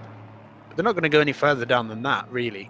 They're only really going to lose 1 or 2 actual positions in terms of the championship. Over those 14 hours, I could still see them finishing top 20 if they can stay incident free until the end. it just seems such a silly way to accrue a penalty in terms of it would have taken, I would imagine, maybe 30 seconds to a minute to go onto the voice channel and get the approval needed. And to do that and risk it when they know that the attention is likely going to be on them for such a monumental accident anyway. I just don't get it, especially when we've spoken at length several times about it's these silly little mistakes that cost you the chance at winning these things. However, on the flip side, myself, I would have been absolutely raging if that had happened to me. Because and for the other car as well, right? We've mentioned about how it was their fault, but as well, it was an accident. They had an accident at Top of Eau Rouge. They were just a passenger at the track. They couldn't do anything. They couldn't drive forward. They couldn't have driven back because there was walls either side. And at which point they just got absolutely smashed. Yeah, I mean, it's something that I spoke about earlier, how I had the race that I was doing between my stints, and I qualified fourth. Right? I was pretty happy with that, pretty stoked. I was in a Lexus racing Audis and Lamborghinis at a track where the Lexus is okay but not great. And at the end of the first lap, I was side by side for the lead, and then the guy I was side by side with makes this small mistake, causes me to spin out, and I went down to like 9th place because of it. It effectively ruined my race. Because a couple of laps later, I then had another incident with the car, which was actually my fault. But I digress. But it's one of those ones where the other guys just made a mistake, so you can't really be angry at them. But at the same time, the effect it has on your race just makes you so enraged. And it's so hard to sort of stay rational when you're in that position. You put so much effort into setup work, into practicing on the track, into learning the different conditions, and then all in that split moment of someone else's mistake, you go from what could have been a great race to potentially. In terms of my individual race, it went from probably my only chance at a win in the season to down. I actually finished 14th at the end, which I was a little bit miffed about. But in this World Cup for the 995 team, they go from being the championship leader. They were leading comfortably at the time. They were miles ahead of the next car in the silver class. They go from that in that one moment to an incident that's not their fault, all the way back to probably third, if not fourth in class in the championship, and they get a stop go because they try to come off track. Even though yes, it's an entirely appropriate penalty to hand out, I can fully understand why they might be quite annoyed about it. 100%, and I think if it was me in that position, I would struggle to. Struggle to continue. I'd struggle to behave myself, if I'm honest. I really do find moments like that frustrating to be part of. Just saying, if you're watching on the stream, then this is Jan Bierman's point of view from his stream that you're seeing. He is teammates to the 995 car, and obviously watched with horror as he got a stop-go 30-second penalty. So, yeah. I'm looking at the stream, right, of Jan Bierman. So Jan's watching our stream and we're watching his stream, right? But look at the way that car is turning. I don't know if that's just Jan's client, but it does seem like there's a fairly latent connection going on there. But yeah. It's a little bit slidey as well, I must say. It looks a bit of understeer and a bit of oversteer at the same time, which is always a scary little thing to have. But it is sort of something that just happens in these kind of conditions where, you might make a car that intentionally understeers so that when you get these kind of conditions, it's safe. And then occasionally you have that understeer, but also the rear end tries to step out. And the natural understeer, instead of stopping your car from oversteering, all four tyres just lose their grip and the car just starts sliding sideways. And it's always quite scary because you're just sort of waiting and waiting and waiting for that grip that will come. Eventually the car will bite and just go fine. But whilst it's happening, you're always worried that you are essentially not in control of your car. And it sort of seems like that's what's happening with that team right now, is that they just...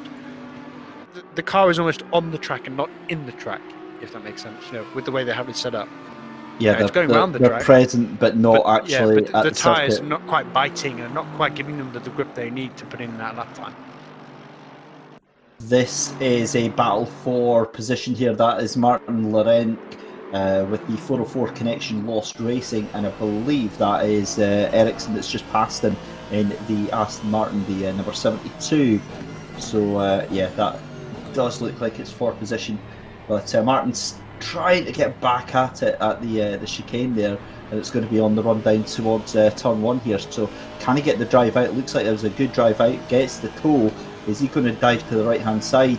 I think that Ericsson thinks better of it, blocks off, goes defensive, and makes sure he can't do that. Martin's going to try and get the cut back there. It looks good. Oh, they're on the run down now, side by side together, and too wide into Eau Rouge. What could possibly go wrong? Nothing, because he's already got the move done.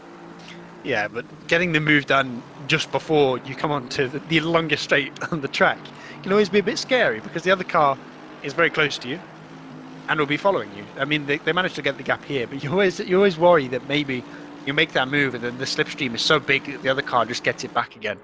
And that is the nature of Spa. It really has, you have that bus stop. If you pass on the bus stop, you compromise yourself for the source, and then it might be that they get you back in the source, but they compromise themselves for the run all the way to Eau Rouge and obviously through the Kemmel Straight. And that's something that I love about this track, is that you have that sort of ebb and flow, right, of an on-track battle.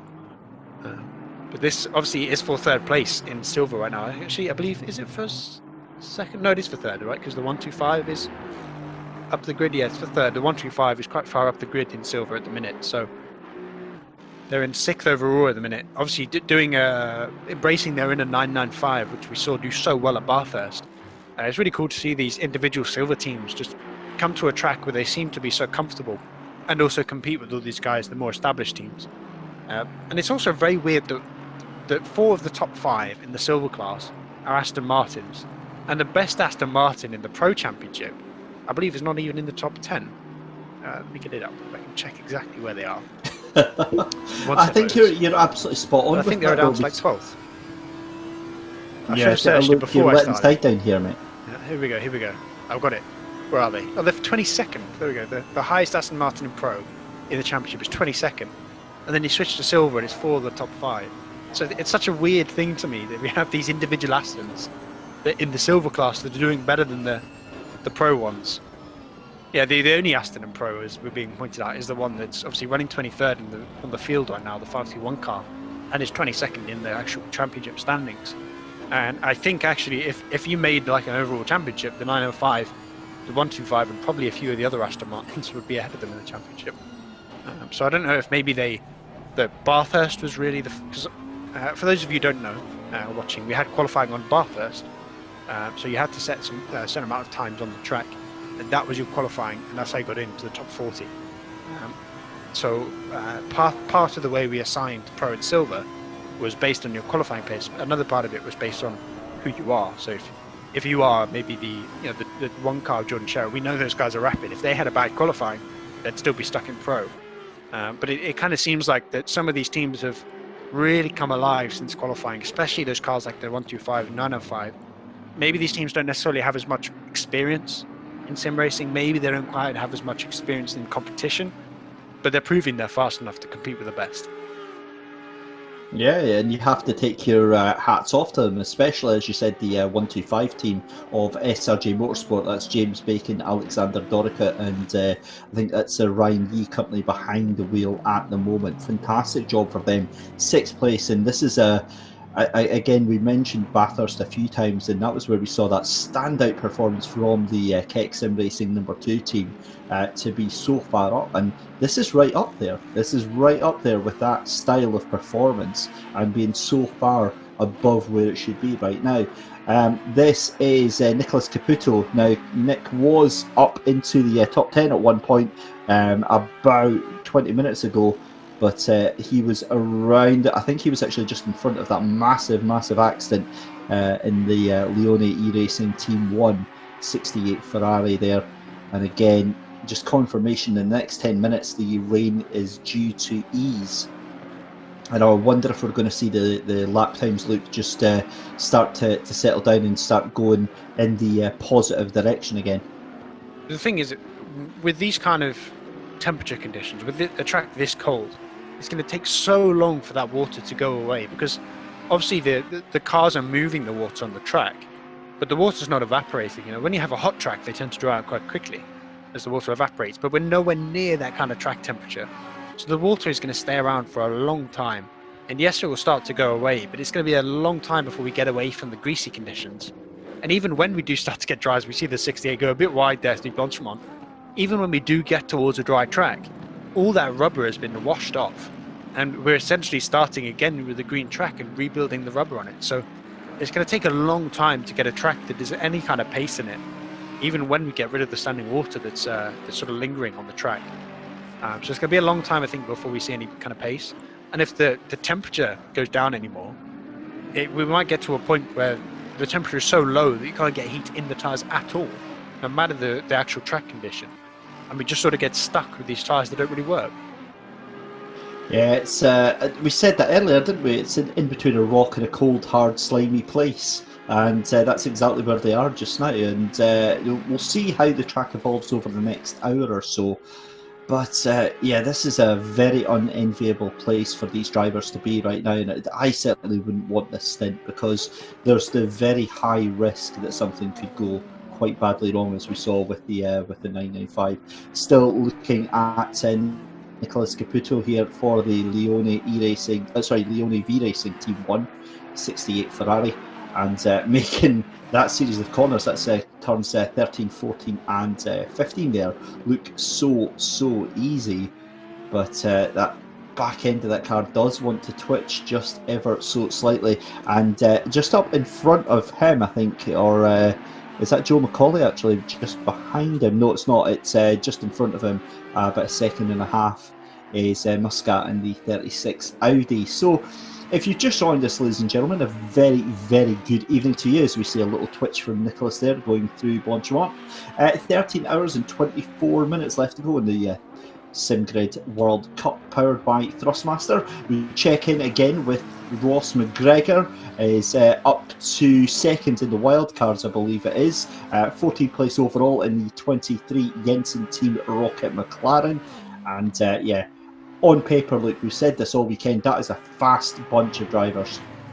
Yeah, it is a team that I think we were all expecting to be a bit higher. But we saw earlier on when I was commentating my first stint, they had a lap where they had two incidents on the same lap. One ended with them in, I believe they got hit by a car.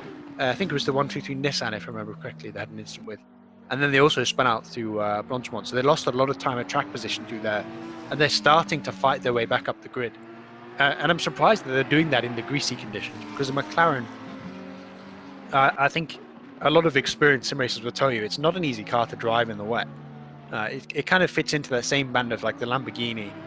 I'd say to some extent, Audis, if you haven't got them set up right, also will struggle. But the McLaren is one car that really comes alive when you get to those dry conditions. So they're already showing a lot of pace in these conditions that don't really suit the car. So I think if they can stay out of that trouble that they had earlier, they can start to make some progress up the grid, start to get towards the front, and maybe challenge for a really impressive finish for a wildcard car. Well, if my eyes don't deceive me, that is Conrad King in the 101 Audi just in front of him, who is really struggling, but you can see the wash coming up off of that Audi in front, and it does look like that Audi is throwing some shapes around the corners right now.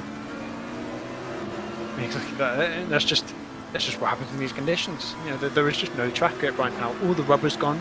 So even though the dry line starts to form, you know, the grip that you usually get in that line is just not there anymore. If you stray even an inch or two off that line, suddenly you're going into the darker, the wetter, and the dirtier area of the track, where luckily the marbles get washed off. Right? But the marbles get washed off and replaced with small puddles. So it's not like there's any more grip than there was before.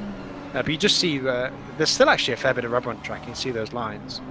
But yeah, the track right now is just in a condition where there's no tyre temperature, B, there's no rubber on track to grip onto, C, there's a bit of water that's aquaplaning every now and then, and D, really, there's nothing to grip onto. Wow, what a fight we've got going on here, Luke, between Tristan Ballwinkle in 8th place and Marek Schentz in 7th as well. They are side by side through the majority of the circuit, and something has got to give right now. What is it going to be? Is it going to be Ballwinkle or Schentz? All right, the outside, drifting. The two of them go wide, but the two of them think better of it, and Ballwinkle's going to try and force the issue up the inside of the chicane, pulls away from it. Is there going to be contact? Oh my goodness me, how they avoided. Here we go then. So this is the battle look with Conrad King that we were looking at just a second ago with Conrad King and Ross McGregor, but back to Bullwinkle and Shintz. I don't know where to even look right now. And not to mention the fact that if you look up to third, fourth and fifth, there's only 4 seconds between them, so it's really starting to close up again. Once again, we're seeing that concertina that is just GT3 is so well known for, as groups of cars start to find each other on track. Even if you look further down the grid, 18th and 19th, 2-second gap, 20th and 21st, half a second gap. We also have 15th, 16th right next to each other as well. It's so cool to see. Once again, 11 hours into a 24 race, almost at 13. Still, we have 5 or 6 battles at any one moment.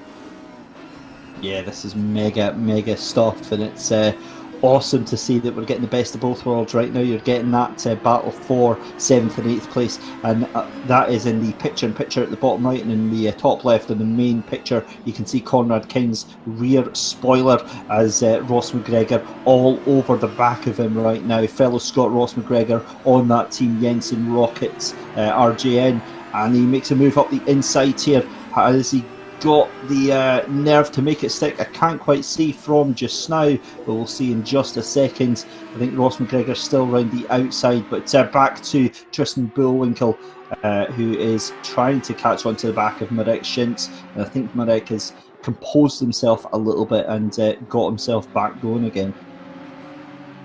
Yeah, it's a battle for third in the Audi class of the field right now, as the 557 is looking to take 7th overall. Obviously, it would be 6th in class, given the fact that the 125 Aston Martin is doing so well. But we go a little bit further back down to 12th base, and we see still this battle between the wildcard 23 car of the Jensen Team Rocket RJN team and the 101 car of the team I cannot remember the name of, in the hand of Mr. King. But they're battling again for another great position, and obviously the 101's fighting for championship points. For the championship hopes, they didn't have the greatest start to the season. They are all the way down as I scroll and cannot see their number. Brilliant. I was about to say where they are, but I can't actually find them, so that works brilliantly. It's not going well, but every time I try and say a number and say where they are in the championship, I can't find them. There we go, 18th I found them. So this is finally their chance to have a really good performance, and it's getting a little bit scarier with the entrance of the 23 car and also that plum Aston Martin behind. Oh, and there goes the 557. Bullwinkle has lost control and loses out on that place. And I've just realised, is that the 995 that's behind Ross McGregor? Oh. Yeah. Luckily, it was into the source, so you can only assume that it was a fairly low-speed incident. So I would assume maybe it's just been tipped in the rear, or try to avoid an incident and spun out. Just so it should be no harm done. A bit of time loss, and that's about it. But where is the 192? The 192 came into the pits, so I'm curious exactly what happened to the 557, because there probably wasn't a car around them on track. That's a little bit embarrassing there. He's just decided he's got no friends to play with, so he's just decided to throw it in the bin by himself. But as you said, no harm, no foul, and he's back on track. This battle, though, for 12th and 13th right now, it's absolutely scintillating. Conrad King just ahead of Ross McGregor, and you've also got, as we said, the 995 in the mix as well, just behind them, trying to unlap themselves and getting very, very impatient. In fact, where has that 995 gone? Oh, there we go. Question. I couldn't see it. They're right there. They were camouflaged. So what's occurred? We just had 2 disconnects, but we're trying to work out exactly who it is. It could be the 995 then. It's not the 995, obviously. But I'm trying to work. Where did the 557 spin? I thought it was in the source. But based on the fact that the replay is currently in Sector 1, I would assume it's probably not the source. Unless the replay is in the wrong position, but maybe it was. Because I think it just happened in the source. Now it's gone. Side by side then for Conrad King and Ross McGregor. That's going to be into the source then. Ross McGregor on the inside, and Conrad King is potentially going to be dumped down. He is into. No, wait, that's the 995. Hang on a minute. The 995 has done both Ross McGregor and Conrad King. That is how fast that car awesome. Was. We know how fast the 995 was, because at one point they were ahead of the 125 car. So I think they have to assume that car is going to start coming back through the field as it recovers from the incident and the subsequent penalty. It's going to be very hard to get much further than where they are. I think maybe they can catch on to that group of silver cars in sort of 16th to 20th. But yeah, they are a fast car. We know that. So I think as those teams sort of in the top 10, I think you sort of have to assume that if that car catches you, you should just let it go. Yeah, no, absolutely. Here we go then, the 557. This might be... No, there's two Ferrari in front of him, so maybe there was an incident that I didn't see. So what happens is... he just miss his braking zone? I can only think that he just wasn't quite expecting the Ferrari to brake that early, or he missed his braking zone. And in avoiding the crash, he avoids a much bigger incident. Loses a bit of time, but yeah, it's a really good by Tristan to keep it out of the wall and also to avoid hitting the 2 car. So, if you have a mistake, you might as well have a small mistake, not a big one. Yeah, because absolutely. As much as we like to see a bit of carnage, I don't think anyone else on the 557 team, and also Rene, who is the owner of the Butler Power Motorsports team, I don't think any of those would like to see any big incident with the 2 car. So yes, he loses a bit of time, but it could have been a lot worse than it was. I forgot about that after, well, let's not mention what happened last time because they're doing really, really well this time out. But have a look at that. Conrad King relegated down to 13th place, then Ross McGregor in the Team Rocket RGN 23, McLaren up into P12. And here's the move just now. I believe this was on the Kemmel Straight. Yeah, sneaking through. Gets through to the... Moving up, obviously, it was the position, wasn't it? So, if the 23 car getting through past the 101, making even more progress. There we go. As it goes through. Who's doing? Oh, hello. Oh, sorry, people have just joined the Discord call room. I'm getting a bit distracted right now, but yeah.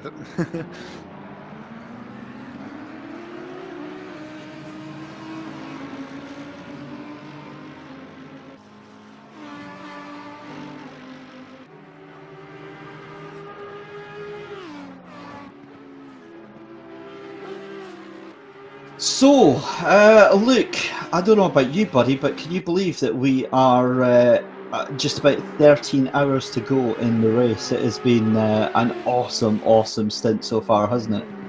I don't even know how... We're not even halfway. I don't know how that happens. We've been going for so long. It feels like we've been... I mean, we've almost been going for Bathurst, right, in terms of the length. So it's been a mighty impressive performance from the drivers and I think from everyone working the broadcast as well. We had not even halfway, but still 11 hours in, a lot of action, a lot of incidents, a lot of cool overtakes so far. It's been a great race. Well, I think it's time for me and you to go and fill up our cup of coffee, and in the meantime we are going to leave you in the very capable hands of Hugh Hattrick, who has yet another insider interview for us. Hello there, to David and to Luke. Yes, as we approach half distance, we have the man to interview here, who is the administrator, the project manager. It is indeed Michael Hamlet. Hello, Hugh. How you doing? I'm very well, Michael. You must be very pleased at the way that the race is going. Plenty of action and lots of things happening. Indeed, yeah. It's been an absolute thrill of a race so far. Shame the rain level isn't as high as it has been throughout practice, but we're not even halfway yet. So who knows what's going to happen in the remaining 13 hours and 12 minutes. We might see the rain stop. We might see it get heavier. Who knows? I'm sure you've got technical people that can adjust it. It's great when you can guarantee the weather of your choice, isn't it? It would be, but unfortunately we can't do it in ACC. It would be nice though. Well, that will be in the update, no doubt. But now, what kind of planning does it take to do such an event? I mean, it's a really huge event to do, and people are very impressed. So how did it all start? It takes an enormous amount of planning to pull off an event like this, especially something on the grand scale of a 24-hour. Just planning this World Cup series is a mammoth task, from all the work that I have to do as the event manager to managing my actual admin team who assist me with all the server configurations, managing entry lists and everything like that. Then you've got, organising schedules for what steward's going to be on at a particular time, what commentator's on at a particular time, what the broadcaster's doing, what the drivers are doing. There's so many moving parts to a race like this, or even a shorter endurance race. But today's one, this is every event on a mammoth scale. Yeah. And it's so much work. And I mean, I'm up for the entire duration. By the end of the race, I would have been up for well over 30 hours. But it's all part of a job that I love, and it's fantastic to be able to bring this event to our drivers and to all our fans and viewers. Absolutely, and there's such a huge number of drivers involved in the race today. Did you ever think it would be as successful as it's turned out to be? I certainly had my fingers crossed, but there's still 13 hours and 10 minutes to go. So one of the key things about this event is that this is only the 4th attempt of a 24-hour race in ACC. It's been carried out 3 times before with smaller grids than what we have today. So I think the most recent one had, to my knowledge, had around 40 cars. Obviously, this one today was 46 runners at the moment. So, there's a little bit of like, is the server going to hold out or not? There's nothing we can do if it does or doesn't. We just have to cross our fingers and hope.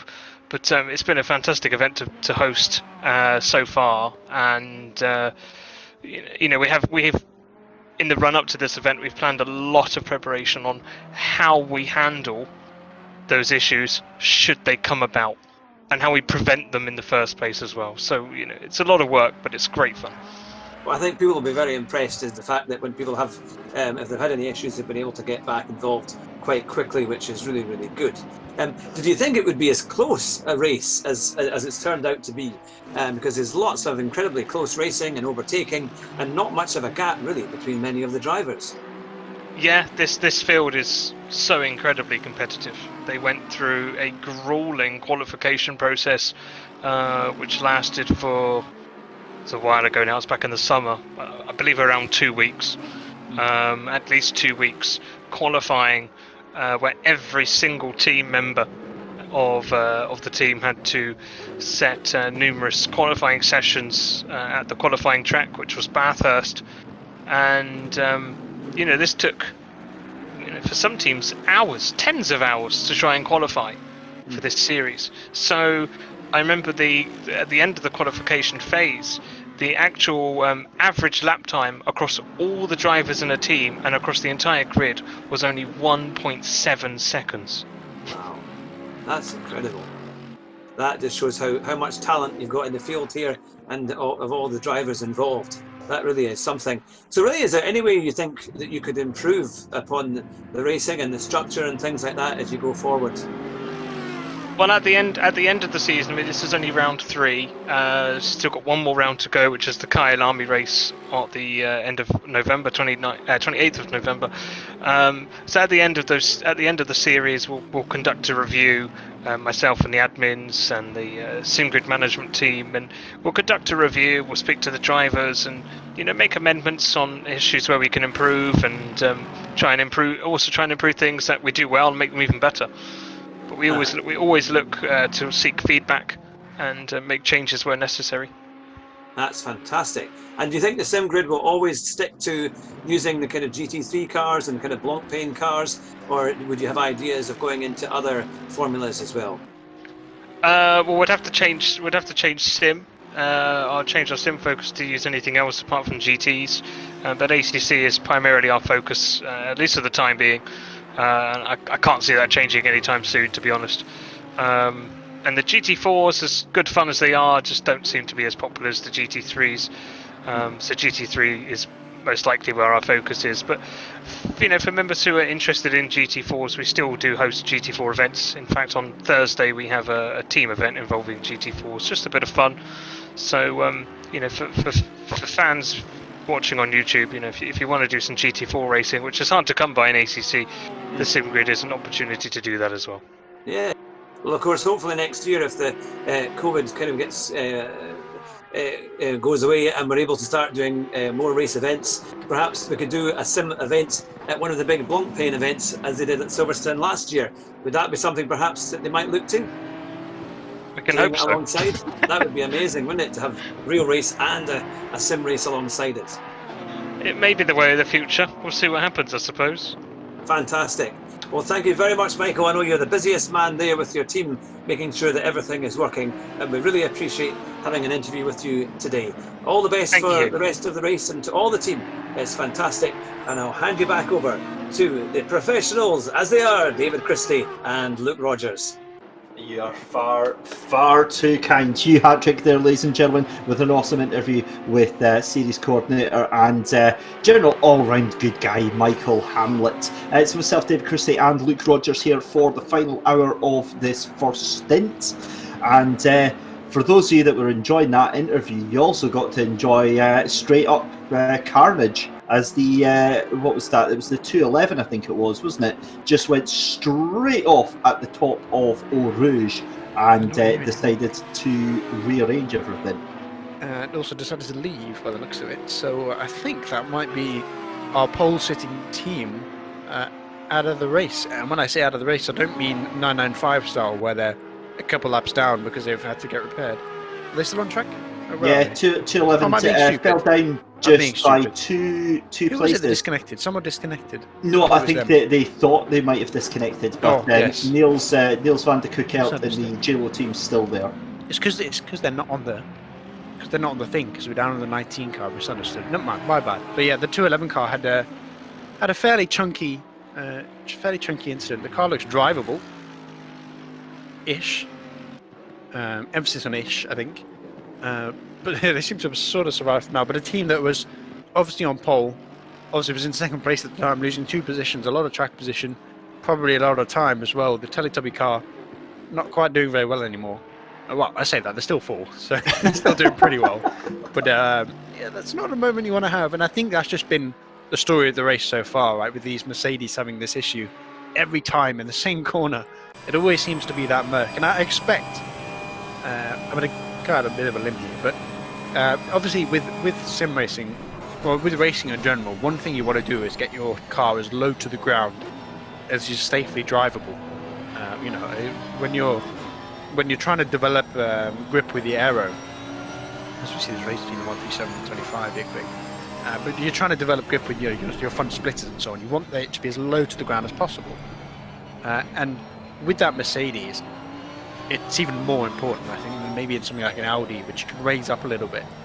So maybe what we're seeing here is those low pressures caused by the lack of temperature in the track and the cold conditions are bringing those Mercedes down a little bit more, and they're probably starting to bottom out, A, on the curbs, and B, through that compression in Eau Rouge. You know, all these Mercedes are bottoming out, and I think that's what's causing this incident. Yeah, I think you might be onto something there, Luke. And I'm just watching Harry Spears in P28 in that number 8 Fordzilla UK car. They were given a 15-second penalty after collision with your race leader. Yeah, it's not something you want to be doing, hitting the race leader. It's bound to draw the eye of the stewards, as you're definitely going to get reported for that. Because one of those teams is already doing well. I think he's much more inclined to send in a report. It's good to get a bit of attention, that, isn't it? Sometimes when you're running down in 35th and you have some minor incident with someone, you just go, oh well, you just sort of move on. But when you're right up at the top, even if the incident only loses a second or two for you, as we see them get very leery here through the bus stop, the 137 tries to make the move, don't quite stick it, but you feel much more inclined to get those people penalised, I think. Or at least I would. If I'm running down in some nowhere position and I'm trying to give someone a 5-second penalty because they did something I think is a bit naughty but not that bad, it's just like, what's the point? But if you're in first, you want to be trying to rigidly enforce those standards. Jalowski in the West Heights, number 137 there, just firing it up the inside into the source there and taking that place away from Machuska in the number 25 Audi. We saw that 25 Audi up in top 5 earlier on. Phil Vitt in the Mook Motorsport. Now I'm just getting an update. And a little bit of an update there from Mike in our ears. The team that won last race, I believe the 44, right? Yeah, 44. They disconnected from the server, and because of the mechanics of how the sim works, the driver one has to rejoin first, and driver one is the one with connection issues, so it cannot rejoin. So the team currently cannot get back into the server, and obviously the more they spend outside of the server, the more time they're losing to the rest of the field. So, oh, and apparently also the 557s had a moment in Brussels.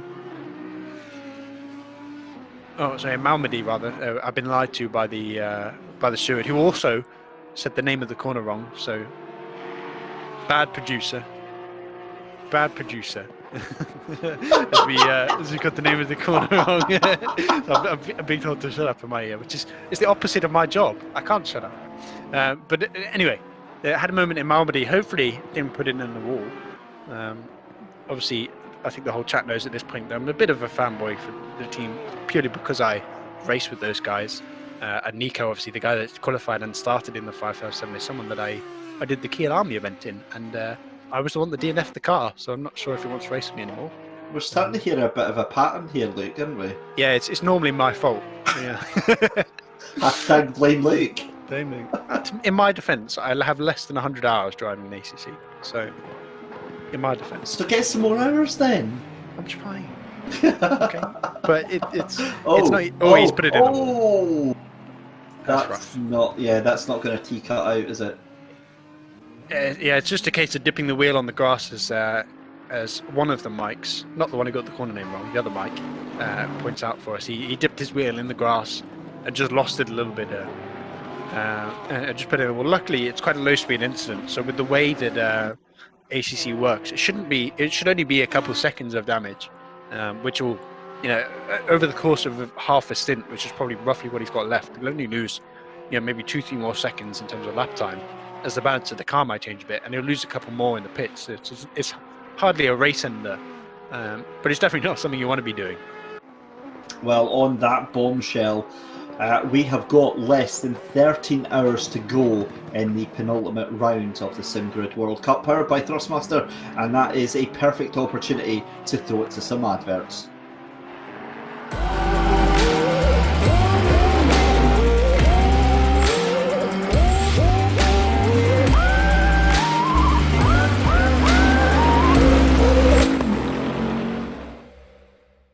So talking more about the load cell pedal then, Hunter, just explain to us what the main benefits would be for somebody that's not used any load cells before. Well, I'm sure you can attest to it that it just feels like a more natural brake feel that you would feel in like a car or whatever you would drive on track. You just get more data inputs from a load cell to your sim of choice by ACC, instead of course iRacing, whatever. And that leads to a smoother and more consistent braking feel. Yeah, and I mean, to be fair, I'll sort of hold my hands up and say I was quite surprised with the fact that even with a basic load cell, you can sort of feel that the car doesn't lock up as much. It's not so stabby on the brakes.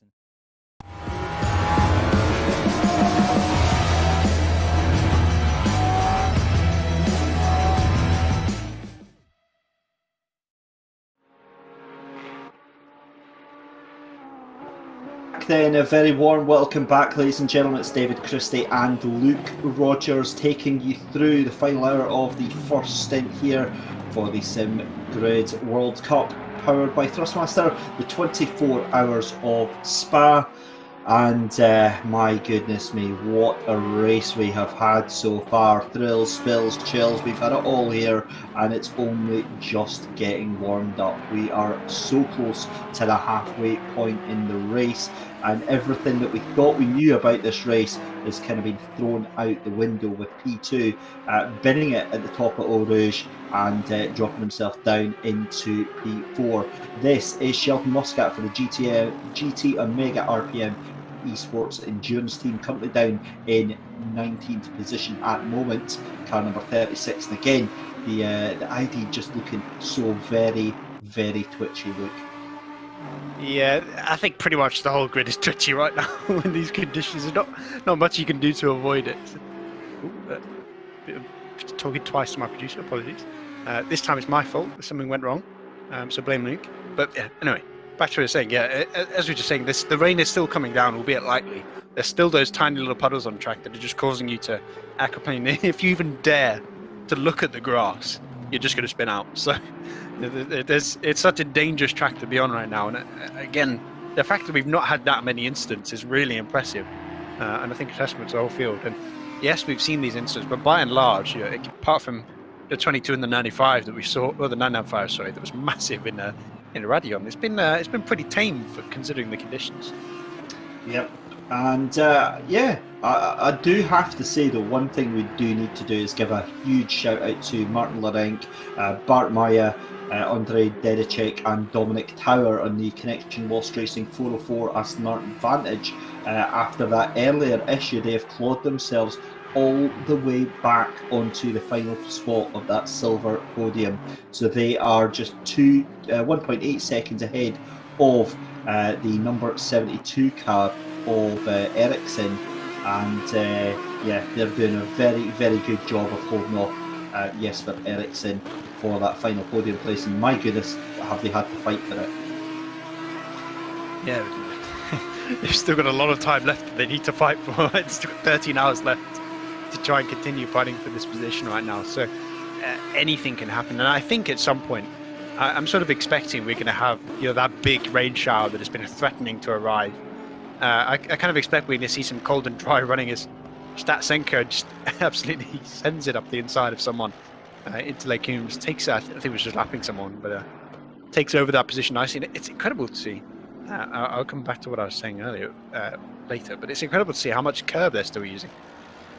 That even in an Audi, these guys are still so confident in the way they have their car set up and their own abilities to drive that they're essentially taking the dry line, which is all about going off track and using these curbs. So either the track is starting to dry out more than we might expect, or these guys are just incredible drivers, and I'm expecting it's probably more of the latter than the former. Yeah, I think there's a lot of skill and a lot of ability on show through the 24 hours here. We're on board with Statsenko. The GTWR team are going to be very, very happy with the performance right now that he's given. Not just Mikhail Statsenko, but the entire team, Luke, because you've got to look at all the other drivers that they've got in their team. Jordan Sherritt, Tobias Pfeffer, and Francesco Dondi. They are just dominant right now. Yeah, and I'm surprised that they've actually made a driver swap during these conditions, because usually you want to kind of avoid bringing in a new driver. As in the sort of greasy conditions, because it's so hard to just sort of relay exactly how that driver needs to drive. If that makes sense. So it will take a bit of time for, when we saw Sherritt. Yes, Sherritt switched to Statsenko. I have to think about that for a second. Statsenko really, it takes sort of 4 or 5 laps to understand what the track is doing and get used to it. And so sometimes in these kind of conditions, you don't really want to make that switch. You just have to put your faith in one driver to sort of survive the conditions, right, and get it back to either when you get full wets, and then everyone sort of roughly knows what the track's going to do, or when you get back to their dry conditions and you can come in and race in more normal line. Well, one team that was falling quite far down the order there was the 123 FFS Racing of the Nissan GTR, and that was because the rain was fairly heavily coming down and they were falling all the way back down the order. I would strongly think that we're going to start to see them in the top 20 in the next sort of 4 or 5 hours, because as the track dries out, if it dries out properly, that car has got a lot of pace. I mean, up to P11 already. I think we're going to see them easily in the top 5, because that car has got a lot of pace. The thing with that car, though, is in qualifying, in the first stint, when we had the awful wet conditions, that was the fastest car. So we know that this car should have pace in the wet. And we've also seen that it's pretty fast when the track is dry. So I wonder if it's just that transition period where the track has got a bit of water on it, but it's not quite the wet tyres. where that car seems to just be struggling a bit and just doesn't quite seem to have that, maybe the rear traction, to get out of the corners, because it should be a car that's stable through places like Eau Rouge, through Curve pour Frère, through Blanchimont. It should be good through those corners, which is where it's so crucial in these conditions. So I'm surprised that they're really dropping off in the greasy conditions, and I think it must just be a case of setup. Yeah, I mean that'll be one thing that it changes over the course of the night as well. We see Tristan Ballwinkle, Andre Frank both doing 224s at the moment. Tobin Lee in the 224s as well. With the leaders, Mikhail Statsenko doing a 226 and Dan King doing a 225 with Niels van der Koek in a 227. So the leaders not lapping as fast as those behind them, but then they've got laps to play with right now.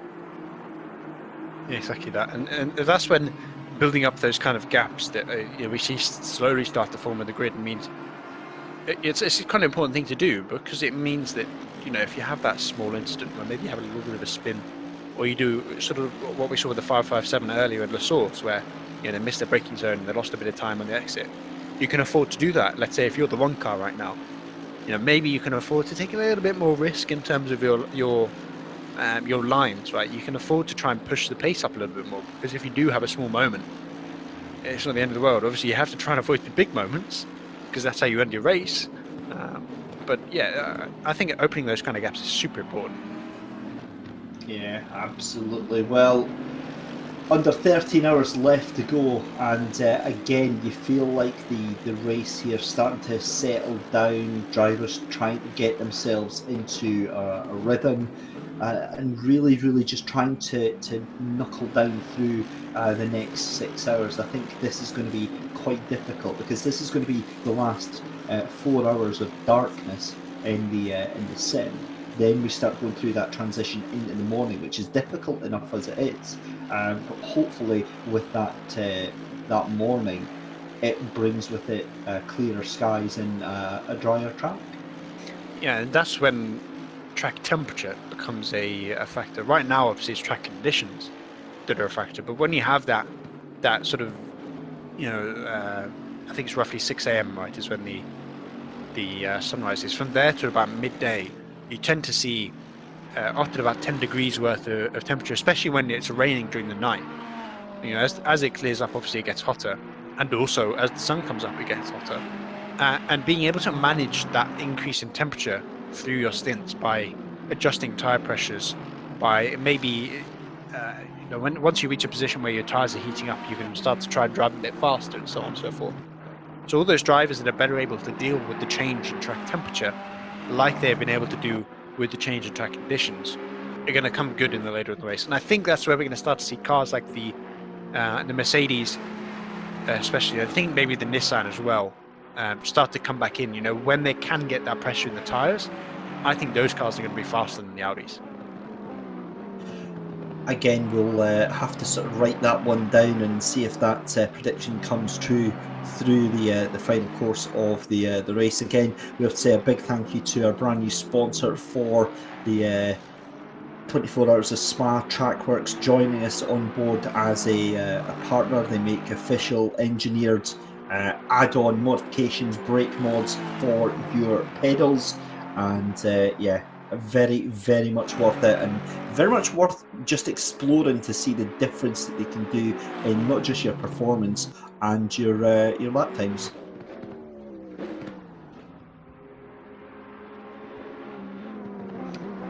It looks like we're going to have an interview with one of the 88 Coach Dave drivers, James Parker. Thank you for joining us. That's okay. How are you? Very good. Enjoying the race. It's been a pretty good one. Not quite as good for you guys as Bathurst was. I saw you had that disconnect issue. What do you think you can do, given how far you've dropped down the order? Do you think you can get back up to the top 20, top 15? Oh, I don't know. I really don't know. Yeah, we lost 4 laps basically with the disconnect, so we went back down to P43. So it's been a tough slog since trying to predict, because we're off strategy as well, obviously, because we had to leave the pits at an odd time. So yeah, it's been hard to gauge. I mean, because we've lost so much ground to the top 15, if they all have clean races to the end, I imagine anything inside the top 20 will be like a bonus,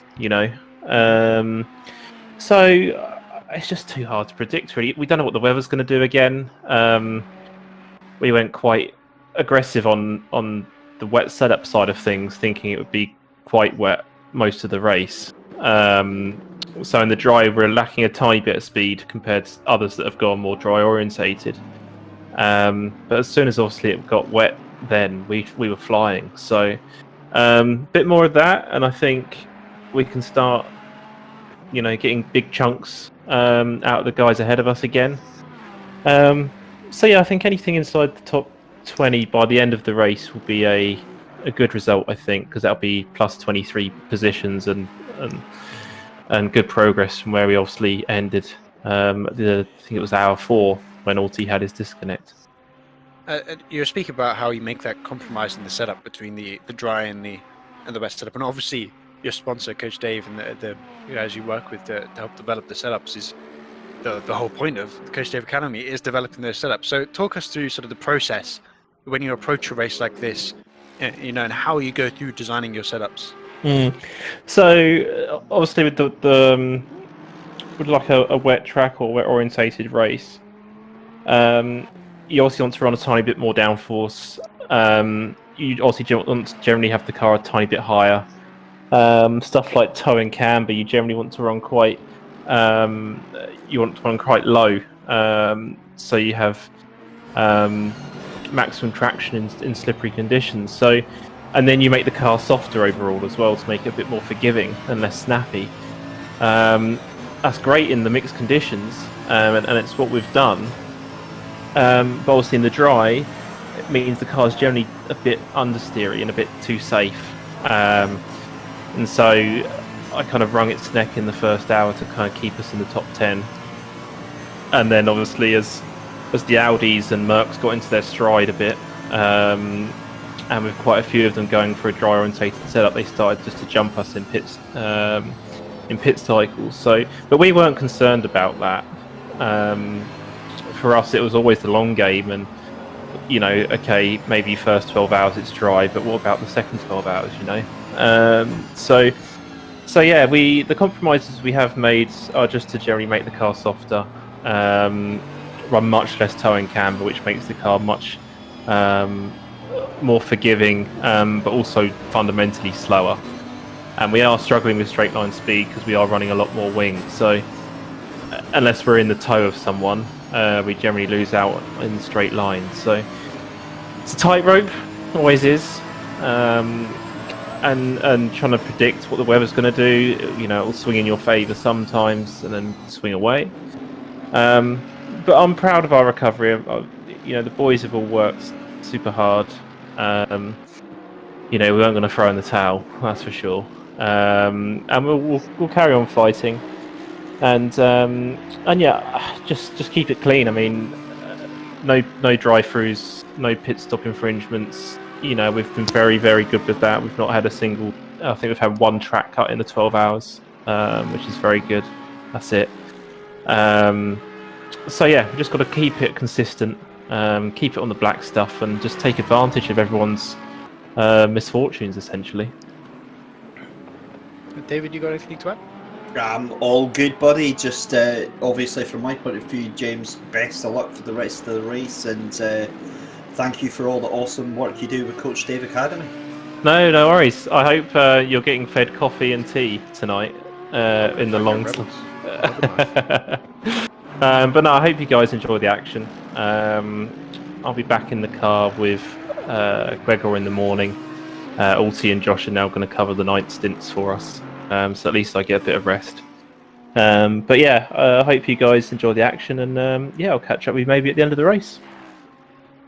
Excellent. Thank you so much for that one, James. Enjoy the rest of your evening as we see Josh Martin doing some epic work, continuing that recovery drive for the Coach Dave Academy Treble 8 Ferrari. Currently in P21 and 16 seconds behind the number 11 Mercedes of Joe McCauley. So some big tasks ahead of him, but certainly a very capable young man behind the wheel, but don't ever let him hear that I said that. In the meantime, Sorry, Luke. Oh, I just said I clipped it. Sorry. Right, that's all good. That's all. Go ahead. It's okay. So he's on the verge of breaking back into the top 20 there as he goes wide at Pouon. But looking forward to the rest of the remaining 12.5 hours, you know, being on the verge of the top 20 is not a bad place to be right now, Luke, is it? Yeah, especially when you lose 4 hours. Being 21st is a pretty mighty performance, because there are a lot of cars around you here that are, you know, we saw the 25 car for a long time was racing right up at the top. So you've managed to bring back, you know, by avoiding incidents and by being fast naturally, even though, as they were saying, their setup has not quite reached the conditions that they wanted. You know, they wanted, I think, full wet, based on what they've done to that car. But the fact that they're now ahead of teams like the 25 is a really impressive performance. And obviously the 556, another car they're ahead just on pace. You know, the 556 hasn't had any incidents worth noting. They've just sort of been driving. And the 888, despite hitting the disconnect, has been able to get back ahead. So a really impressive performance so far, and I think we'll see them progress more. The only downside for them really is obviously they're 5th in the championship right now. And if they can't progress much more compared to, let's say, the 192, and the 56, who are all in the top 10, and obviously the one car's leading, they're going to fall so far off that maybe in terms of championship they can't quite make it back in Kyalami. Well, we will just have to wait, and I do need to clarify that actually, because I've kept on for the whole remainder of the broadcast called this the 4th race, but it's not, it's the 3rd race. It's the 3rd championship race, yeah. Third We had Laguna Seca race. as well, obviously. But the obviously round 4 is going to be the final round. Yeah, and so we had the Laguna Seca race. For those of you who missed it, was essentially a qualifier for this. So we had the 40 original cars qualified through the Bathurst system that we had that I missed out on. I came 43rd, I believe. That was quite annoying. But actually, it meant that I could commentate. So I guess I gained after my loss.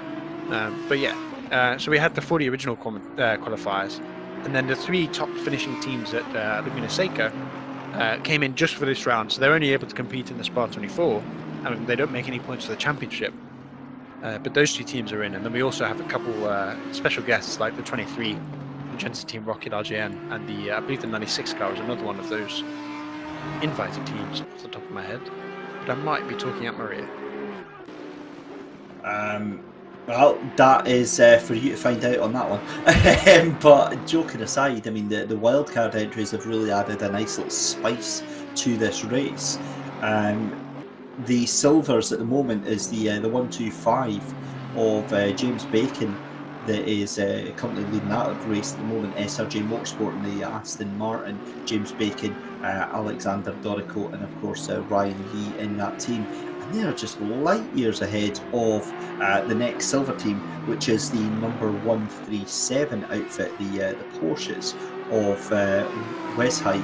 That's Lucas Rommel, Adam Chalewski, Nicholas Boslett, and Alexander Sable in the Porsche for that. So they've just absolutely gapped him for sure. But your leader, Mikhail Statsenko, 284 laps and still 1 lap ahead of pretty much everyone else. Yeah, talking of gapping the field, it's a pretty mighty performance from that car. And based on what we've seen so far, it doesn't look like they're going to stop anytime soon. The 211 of the car that obviously qualified on pole, the 2 car, I believe qualified 3rd or 4th off the top of my head. Again, I should probably get that spreadsheet up, right? That'd be smart. But help me. the 1 car has really made a lot of progress.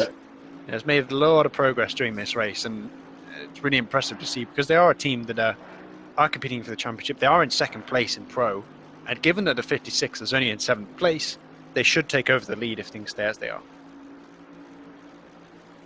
But actually, I mentioned, and have mentioned a few times during this race, that the Audis at Bathurst really struggled. Bathurst is a track, I think, for those of you who didn't watch in real life this year, I believe every single Audi that was on the grid in the real life Bathurst 12 hours crashed out of the race or qualifying. And I think every time it happened at Finley Park, if I remember correctly. So there was just that one corner that in real life was so lethal to the car. And we saw the exact same thing happen in a sim, where all these teams are struggling so much with a car that is rapid at that track. if it can Oh, this is- survive. Look, I'm just going to jump in because this is looking a little bit sketchy right now. This is Racing Line Motorsports Igor Zanella in the 192 car, just ahead of Bullwinkle in the 557 Audi. We've seen that car getting into trouble already just now, and that is a lapped car that they've got in front of them just now. And not managing to make it through. And Bullwinkle's going to try and go around the outside. That means that Zanella's going to take the inside and put the lapped car between the two of them, and that is all she wrote for that move. That is hard lines for Bullwinkle. Gets past eventually, but the damage is done, and that gap is now over about a second. Yeah, I wouldn't be surprised if there's some complaining going on right now from both the 192 and the 557. There's a bit of a robust defence from one of the backmarkers of the field right now, but no real harm done. It's only half a second gap between these two cars, so it's not like the 557 really lost out as a result of it. So the battle rages on for the prizes, the third best Audi currently on the grid, as they fight for P8. And obviously the 192 is one of the championship contenders in third place.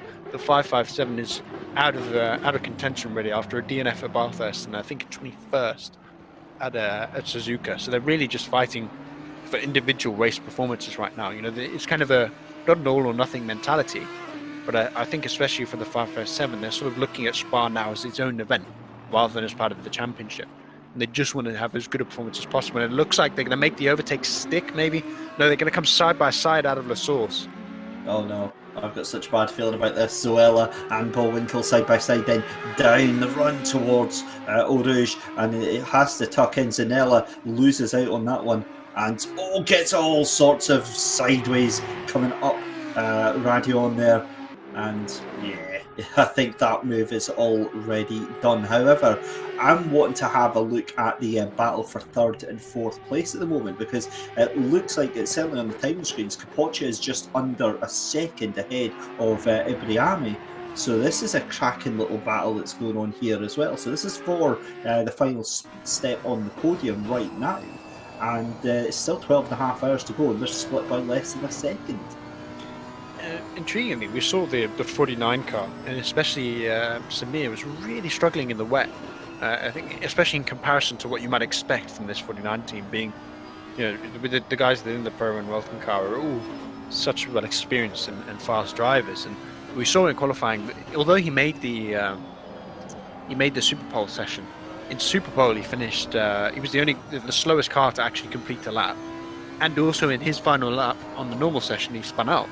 It was only due to the fact that the car in 11 also made a mistake that they were able to make Super Pole in the first place. So I think maybe Samir's sort of happy they're not getting the full wet conditions that didn't particularly seem to suit that car and the team.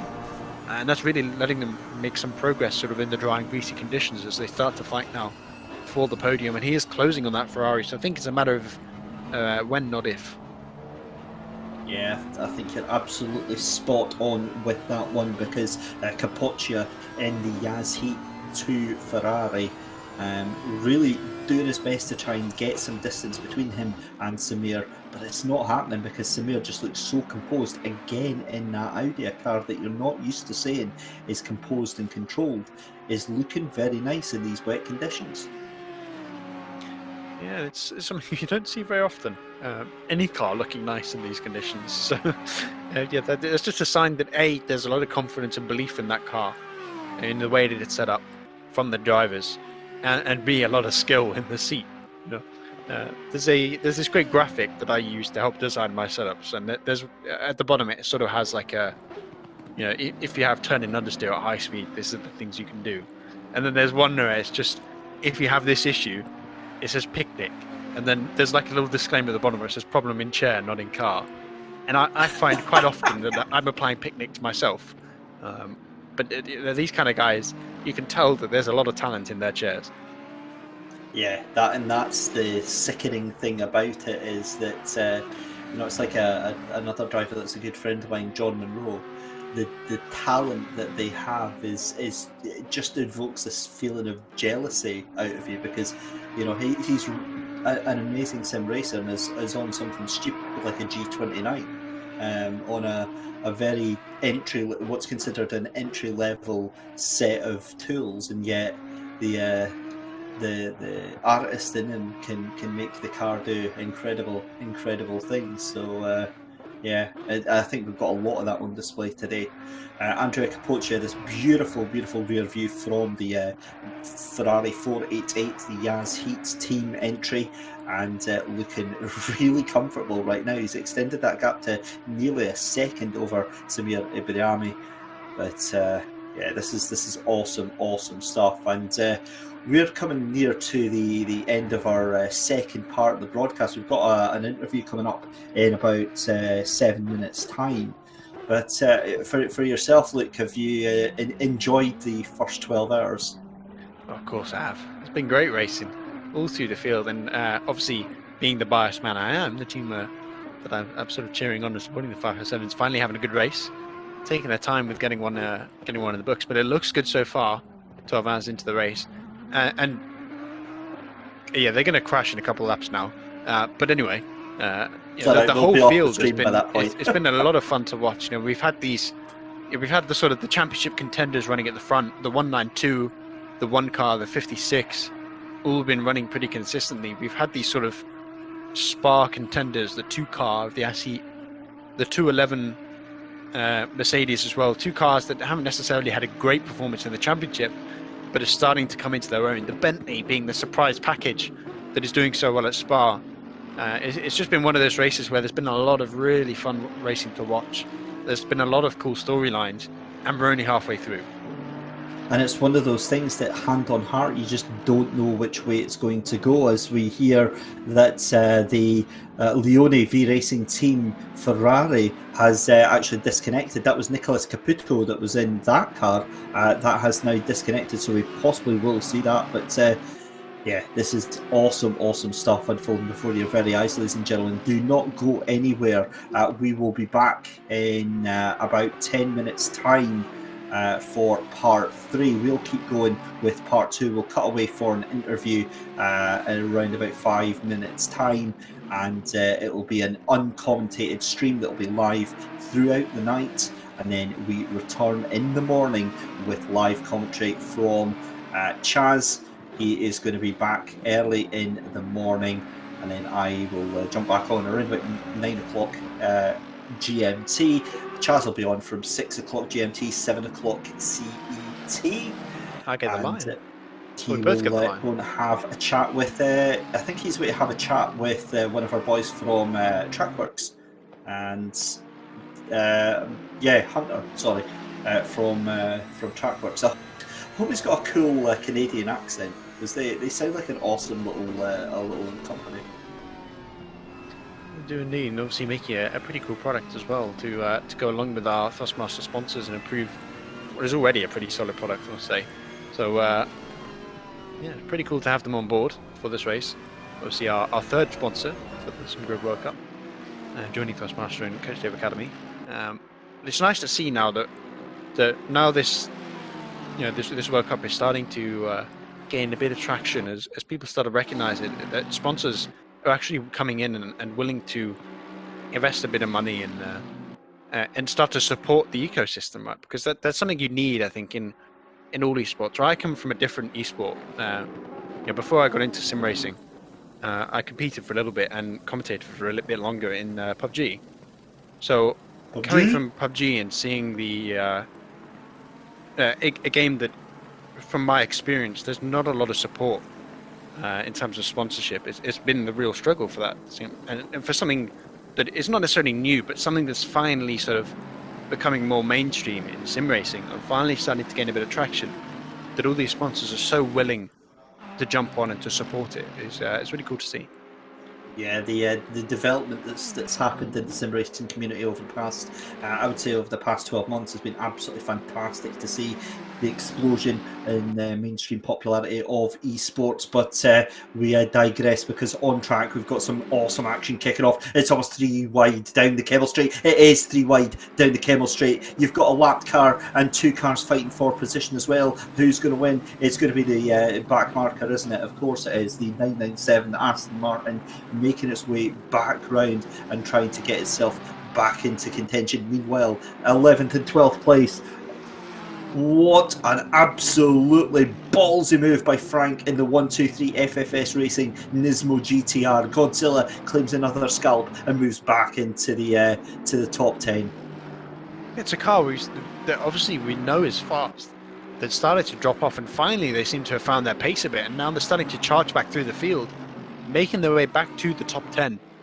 And I think I'm almost a bit sad now that we're going to go to bed, because I kind of want to see how they do over the next 6 hours. Obviously, the next 6 hours are going to be uncommentated, as everyone takes a bit of a break from that. So the next 6 hours will be footage only. But coming back to this, obviously we're back at 9 a.m. UK, so in 9 hours' time. I'm really excited to see whether they've managed to fight their way back up to. I don't want to use the word deserve, because I want to say where they deserve, because that's not quite really a word that applies to sim racing, but it's a place where we sort of expected them, given their qualifying performance. And we spoke to the driver that qualified. I can't remember who it was off the top of my head, but they almost felt disappointed that they weren't on pole, because they genuinely thought they were the fastest team here. So there should be a team in that Nissan. There should be a team in the top 5, should be fighting up there, and they're finally starting to regain a bit of that performance. Well, all is about to unravel in the next 6 hours, so we are poised to see rain stopping in the next 30 minutes. That is us for just now, though. Myself, David Christie, and Luke Rogers are going to sign off for the next 6 hours. The next voice you will hear is going to be at 7 a.m. CET. That will be Chaz Draycott. You're going to hear Chaz just now. He's going to have a little chat with our newest sponsor, Trackworks, and their guy Hunter. That is it for just now, though. Part 3 will be up in 8 minutes' time on YouTube, uncommented, and we will see you in 6 hours' time. From everyone here at the SimGrid, have a fantastic night and enjoy the racing.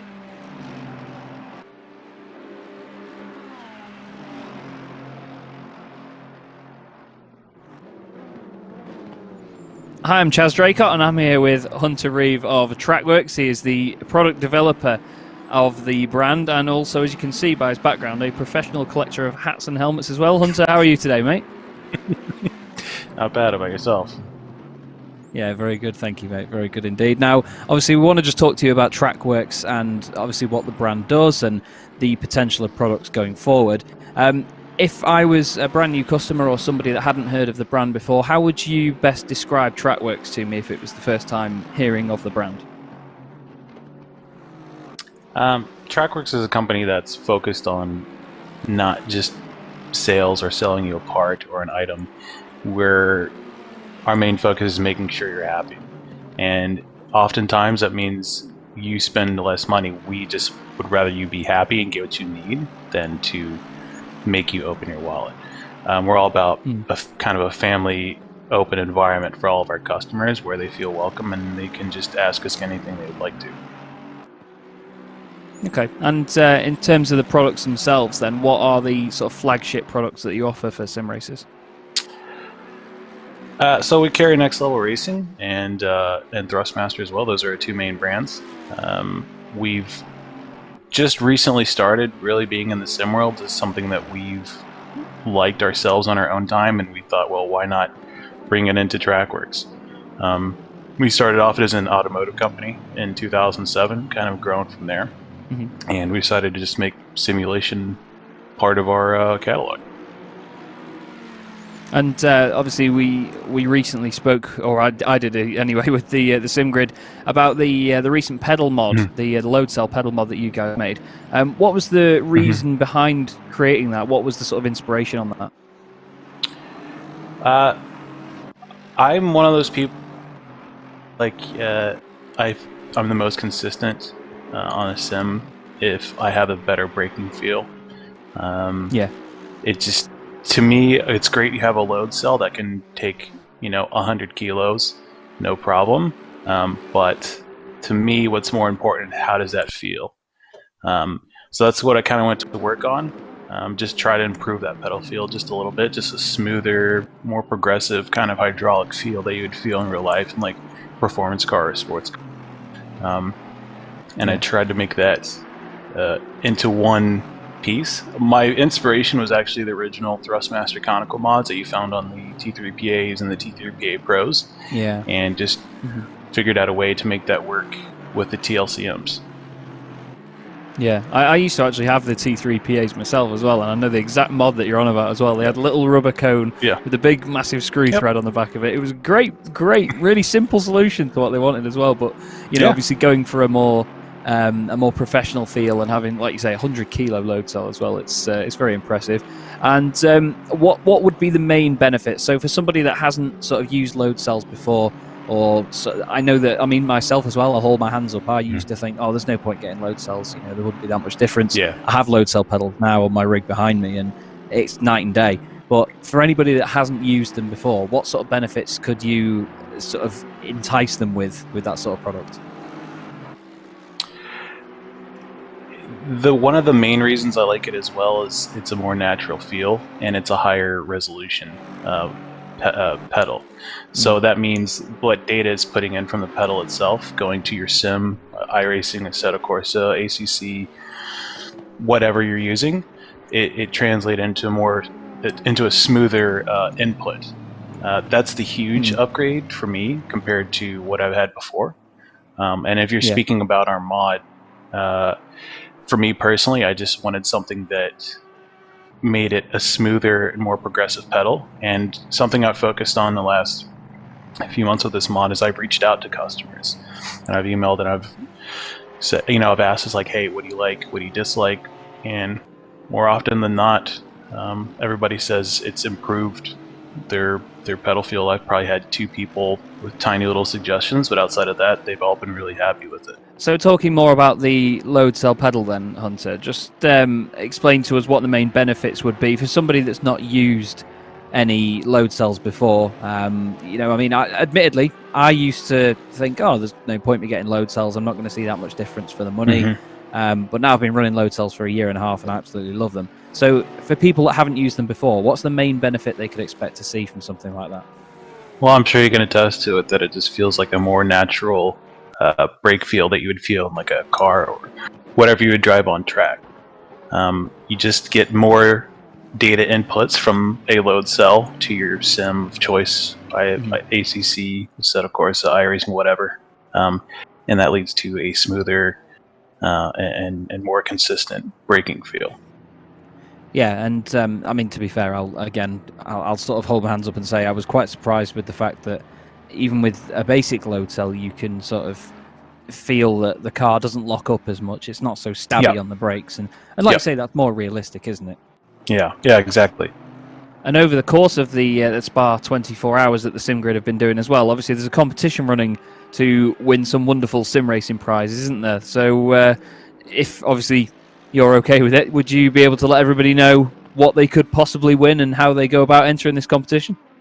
So we're going to do the brake move of the race, and what we're going to include in the package, I think, is something just kind of fun.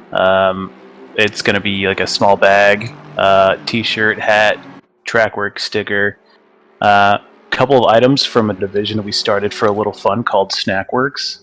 Some candies, and sticker for Snackworks, and a brake mod from us, and maybe a couple other little goodies in there as well. Smashed in stuff. Well, you've got me sold on the snacks, to be fair, mate. But that's definitely an interesting one. So make sure, guys, that you do tag the SimGrid and Trackworks. Send in your submissions as the race goes on, and you can win everything that Hunter has mentioned there. So if people were interested in getting the load cell that you guys at Trackworks have developed then, Hunter, where would be the best place for them to do that? We've developed the brake mod for the Thrustmaster load cell pedals, but if you would like to get the brake mod, check us out at trackworks.ca, and then go into our automotive and simulation section, and it'll be right there on the first row. And one thing that Josh Martin, who has helped organise this interview, he had to remind me 1,000,001 times that Trackworks isn't always spelt exactly as you'd expect, is it? That's correct. Thank you for reminding me of that. It's Trackworks with an E, so Works is WERKS. Smashing stuff. Well, there you go, everybody. If you want to get the pedal mod, head over to trackworks.ca and take a look there. Hunter, thank you very much for your time, mate, and I hope you enjoy the rest of the 24-hour race on the SimGrid. Likewise. Thanks, man. Cheers.